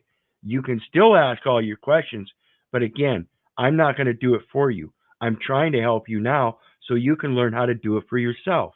If you don't learn how to do it for yourself now, when it happens, you still won't be able to know how to do it for yourself. And then you'll start asking, but you'll still have to suffer through the same shit that I'm trying to teach you how to avoid. It's pathetic. It's pathetic. So let's take a look at Well, no, you know more, what? It is pathetic. It is a little ridiculous and shit, Wizard. But I can't give up on people. You know, it goes back to your saying. I don't give a shit if you like me, but or if you love me, but I love you. And in a way. it's my duty. I can't stop just because you don't want me to help you, because there's still other people out there that need the help and will want the help, and that's one of the reasons I keep doing it. I don't do it for monetary purposes. I do it because I have a purpose to make sure that the truth is known.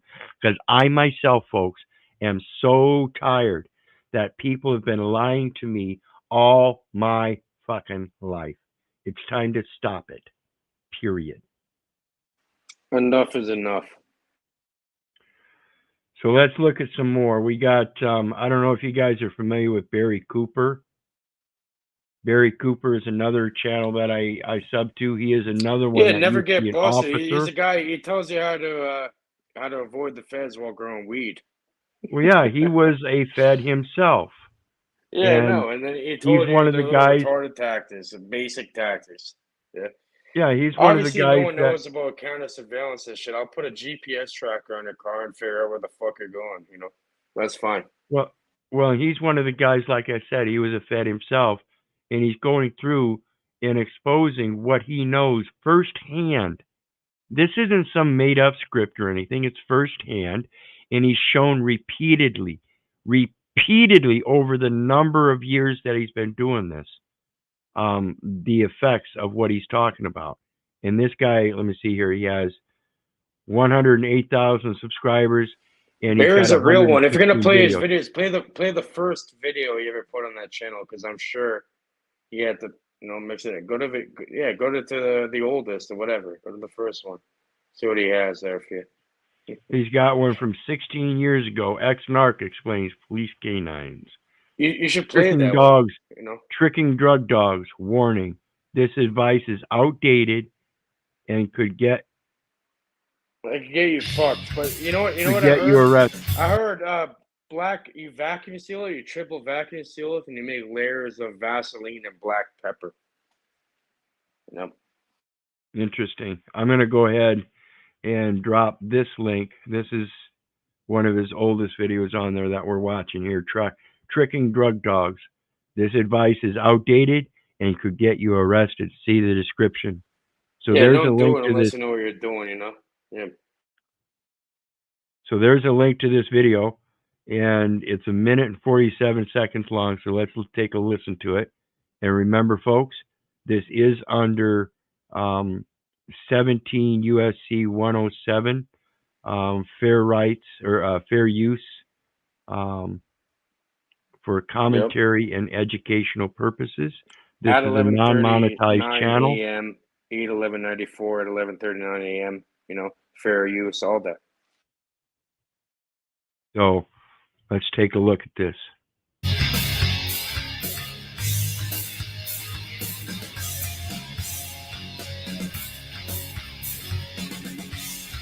Shout out When to a bag Barry, of bro. marijuana is touched, microscopic dust is transferred to your hand. Whatever you touch after that, you're transferring this microscopic dust, and the dog can and will alert. Eve picked the dog that has this psycho-type drive to find his ball. That's a prey drive.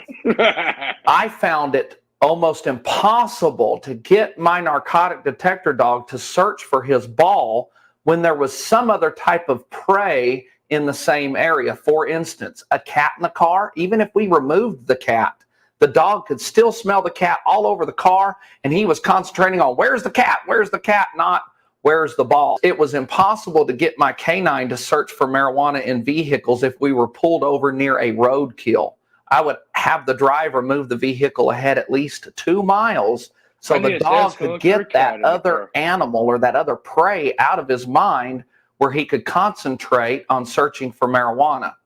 So these deer scents and fox urines that hunters use, it's a good idea to spray your tires with that. It's a good idea to carry a cat in your car if you're going to have a couple of marijuana cigarettes. This confuses the dog, where his drive is channeled to chasing these things instead of looking for the marijuana. All right, so I need a pussy in the car, and I can export and transport marijuana. That's what I've learned, apparently. Don't tell me you have a goddamn cat, Wizard. Excuse me. No, not anymore. We used to. You used to have a cat. But that's an interesting thing. Having other animals with you, such as a emotional support animal, another dog, would most certainly be a distraction for something like that. And in such a situation, they can't tell you that you got to get rid of your emotional. I have support a live platypus. It's a very odd animal. It's my emotional support platypus, and I have it here living. Well, they can't tell you to get you got to separate from your emotional support dog. That's a violation. What about the emotional support platypus? That's a violation of HIPAA laws. You know, the ADA, Americans with Disabilities Act. You can't be making medical demands upon somebody such as that could harm them when you don't have a medical license to do so. So you people really need to learn what's going on here and how much authority these people think they really have in telling you what you can and can't do. You have to learn that you're an adult. Barry shit? What possession to play Barry stuff right now? That's very fucking weird. Actually, it's not that weird. It's weird with a Y.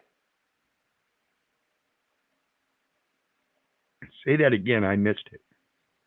Saying what possessed you to play Barry stuff? That's very weird with a Y. Oh yeah, weird with a Y, not Barry with a Y. And what possessed me to play Barry stuff? It's just I'm going through it. I've got 3,000 subscribers, and so once again, I want to say thanks for everybody for your support. I appreciate it. And one of the things that I decided to do in celebrating 3,000 subscribers is to show people the people that I too subscribe to, not just specifically, not because I'm following them or anything in that aspect. You're a real one, Wizard, aren't you? I can tell. Well, and I just want to make sure it's not that I follow these people in an aspect of that I worship them or I'm part of their association or anything like that. This is resources for my research, and I don't stick to just one side of the track. Can I ask you something odd? Hold on. You don't have to answer this. Hold on. While I do watch First Amendment auditors, again, I don't agree with many of them, simply for the fact that if you're going to do a audit on a post office and you don't understand that the post office is federal territory, has exclusive jurisdiction, and they turn around and call the local municipal police on you, then you may not know enough about First Amendment auditing in order to do it successfully. Second of all these people that want to profess that they want to get out of this system but they don't understand the simple concept that keeps them in that system is that very identification. Again, the claim, For false some claim reason, by yourself. I know, this is a little bit off the script and that. For some reason, Wizard, I feel like you are related to Plymouth, Massachusetts, whatever, Plymouth, whatever you want to call it. Do you have some sort of family or relation to that? I have no idea. Yeah, I'm sure you do. You answered the question there. Okay, so let's go back and take a look at the next one. That is Barry Cooper. The link is in the chat. The next one, we've got the Big Sib. This guy here, he is working with another guy. I can't remember, but they're doing some work, and they're getting very close in their claim. They've been, like I discussed, I'm part of a group online that's called lawfulliving.com. I'll grab that link real quick and drop that in the chat for everybody too. But lawfulliving.com, we go over many different things. And one of the things we've been really impressing upon people lately is equity. And equity is a specific type of court that you create your own remedy in it. And so in creating remedy for your particular situation where there is no remedy at common law, because it's an individual circumstance, again, where I'm telling you, this is the only way it can be addressed is independently by yourself. It is not a class action suit in a court of law. It is something you have to do independently, and it is a matter of redemption and salvation. You have to come to know the truth and learn to put down all the lies and admit that you will not do that again. You have to change your ways. You have to quit living the way you were. That's what I'm trying to do. That's what equity everyone's is, trying to do, right? Yeah. yeah, and equity is not merely just a process for some court action. Equity is a way of life. You have to get it in you. But anyway, the Big Sib got a lot of good information.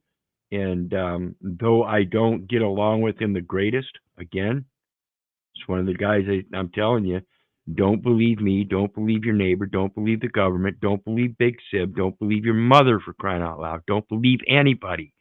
Learn how to do your research. Again, these are not people that I support or follow in any particular reason or manner other than to do my research. Sources of information. So I can discern things for myself. So the next one, Love Truth has been doing some videos here lately. Only 134 subscribers, but she's got or they've got 226 videos now. And let's take a look here.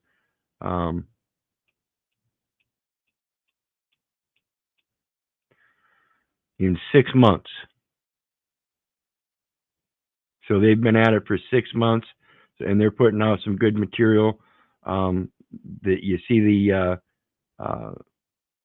thumbnail is sovereignright.org, law study group, and they go over Gene Keating, Christian Walters, all kinds of stuff, money banking,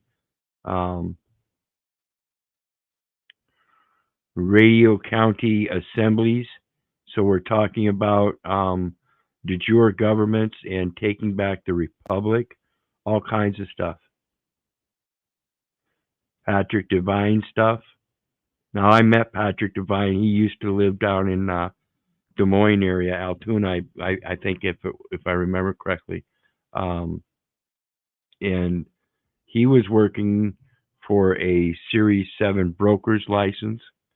And though that's a nice qualification to have, the license itself is to be able to buy and sell public securities, whereas you can buy and sell your own private securities, not as an investment in some kind of corporation or anything, but you can do that, and you can do so privately, and you don't need a license. This is the process where you get that birth certificate bond and stuff, and that's the thing people are still trying to work out. So anyway, there's that channel. Love Truth. Let me drop that link. Got the big sib down there. Well done, bro. You want to hear something very fucking weird? Like, you can't even make this shit up. Like, I wish this shit was scripted to the point where, I'm not even joking, I had a channel called Love Truth. And it's just, it's Claren Cage 33.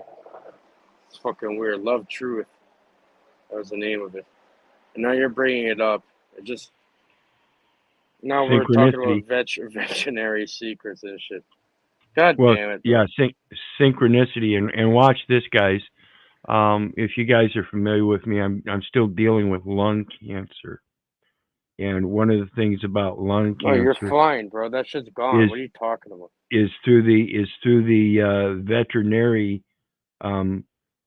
veterinarian world, we come across another possible remedy, and I believe this doctor, this veteran, has something on it. I'm hoping I can find it.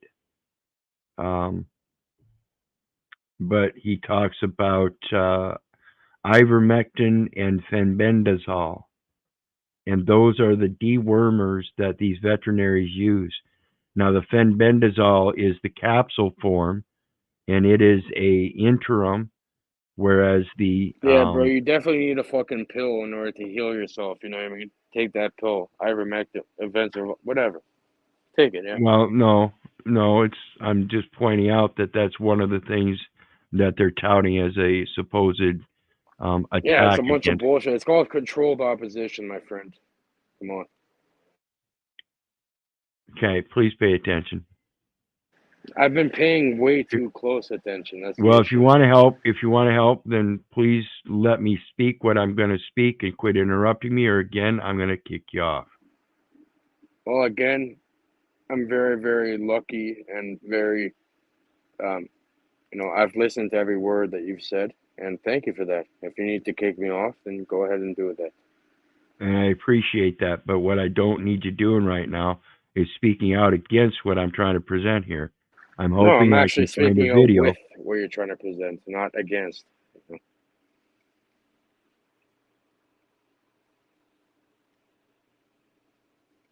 Well, I will have to see if I can that. I will have to go through his content and see if I can find it. It's got to be in here somewhere. And I know you'll find it. When I do, maybe I'll do a video on it. But anyway, other than that, even folks, one of the things that I like about this guy is he's gonna in his videos tell you so much information that's going to help you be able to learn how to diagnose a multitude of things in your own a multitude, right, of within your own household pets. You know the funny thing about that is whether you know what the secret is of the veterinary people? What they do is they feed off what you love the most, right? So, yeah, that animal, that thing, that being that you attach to, they're going right after that motherfucker, guaranteed. Absolutely, they want that flesh and blood being that's providing the act of God, which is where the true credit comes from. And if they can get that credit through that person without him knowing it, they're going to take that credit. Yeah, they're going to take that shit with interest. What do you mean?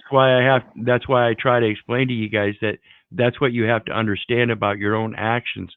Those are the merits of your faith. If you really had faith in God, you would recognize that, and everything that went through you would be glory to him. That way all credit would return. That way what goes out from you comes back to you because you are the pass through. That's how you get your true rewards, in my opinion. So anyway, the next one, we've got Off Grid with Doug and Stacy. Now these guys have 1 point. Can you give me the dog walk? Heckle, can you do the Heckle dog walk or no? I don't know what you're talking about. Unfortunately, you do, but you just don't know what I'm talking about. All right, maybe I'll figure it out someday. But in the meantime, You there's the will link eventually. for Off Grid with Doug and Stacy, and they've got 1.18 million subscribers and 1,500 videos almost. They do a nice job. He does do relatively, I'm going to say, good research, but I have found some things that it's not disturbing, but I keep my eye out for it as far as fear mongering. But at the same time, as long as you're aware of that and you can dismiss that and look at the actual information that's being presented, you're going to get a better perspective on what you can search for yourself to make your own discernments. So again, it's a matter of being able to look at this information, no matter who it's coming from or their perspective, and see if the information matches up with others. But they talk, and he cuts a lot of them down. What I found is that he does a lot of lives and stuff, and they'll be like an hour, hour and a half, maybe 2 hours, and then the videos here are shorter clips within some of those, and some of them aren't. Some of them are just smaller videos on their own. Go ahead. Wiz, have you checked out my channel before or no? I have, but I don't know that I subscribe to it or not. Well, I put a thing to original content in the private chat, and all these different, you can get a fucking sound for every NPC, and this was made off a single prompt with 5 words, the entire thing. So if you'd like to throw that up, and there is some really, really, really good information on there too. You don't have to go from that. Go to the beginning. All right. If you'd like. I don't really Let's see about- advertise or anything. Well, don't even tell them what the fuck the name it is,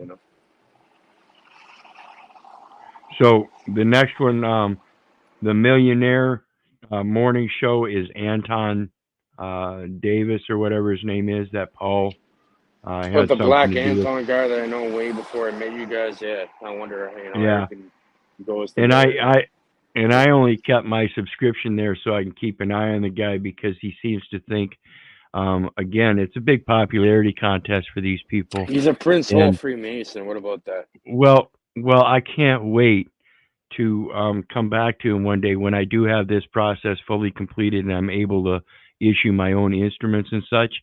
And I'm going to send him my own little dispatch article with my own little homemade prepaid postage indicia and have him recant his words that I'm committing fraud and stating so on public on the internet. He claimed that I told on myself committing mail fraud while Jack was on the panel agreeing with him because Jack worked for the post He's a office and Freemason. he knows all these laws. He's a Prince Hall Mason, bro. What do you expect? So basically, I kept him up here because I certainly don't want to lose him in all the fray because he would be one of the ones that with his big audience, it would be great for the little pipsqueak like me that's out here committing mail fraud to be able to shove it down his throat. Wonder how many people. Listen, let me finish. I wonder how many people would say, "Hey, wait a minute, maybe Anton doesn't know what he's talking about." I wonder how much would it destroy a man for one man to be successful? Send him one thing to prove that he doesn't know what he's talking about. How much should I, not destroy him, man? How much should I help build? The man. No, I want to destroy. I want to destroy what he's building. He's building and encapsulating his own estate based on the fact that he's got to be able to take advantage of other people. This is the same thing that Paul pointed out about Wes Watson. $10,000 to come and speak for 1 fucking hour. You got a fucking gold egg up your ass, dude. You gonna share some of that $10,000 with the audience? This is fucking pathetic that people think they're worth so much and have to depend upon an appearance. I just want money. Exactly. Fuck off, man. So anyone, the next one is David Canterbury. If you guys aren't familiar with David Canterbury, he is a I want to buy shit I don't need. he is the survivalist with the with some other guys that used to go out and do these survival shows, and so it's another survival channel that I subscribe to so I can keep up with some good information. Eating crow, all kinds of stuff. Wait, how do you deal with the crow? How do you cut it up and shit? You don't. You do it just like you would a chicken. I call the wings. But, If we're gonna eat the crow wizard, I call the wings, bro. right, but instead of filleting it out, you just do it whole because it's just a little bird. So all you do is pluck It's it and roast gut that it. you put on the fucking rotisserie. Exactly. So anyway, But though it's an easy one, I'm gonna go I ahead. did put a link in the private, bro. It shows you the capabilities of not even trying, bro. It's all about. I can make a wizard song. We'll talk Wyrd Wyzard and make a million songs about you. We'll see about checking it out. In the meantime, David Canterbury, an easy one to remember, but I dropped his link anyway. Again, another great survival channel. And guys, if you're actually interested in this stuff, these are great channels to check out. As far as if you really, like I said, if you really do have the interest, there are a lot of these various different retails and stuff. I like the Red Fox with David Canterbury. I'm definitely gonna check that out. These branding companies that have equipment that they're willing to put out for you to test. So a lot of these things, these survival channels, you're going to get equipment like bows and arrows and things like that that you're going to automatically use in the outdoors that they want you to test out as new market products. So, if you're really interested in it, it's a good thing to get into, and there are ways you can get a lot of your stuff as test equipment. The next one. We got Off the Grid with Doug and Stacy. The one before that, civil rights lawyer. And we got a bunch of good channels here, bro. Yep. And the next one is the civil rights lawyer. Now this guy's down in the Tennessee area, I think, Appalachians, and he's got a great amount of content, and he breaks it down very well according to the cases that he's taking on. So this is firsthand experience, again from another attorney, but he's doing very well for his clients from all kinds of things, covering multitudes of cases. So it's just across the board defense, and he does a great job. So check him out. The civil rights lawyer. He's got 438,515 videos, and let's see what he's got here.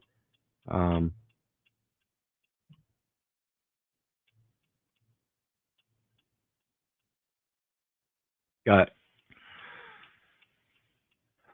fewer videos than I do, but like I said, I've been doing this for 7 years total. So he might end up going back a number of years with 500. So yeah, we're 3 years on this channel. So he's been putting videos out here for 3 years, and Well from done. what I've seen, you can see I've watched a lot of these. You can see the red across the bottom. I've watched a lot of those, and he does an excellent job. Great content, and a good one to look up. Did I drop that one? Yes, the civil rights lawyer. All right. Well, folks, let's go back to Dalton Mayer. Let's go back there and check her out because she is so exciting. She's going to be exciting for months to come, I believe. So let's go check her out again. And here we're talking about now she's trying to raise property taxes. I think this one was like 3 days ago. Yep, 3 days ago. Now they're doing a story on her trying to raise property taxes And this is just I can't imagine it could get much more outrageous. This is just so insane. High property taxes already weighing on the residents of Dalton, one would expect the mayor to strive to alleviate this strain. Unfortunately, that's not the case.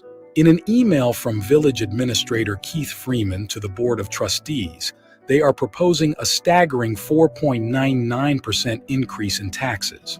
With the requested 4.99%. No, I need 5, sorry. Requested 4.99% increase. Yes, you heard it right. The mayor, the village administrator, Trustee Stan Brown, and Trustee Andrew Holmes are advocating for raising your taxes. Thanks to the majority of the Board of Trustees, led by Senior Trustee Jason House, a special board meeting was convened.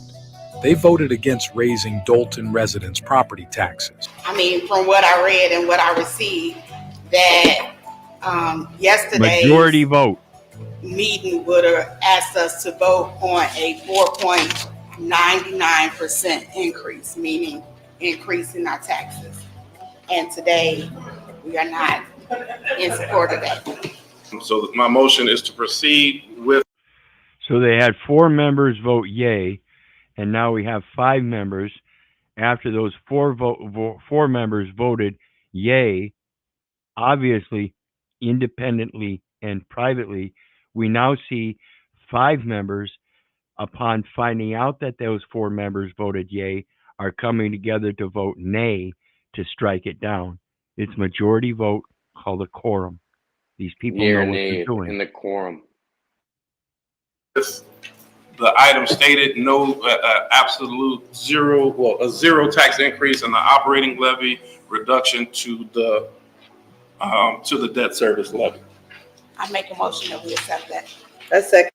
So they went the total opposite direction and not only called for 0 increase in tax, but a levy, a sanction on any further spending according to the budget because they don't need it. It's already too much. This is amazing, folks. These people are so outrageous in what they think they have authority to do. And these people here are showing you. Again, notice all of them are melanated. And not that that has anything to do with the issue itself. Just to point out that the issue circumvents all venues if you get together in a reasonable manner, no matter what the disparaging group is. Because I don't care if this panel would have been all white. The decision to strike it down is right. It's a confidence in the people showing itself that these people are just as good as anybody else in being able to be of adult age and determine reasonably and logically the correct discernment. Hearing the motion and second, any further discussion? Okay, I'll ask Clerk Key, please roll call. Trustee Norwood? Aye. Trustee Stan Brown is absent. Trustee Tammy Brown? Aye. Trustee House? Aye. Trustee Holmes is absent. Trustee Belcher? Aye. Motion passed. It's moments like. And I'd like to also point out, people, when we see things like this, and we realize that the budget itself is dependent upon its history, so that when we see outrageous amounts like this going into these accounts and then causing an increase in the budgetary needs or supposed needs for the following terms, then we've really got to start learning how to take a second look at these budgetary expenses and how they really are played out as according to their use. So when we see situations where there might be abuse, we've got to make sure that that is reflected in the record for the next budget, that there was a certain percentage just like the stores claim that there's a certain percentage of loss, that these accounts show a certain percentage of unknowns. I'm not going to call them frauds or anything like that, but they are unknowns that show that or reflect an imbalance. We've got to quit carrying over the imbalance and allowing that imbalance to build, so that then it gives them a perfect reason to extend the budget even further. It's just one more thing that people need to start reflecting on and see. That's some fucking deep shit, Wizard. Well, it's just one more thing that people have to see that it does have an effect. If you're not going to pay attention to the imbalances because you think people are doing it right, and then you come across a situation like this where you got to start really looking into those records, people. And that's something you should have been doing to begin with. It's called oversight for a reason. Why has that not been had? Because people just have all this faith and belief and trust in their neighbor that they're going to do right for them. Yet, So what if it's they're a driving giant, around in that? it's a giant So fucking what if? nothing burger. Which I So what if sent you. I they're? sent you a private link to that if you'd like to play that after. So what if?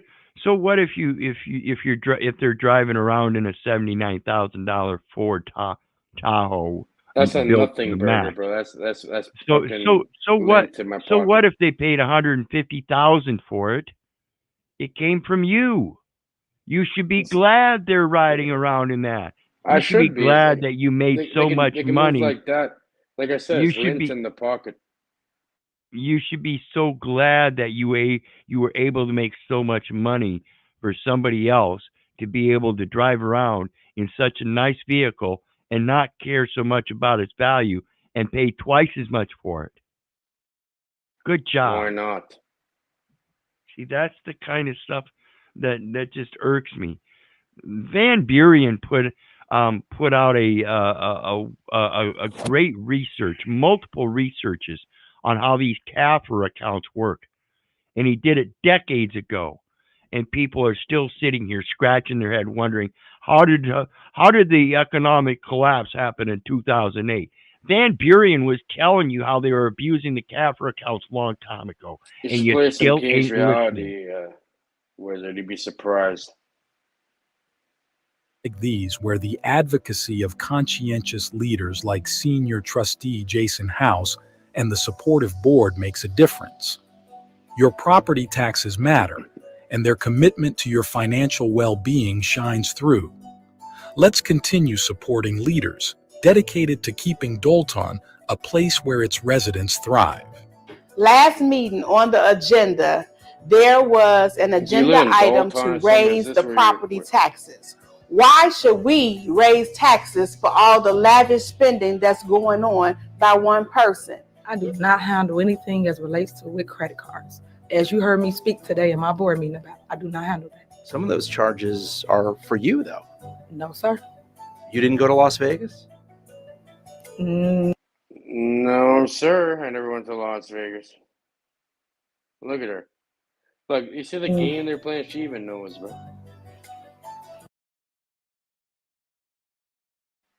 Little smile on her face. Yeah. No, it goes beyond playing on their board. You are the fucking board.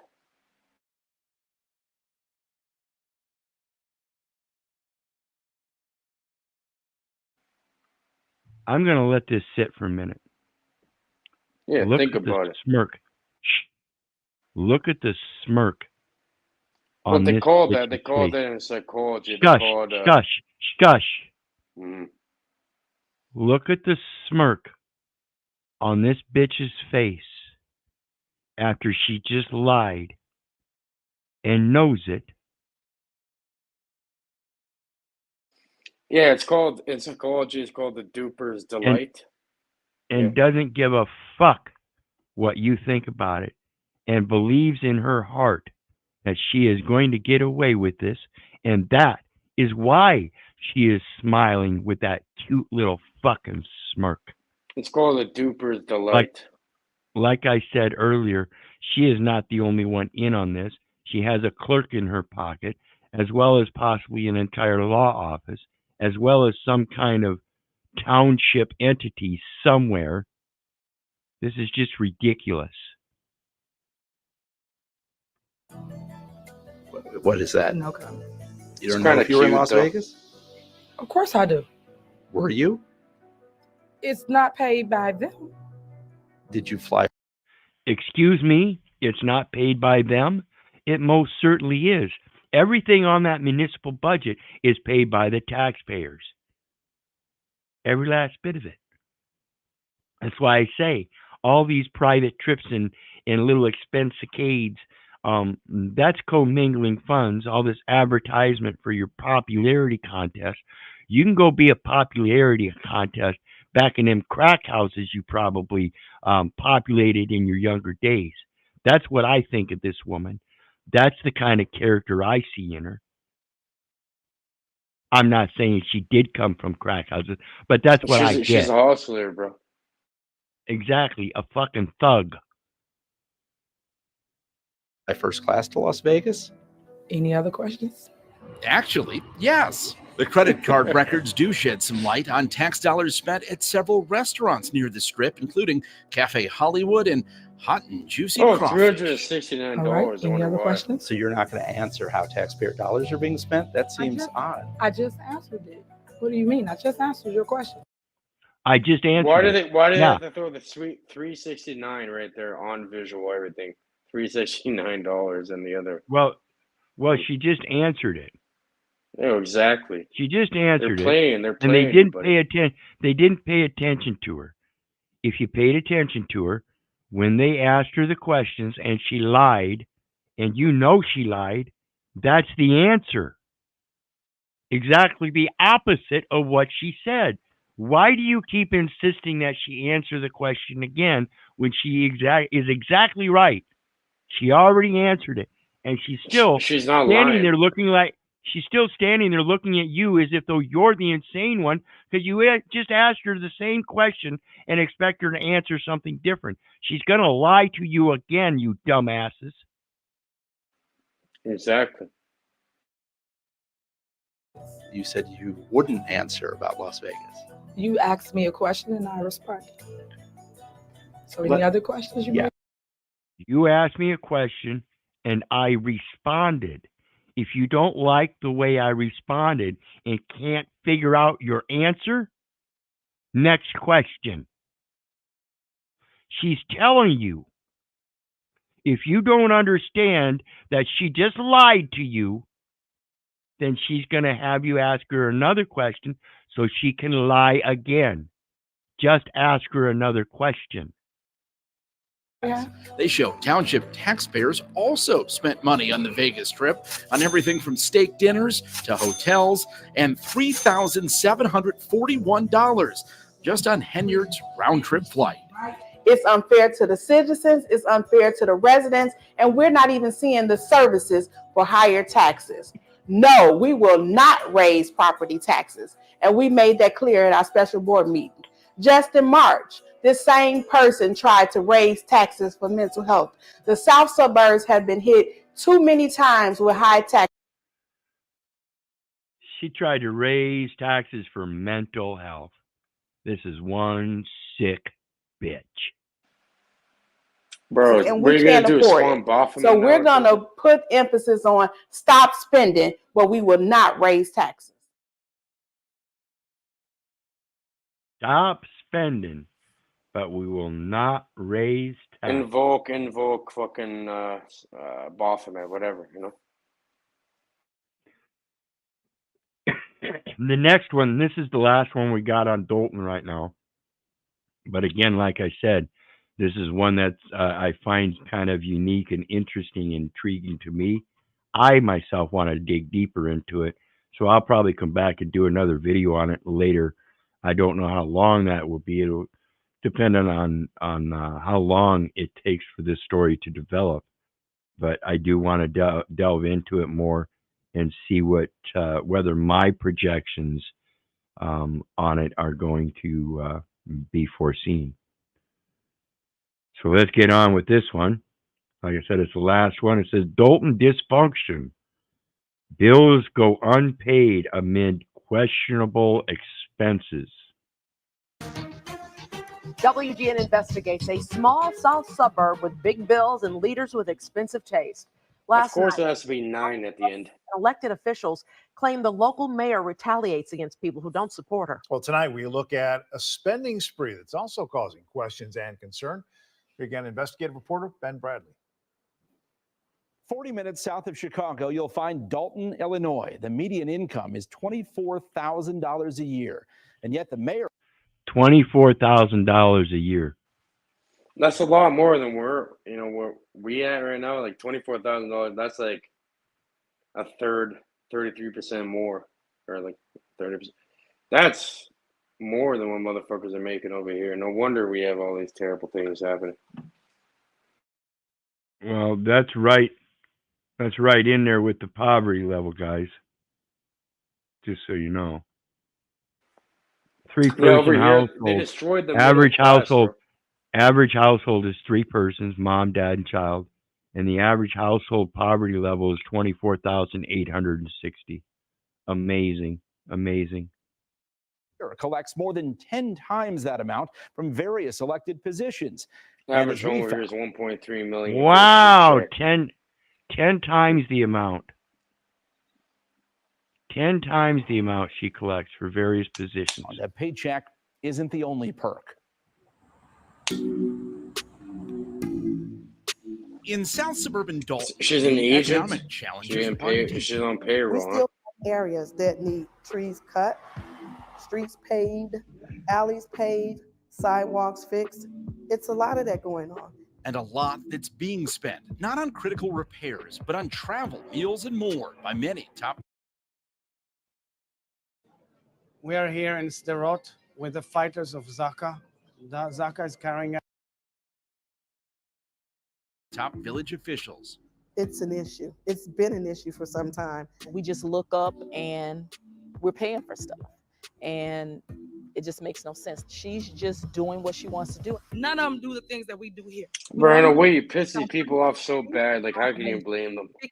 What is broken? She is Mayor Tiffany Henyard. What is broken? Bitch, you're the fucking broke hoe. Fucking stealing people's money and demanding them, pay me. Residents, pay me what you owe me. This is sick. But Wiz, she's just a puppet, okay? She's a fucking pawn, a fucking puppet, you know what I mean? Who's pulling the strings, you know what I mean? If don't hit the player, hit the game. Let's walk to the goddamn. She's one of the ones that wants it. She may even know that she's a puppet. Some of them like somebody's hand up their ass. We can make different. Excuse me, I shouldn't have said that. Yeah. But then they running y'all, say y'all this look fictitious story. Would you like to just do an interview with me? Yeah, I got you. Well, let's go. I mean, In addition to leading Dalton, she also serves as supervisor of Thornton Township. You make almost $300,000 between your two elected positions. I do not. I don't know. You got that. I'll show you the Tiffany from the From dream. her own village and township records. These make more than that. $287,000. She says, I don't know where you get that number. See, this is how stupid and narcissistic these people are at the same time. You can throw the evidence right in front of them. You can throw the evidence right in front of them. Don't tell me to hold on again. I will kick you off. You understand me? Sorry. This is the same point where you write it down, put it in front of her, and she don't see it. This is just insane. You can put the information in front of her. She's so stupid. She'll say, I don't see it. Where do you see that? Show her the information, and she still says that's not right. This is just a projection, Wizard. Tax dollars. So is the money being spent on village credit cards. WGN Investigates obtained copies of statements that reveal village officials have spent more than $24,000 at restaurants in just 1 year, including this Midlothian barbecue joint and my dad spends way more than that every year, and he earns it properly. My father, he spends way more than that on the That's the difference. They say the median income is $24,000. She's spending the median income on just meals. And then Bro, we she's throw got that we she, throw that shit she away showed just to give it and, to homeless people. and then they show records where she's pulling in 10 times that much, 240,000 on separate deals. Plus she's pulling in 287,000 in her two different official capacities. Bro, these are How is it culprits that are being how is shown to you. if I did this stuff, I would already be in jail. If I embezzled If you did millions this of stuff, you'd dollars, be in jail, right? if I embezzled millions of dollars, I would be in jail. Bro, by the time I was 14 years old, I was seeing way more money than money. By the time I was fucking like a little kid, I realized money is irrelevant. You know, But doesn't mean that's they're the whole automatically thing. evil. Yeah. But that's the whole thing. If I was to do this, my ass would be in jail. I would be in jail for embezzlement, and it's for millions of dollars, and that would put me in prison for life. I assure you. But yeah, Somebody with your 90. thought. Hold on, Wizard. Your thought. I'm sorry for saying hold on again. Somebody. You're getting very close, Cage. I'm getting trying real to hold my close. But patience. I'm saying you are worth a lot more than any of the. For a guy with 93 cases, 94 now, there is no reason in hell that anybody would first put me in a public office,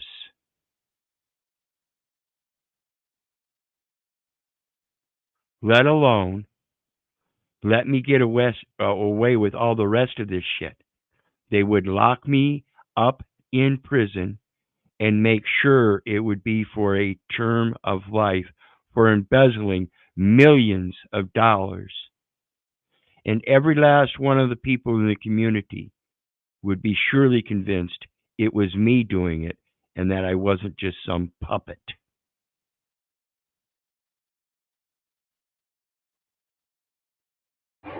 I've seen the same thing and more. You name it, they've done it.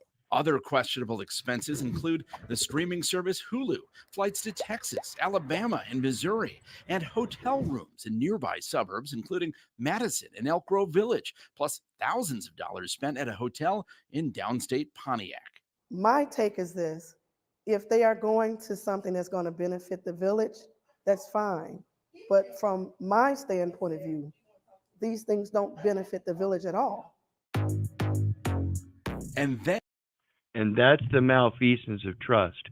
Again, like I explained with the budget thing, if you guys don't catch on that if the city is spending its entire budget and falling short on things that are required within the community, then what is it benefiting to the community?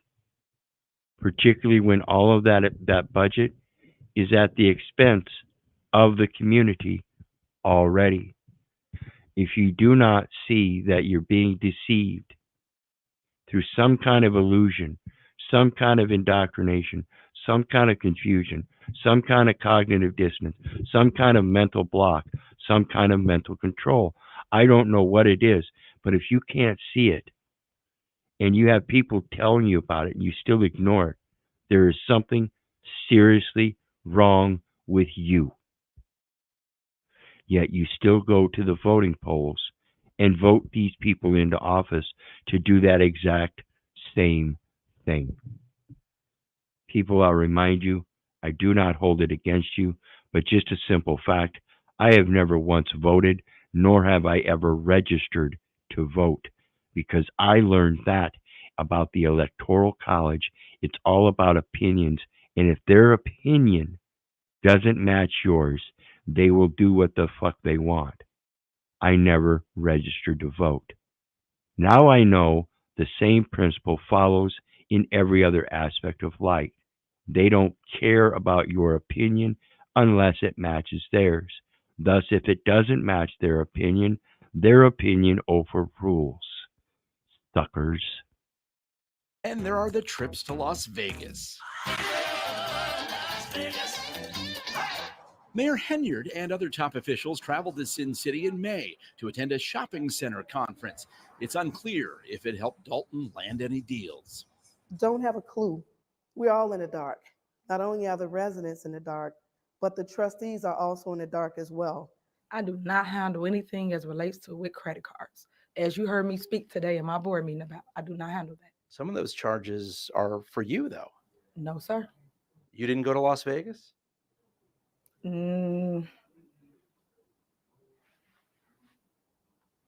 What is that? No comment. You don't know if you were in Las Vegas? Of course I do. Were you?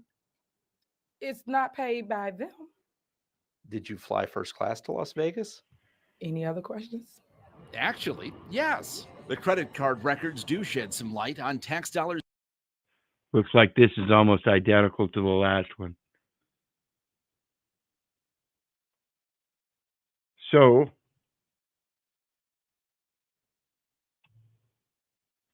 there we have it so far about Miss Tiffany, mayor of Dalton, Ohio. Quite an amazing journey. Like I said, if the people would do their research on who they're putting into these offices before they put them into office, and then they could prevent a lot of this stuff from even happening to begin with. That's in large part your remedy of equity, which is to come with clean hands. And if you are seeking equity, you must first come with equity. So again, if you're going to elect people into office and you want them to provide equity, you have to be the bringer of that equity. And you have to know the distinct difference between equity and law. You have courts of equity and courts of law. Now, if you want to be subject to those courts of law, you feel free. There are many different capacities that you can be subject to those courts of law. Every last one of them takes an identification to determine what jurisdiction you are subject to. And if that identification is of the lowest jurisdiction, then that means all of the other jurisdictions above it has jurisdiction over it. And that's what it is. It's an it. The individual's name and number identify the record. So when you give them the name and the driver's license number, it's identifying the driver's license, not you.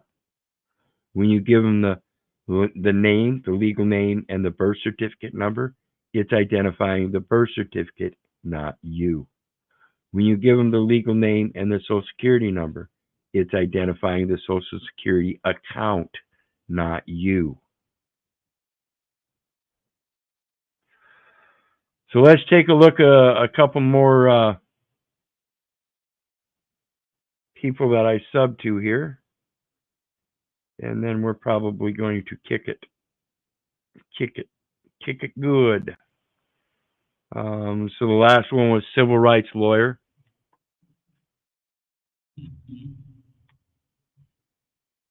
Make sure my screen is sharing.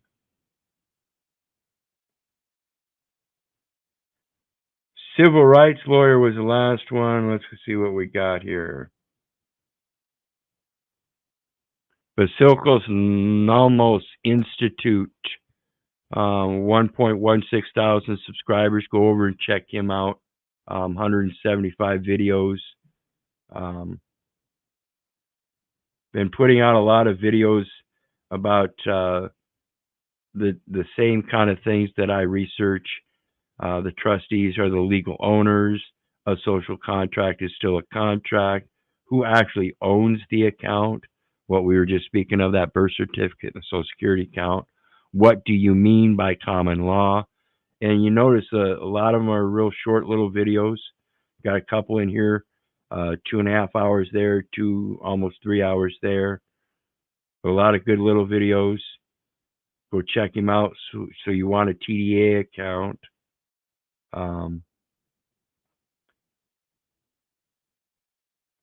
The ambiguity of law and why it's that way. The ambiguity goes to being obfuscating or confusing. The more they legislate laws, the more confusing it gets. It's more obfuscated. That's called ambiguity.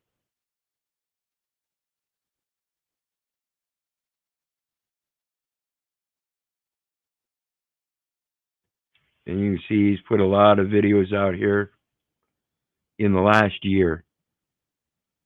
And this is one of the first ones as part of a call he had with Eon and Wesley Keith Mullins. Now, he put Mullins. It's Mullins, I believe. He's also a friend of mine, a American State National by that standard, just like Mitchell and Paul.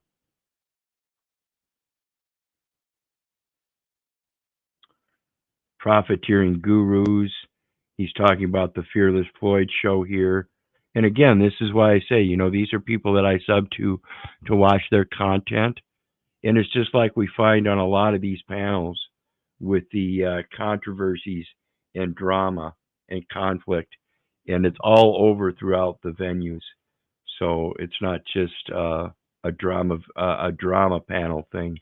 Even within a lot of these other channels, we see kind of disputes and stuff. Like I mentioned with the Big Sib earlier, him and I don't get along because he doesn't agree with my approach as it regards to the judicial office, and equity is an ancient judicial system of England, and that's, you know, was merged with common law.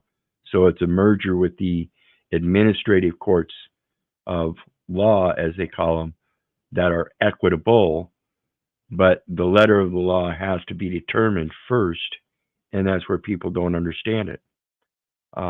Like I mentioned earlier with endorsement and endorsement, they specifically mean a different thing.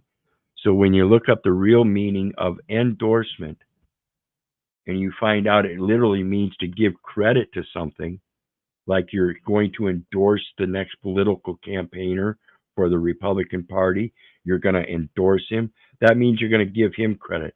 You're telling people you're going to give him your vote. Okay, so it's when we think about the endorsement in the transportation code that says it's an amendment to an insurance policy, you can literally comprehend it now that you're giving credit to the insurance policy, and by signing, so that's an amendment to that insurance policy, and that's what allows them to call yourself the surety where there was no surety before. Again, you gave credit to it. If it had no credit to begin with, then there was no surety in place. It's not until something is given credit that a surety is recognized. Now you understand that every time you endorse something, you're giving credit to it, but in that credit, there's a swap. You gave credit, they gave you a liability. Oops. So let's take a look at the next one.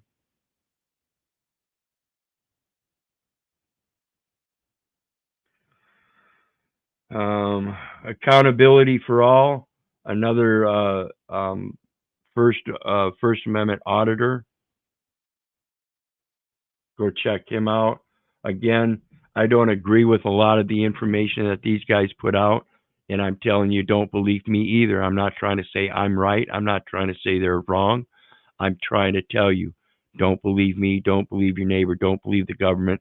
Don't believe accountability for all. And certainly, for crying out loud, don't believe your mother. Just do your research so you know.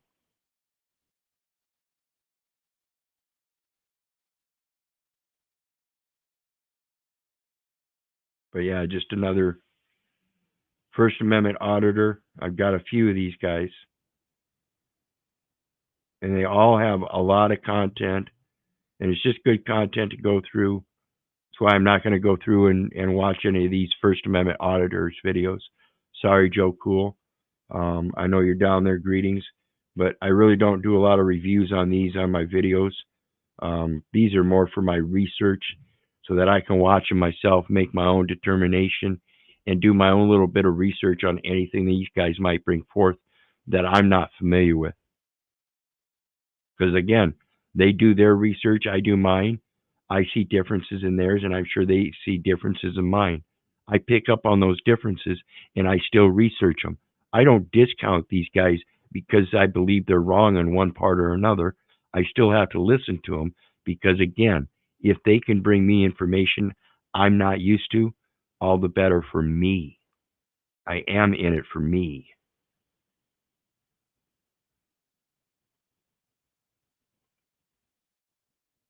Let's see here. Kirsten Dirksen. Here we go. Faircompanies.com.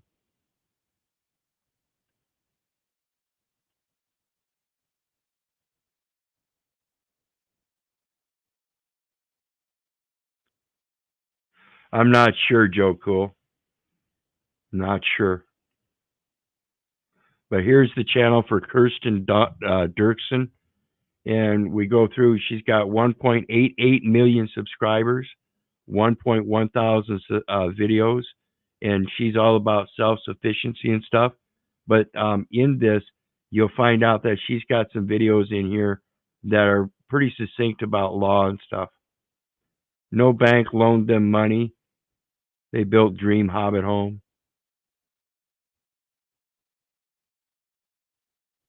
What else?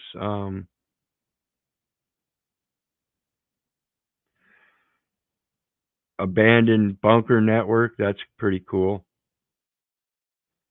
Straw bale home couple built after fire is bioclimatic marvel. Self-sufficiency, talking about all kinds of modern technologies and intriguing architecture and crafts and things like that that are just amazing to help people get out of this society and start learning how to be creators. You have that creative talent. You don't need these huge mansions. Some of these little hobbit type places are perfect if you're already in your natural element and you don't need to go to the grocery store, because the grocery store is your front yard. You learn how to garden natural herbs and spices. Let the natural perennial gardens grow with your bushes, your berries and fruit trees and stuff like that. You'd be amazed at how much better of a life you could live by not having to depend on a dirty scab fold, a scabbed over city that you call society that you claim to be comfortable in.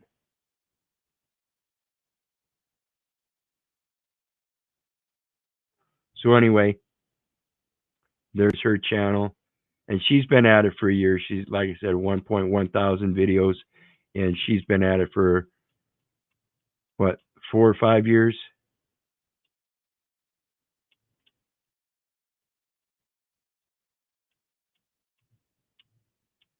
6, 7.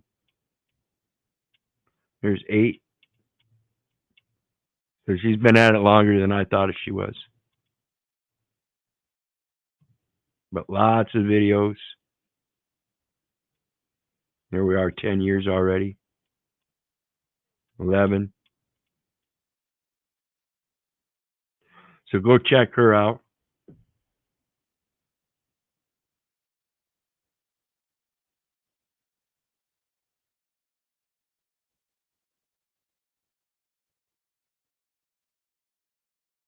And let's see here, who's the next one? I'm a big fisherman, so I do have Bass Fishing Pro on there, but otherwise there's Brian Stavely. I haven't even watched him much at all here lately, but that was simply because I got involved with Paul and he was mentioned. So I'll probably, matter of fact, let's go do that now. I really don't even need to be subbed to him, so I'm gonna take away that sub, you know.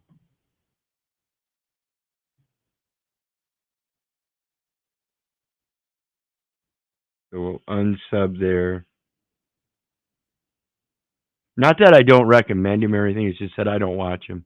I mean, you, like I said, I learned of him from Paul, and so that's what I did, was I checked him out. I kind of got interested at first, but then kind of dropped everything. Now this guy here is everything USPS with J. Now this guy does videos. He works at the Postal Service, and he does videos as relates to the employment contract and things like that. So, stuff that maybe Jack would know about. But again, I wonder. Let's see here. He's got one here 4 days ago. I hadn't caught this one yet. How long is it? 11:57. Let's pull that up and see what he says.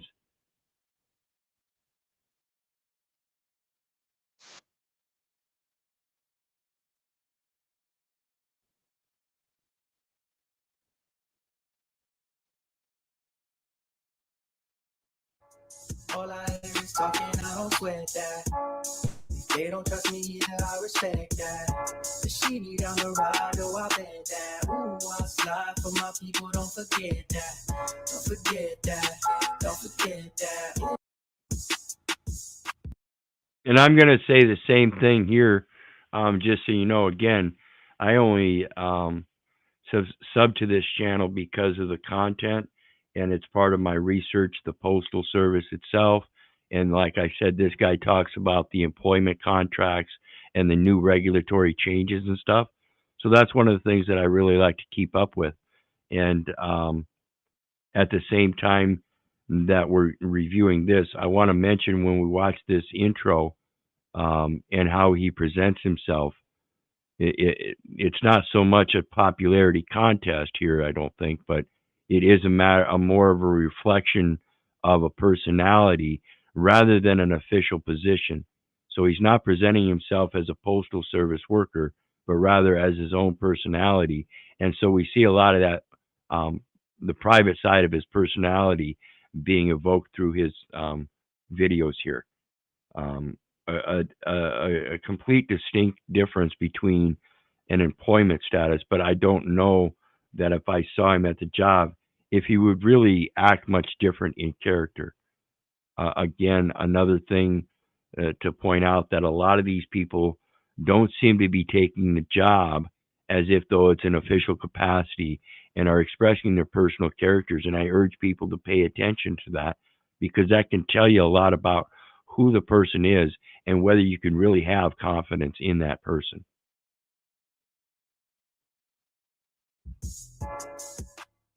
I walk back in and this happens.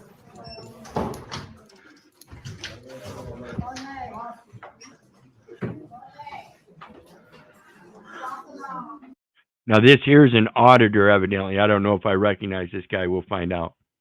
But evidently, Jay is claiming that this auditor is racist.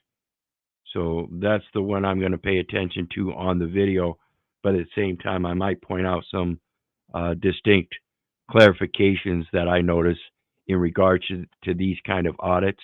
As I said, some of these post office audits are some of my favorites, because I just find it astounding that these people that want to do these audits think they know enough to go into these places. And I urge you to know what their jurisdictions are. This is federal property, exclusive jurisdiction. There are not supposed to be any weapons on this property. Yet many times they will call the local police, and the police will come on that property with a gun. False alarm that I'm still here. False alarm that I'm still here. You guys are ridiculous.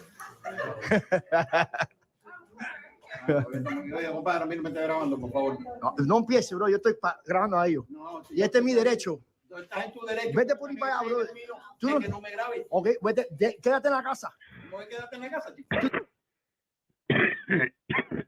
Okay, I don't understand what this guy's saying, so obviously it's foreign to me. But evidently, through the tone and connotation here and the type of audit that it is, of course, being a First Amendment audit with a camera, again, a lot of people think that somebody else doesn't have the right to film them. No, nobody has the right to film you in your private capacity. While you're out in public, you have the onus of providing privacy. So if you don't want somebody to film you, just put your fucking hat over your face or something. That's all you can really do. Mira, te están grabando ahí. Este es mi trabajo. Gano un buen dinero en YouTube. grabando el gobierno. ¿Tú sabes lo que pasó aquí la semana pasada? Sí, chico, yo lo sé. Entonces, una persona comete un error, va todo el mundo. Esto es América, esta es la libertad de los otros. Oye, si por una persona que comete un error, todo el mundo tiene que cumplir. Todo. Ya, estoy aquí por eso. No, tú lo que eres un estúpido. Tú eres estúpido también. Ya. Buscate un trabajo, no jodas. Este es mi trabajo y hago un buen dinero. Yo, he's causing a disturbance, bro. Metiendo una mentira a la gente en YouTube. Ahora te estoy grabando aquí, bro. A mí me puedes grabar lo que te salga a ti del culo. Dale, está bien. Lo que te dé la gana. It's causing a disturbance, bro. Este va a estar para Cuba, brother. Si no te gusta la libertad de América. And notice this postal worker, he addressed the right person here, because it is the man in the yellow shirt that's causing the disturbance.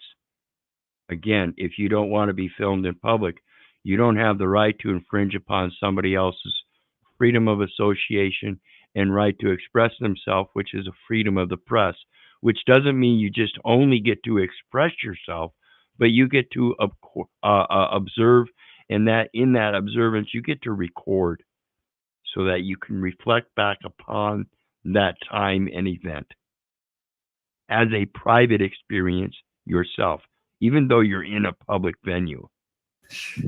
Hey, Bobby, I just have to ask you one more question, bro. That's it. Your postmaster, Claudio, is the postmaster of this post office? No. He's not Claudio? No. You sure? All right, I'm gonna find, because I know him. All right, that's all I wanted to know, if he was a postmaster here. All right, cool. Cuban Karen down right there, dude. I'm not here for fucking Darrens and Karens, so they can eat one. But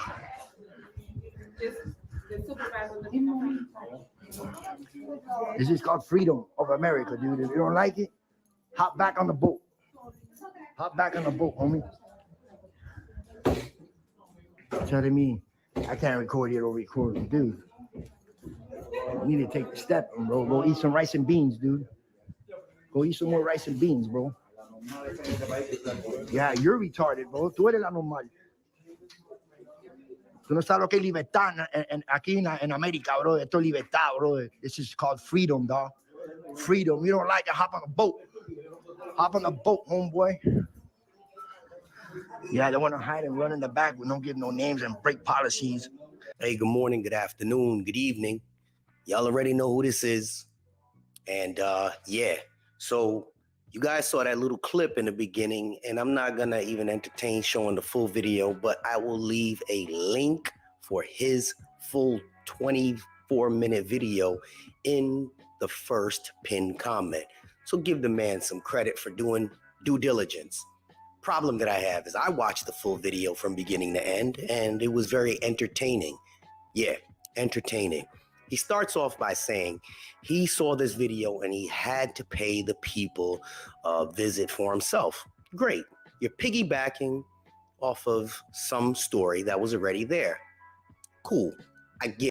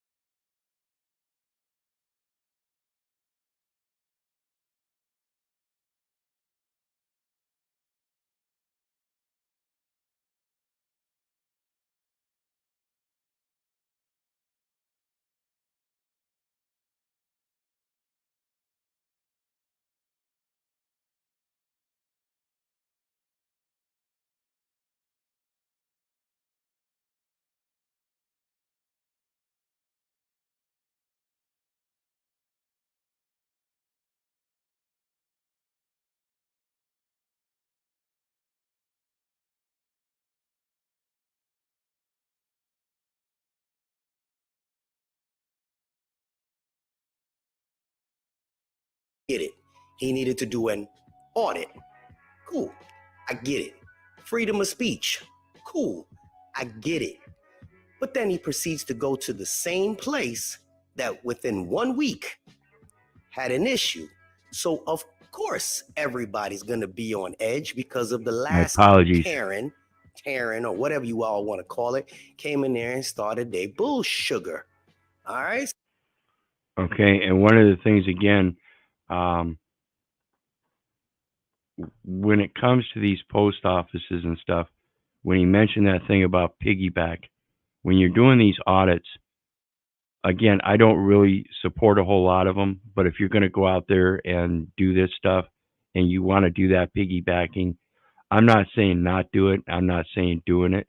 I'm saying if you're going to do that kind of stuff, make sure not only that you do your own research so you know what you're doing, but if you're going to piggyback off of somebody else's, make sure you're doing the research on their work so you can figure out where they might be wrong or where they're actually correct or whatever, so you can make a good comparable comparison in your own video when you do that piggybacking stuff.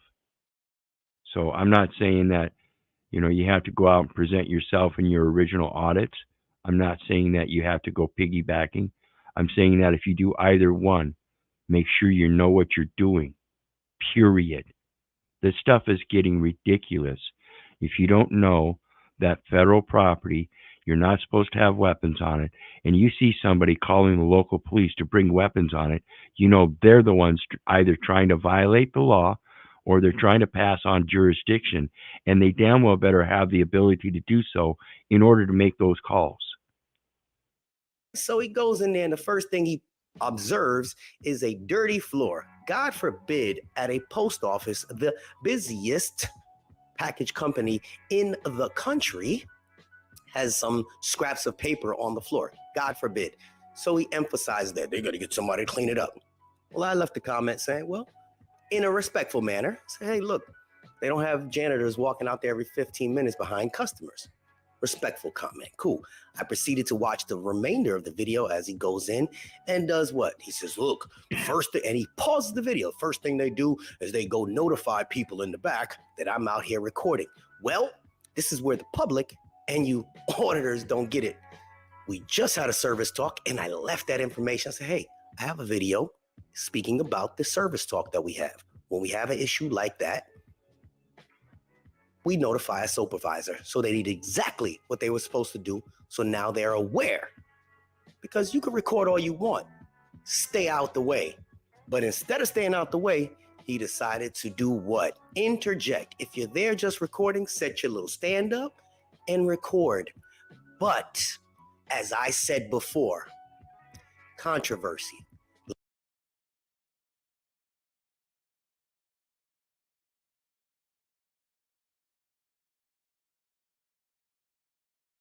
And of course, I have to agree with a portion of this here, but only for the fact that if you're going to be doing these audits, and that's all you're really there to do is the audit, like he's mentioning here, controversy. You don't want controversy.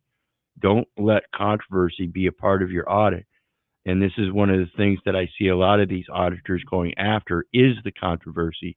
So they do interject themselves, such as in this case here in this video, the guy in the yellow shirt that turned around and started squawking his mouth. The best way to shut him up is with silence. He can only squawk so much.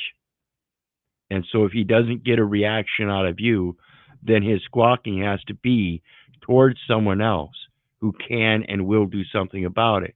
And the best that they can do about it is what, like he's saying here, go to a supervisor in the back, let them know what's going on. The supervisor will come out and do exactly what this guy in the video did, was talk to the guy in the yellow shirt and not the auditor. Again, this is a matter of process. You learn how to communicate properly, and it goes properly.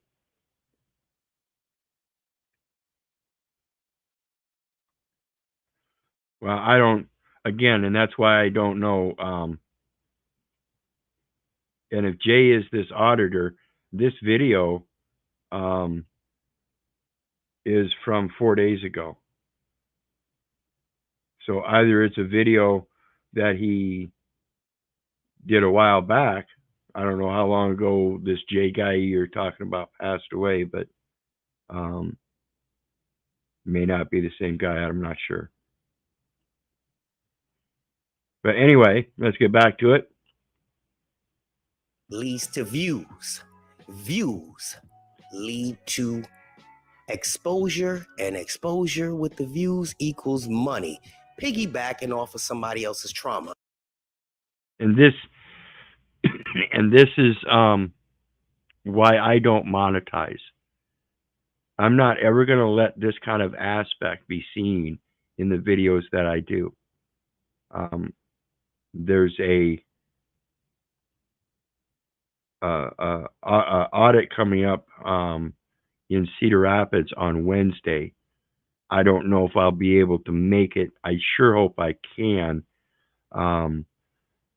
because it would be my first experience in doing such an audit, and it's a 30-man audit. We're hoping 30 people will gather up at the courthouse down at Marion to do just a simple audit, but it's supposed to be an all-day thing, and so hopefully I can make that and finally have some firsthand experience in it, and have a group of people that I can physically be amongst and discuss things with throughout the day as we go through this audit. And again, it's not a matter of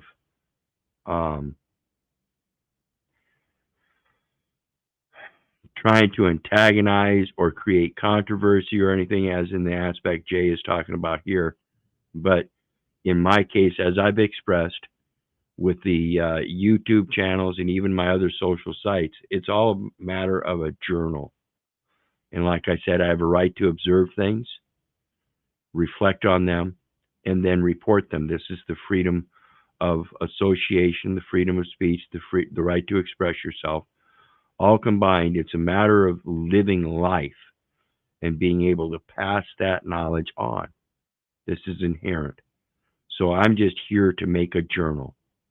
If you would like to be a part of it, I would like it to be a positive journal.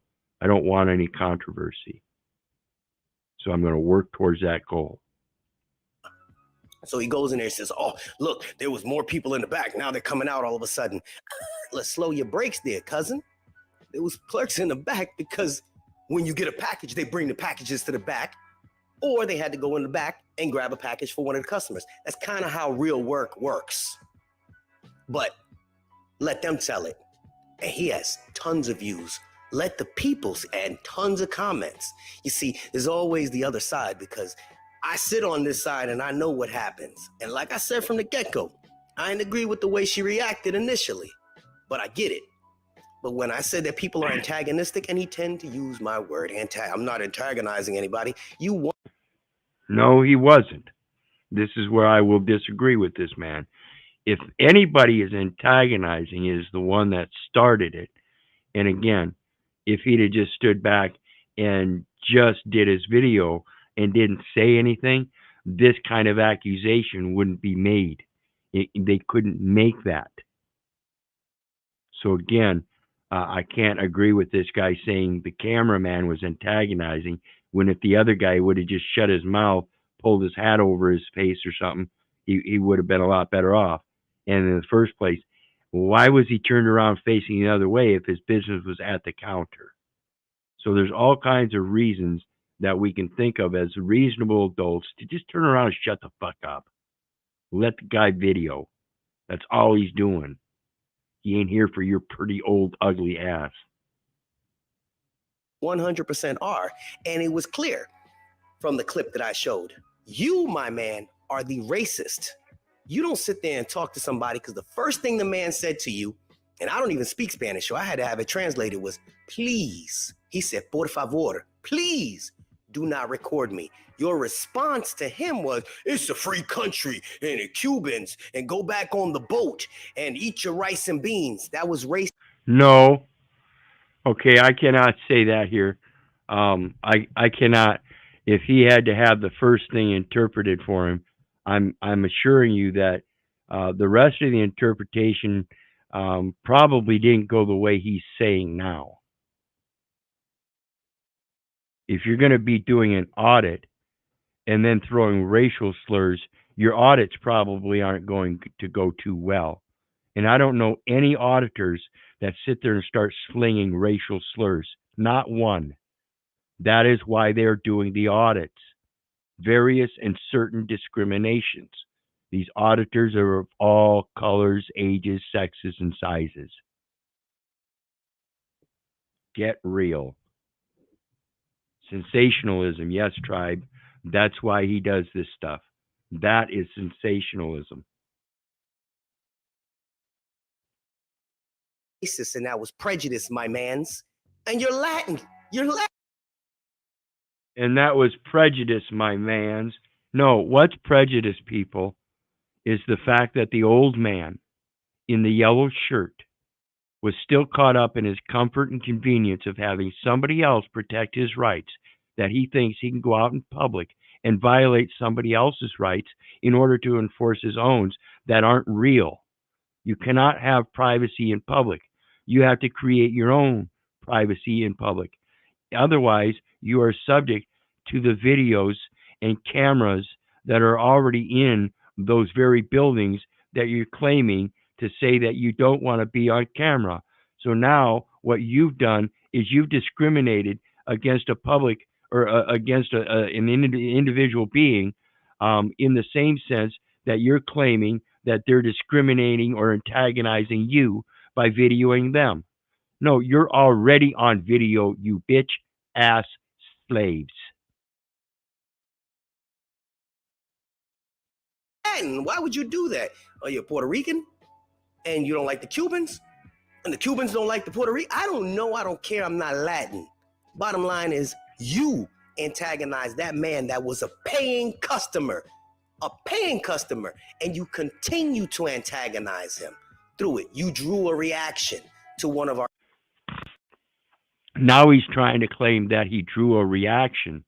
No, the reaction wouldn't have been had again if the man would have remained facing towards the counter where his business was located.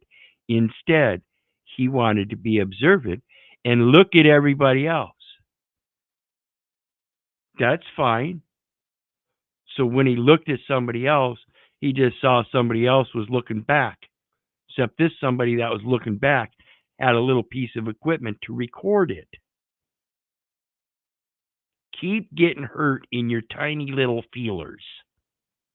Our customers. So you, my man, you get the thumbs down. Bam, I gave you a thumbs down. Now I ain't gonna argue with you or curse at you, because that's what you wanted. You wanted them to come out there and curse at you and argue with you.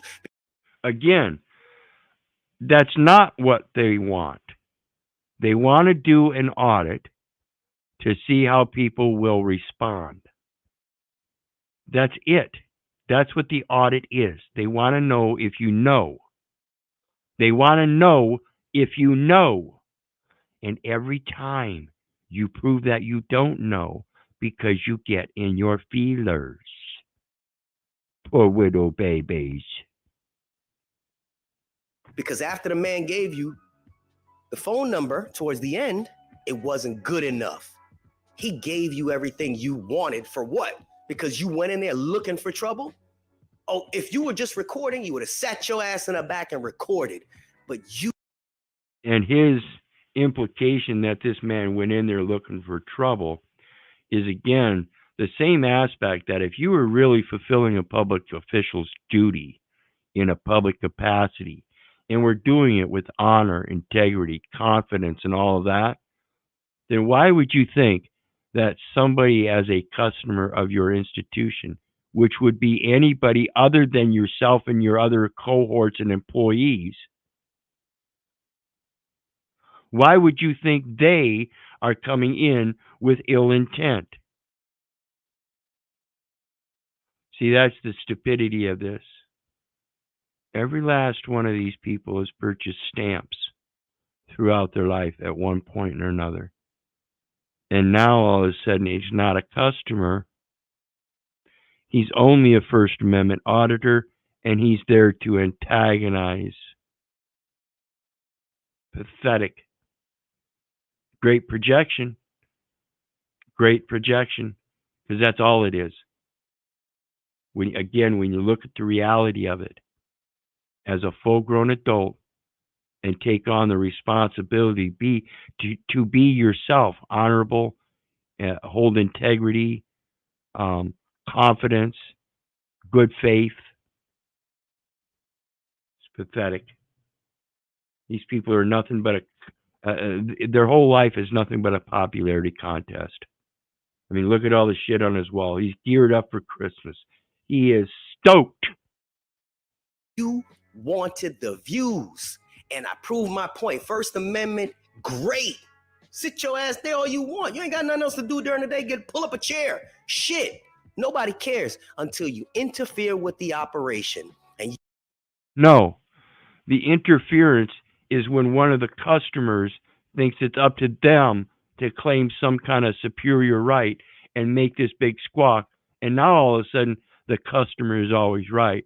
And of course, it's under the premise of eminent domain because now it's causing a disturbance. But nobody realizes it's not the camera that's causing the disturbance. It's the one that's bothered by being on camera that's causing the disturbance. And this is clear and very reasonable to see, or easy to see, because they're already, like I said, on camera in that building.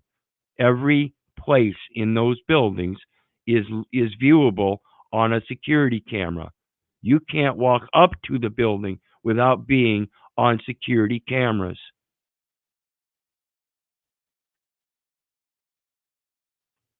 you stepped in towards the end while those men were talking. You went and interrupted them to go talk to their supervisor again. Oh, I came back in because, so if I can't, are you the postmaster? That is not important.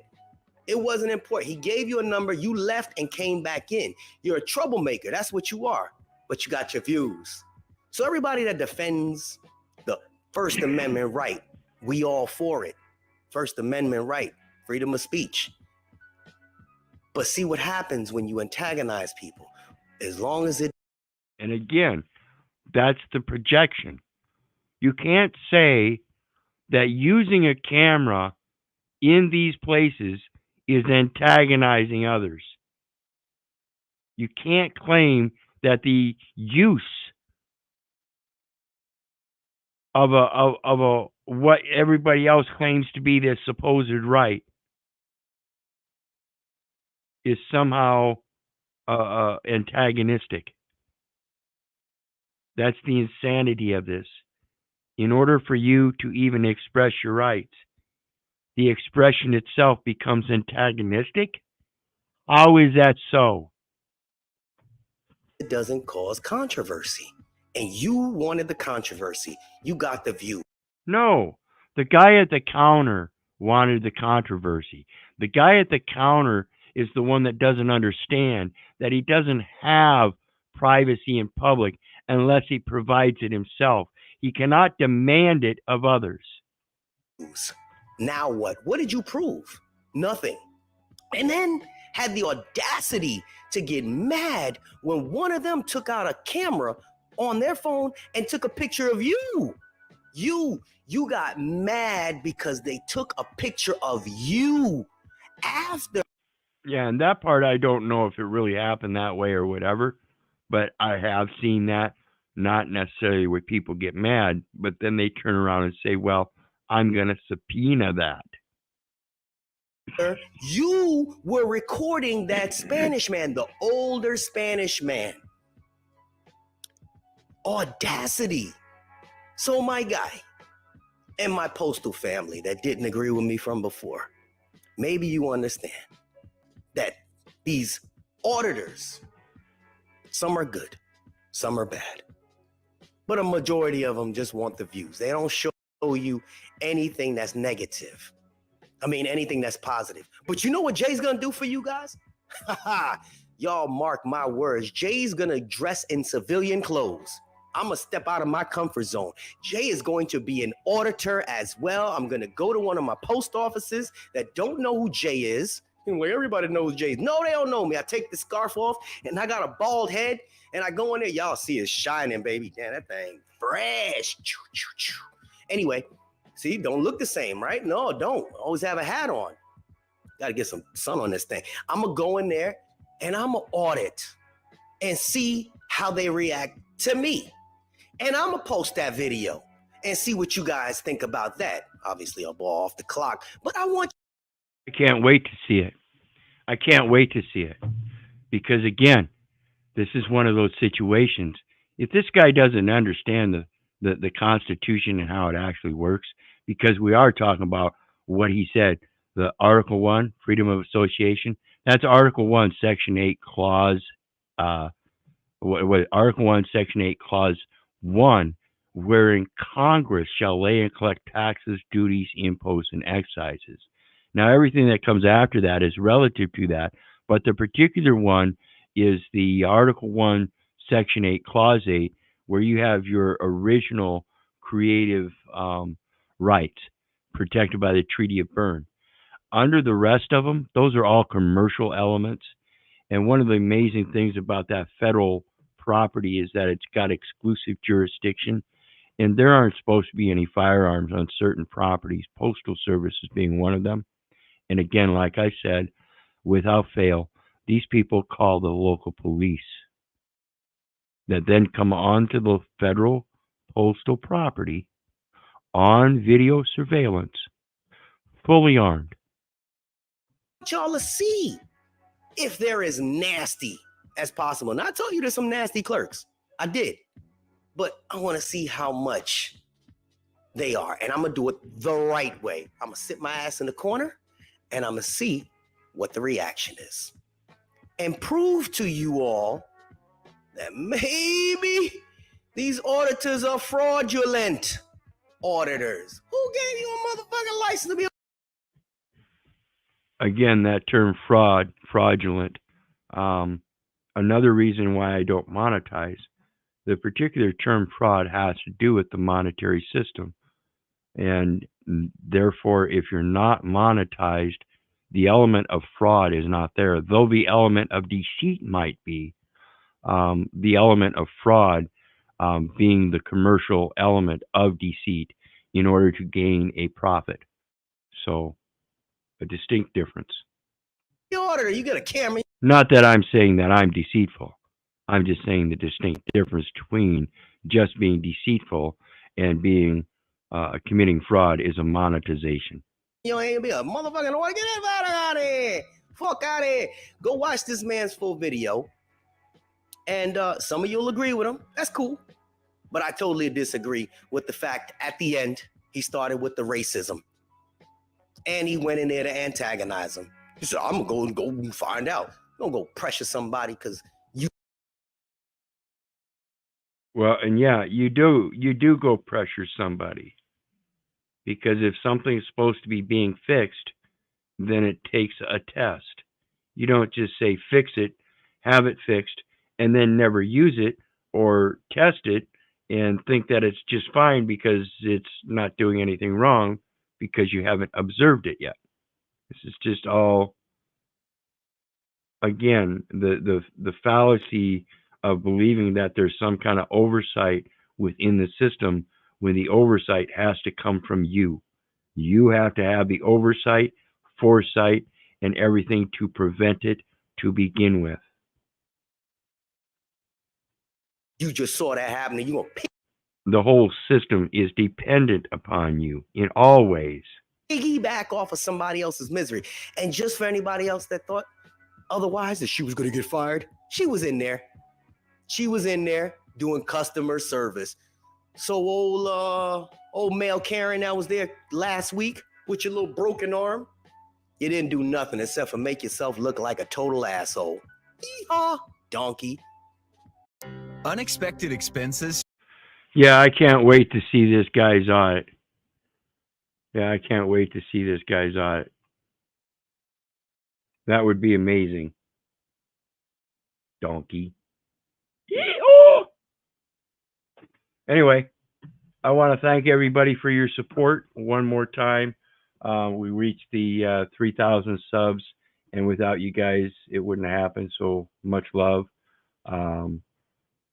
There are links to my other channels and stuff down in the details section, as well as a PayPal link for anybody that wants to share some love. Feel free to check out those channels. And keep doing what you got to do to make sure things are getting better for yourself and everybody else around you. If you're not at least doing that, then I can't imagine that anything's doing anything but getting worse. And I'll pray for you. In the meantime, remember, I love you. I don't give a rat's ass whether you love me back or not. So may God bless you, May you have a great day today, and remember, every day is His. Have a good one. Bye.